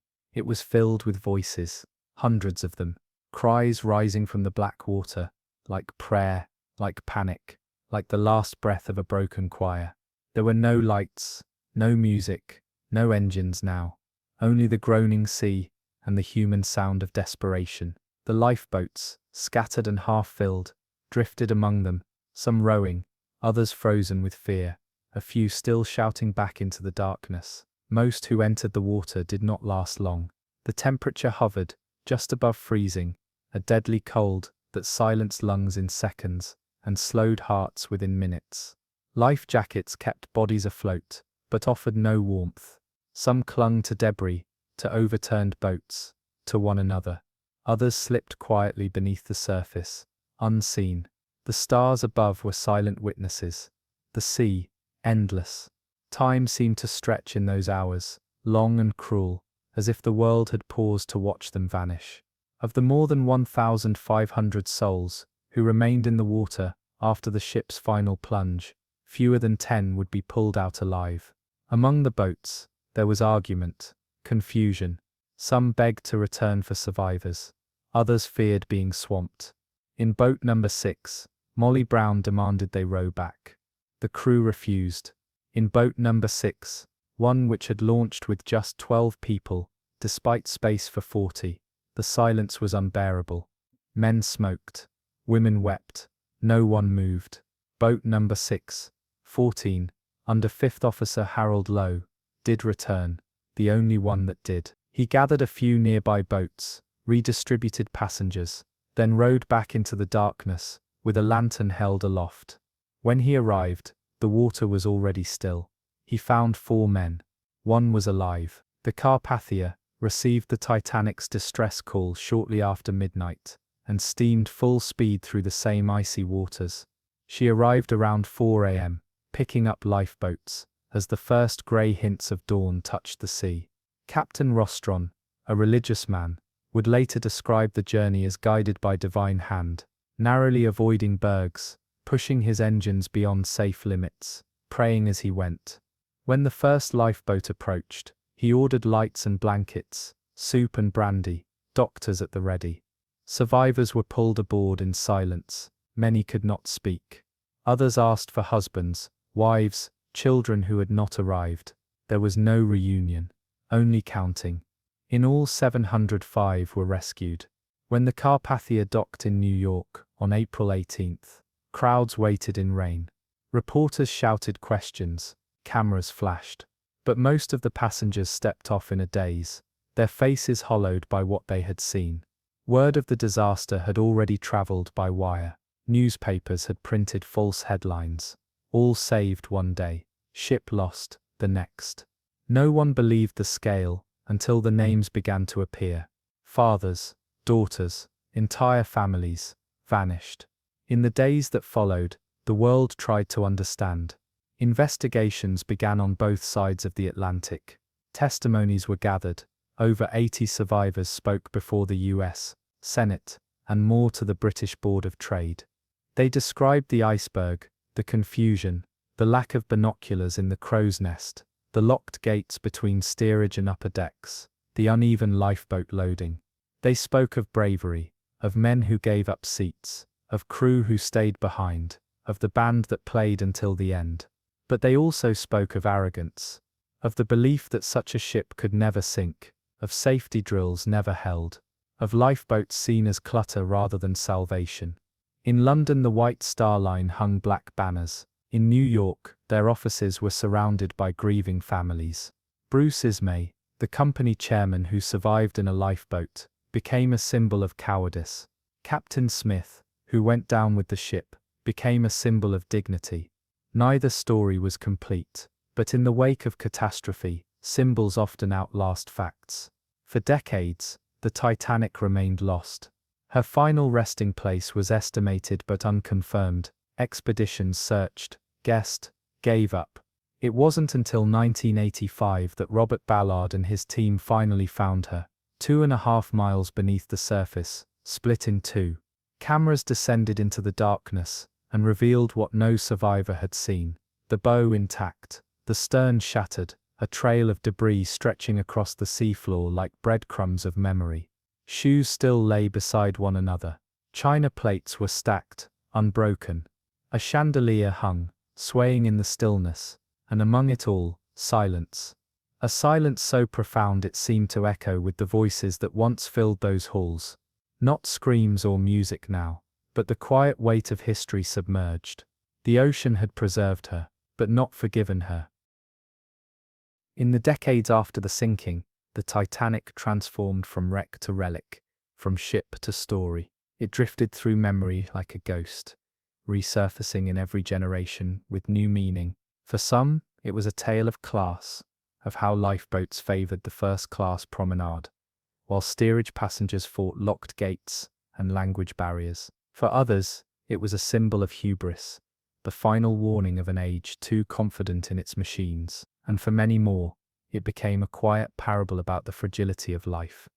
How even the grandest vessels, the best-laid plans, can be undone in a single cold night. Survivors grew old, a few spoke often, reciting their stories to classrooms, reporters, curious strangers. Others never spoke of it at all. Some remembered the way the ship groaned as she broke apart. Some remembered the sound of the band, or the way the stars looked clearer than they ever had on land. Many remembered the smell, salt, oil, smoke, and something metallic beneath it all. Most remembered the silence. Milvina Dean, the youngest passenger aboard, was just 9 weeks old when she was carried into a lifeboat. She lived to 97, dying in 2009. Her name the last living link to a ship that had once promised forever. Not all artifacts came from the seabed. Some drifted into museums through family trunks and attic boxes. Menus from April 14th, boarding tickets stamped at Southampton, pocket watches stopped at 2:20 a.m.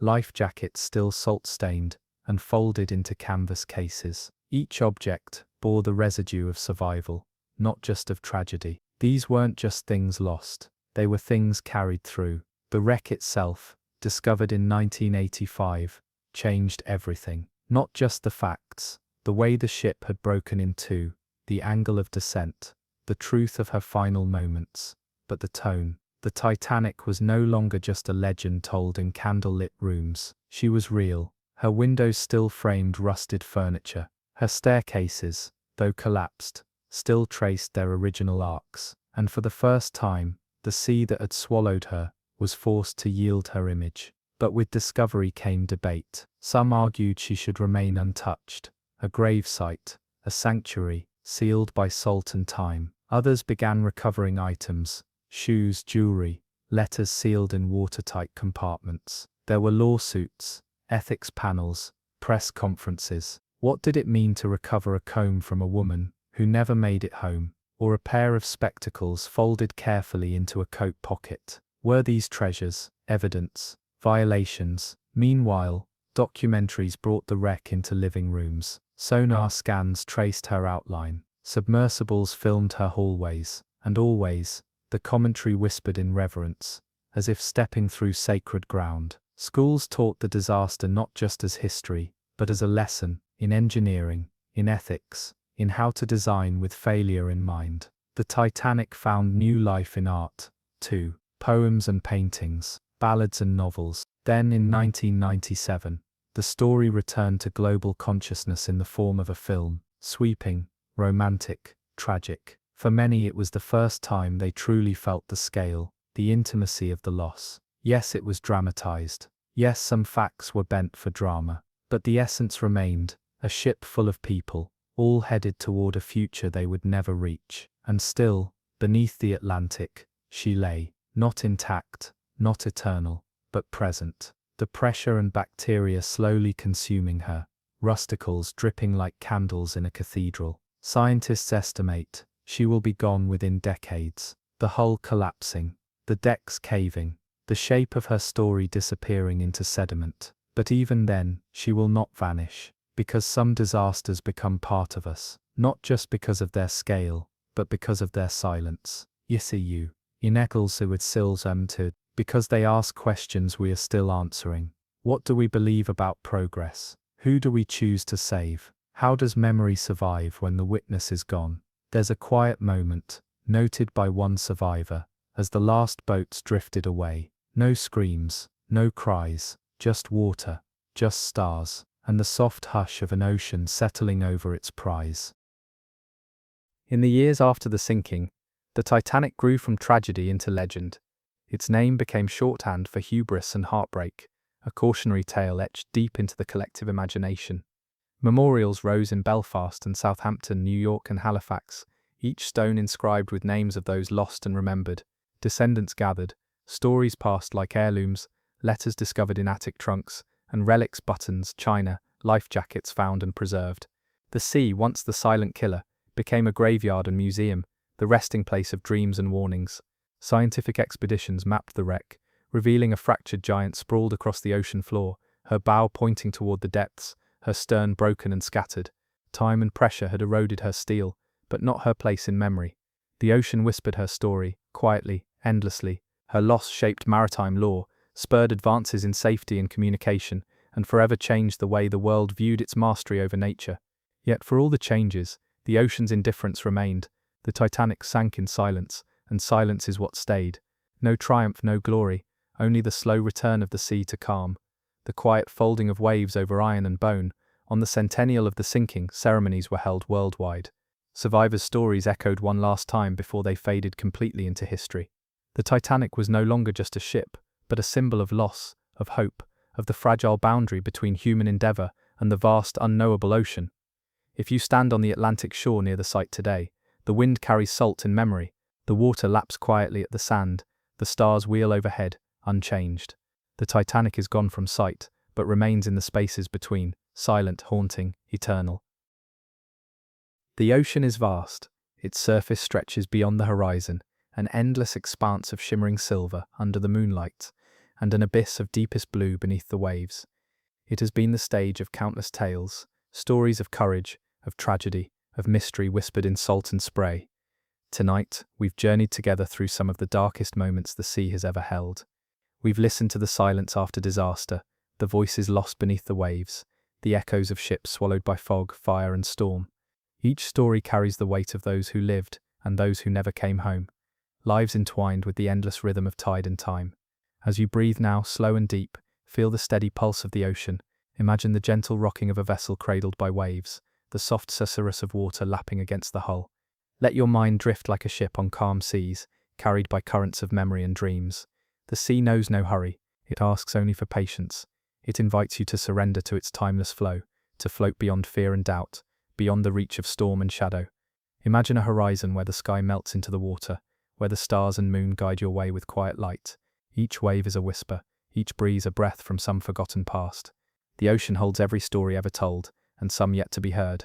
Allow your thoughts to settle like sediment in deep water, settling slowly, gently, until the mind becomes still and serene.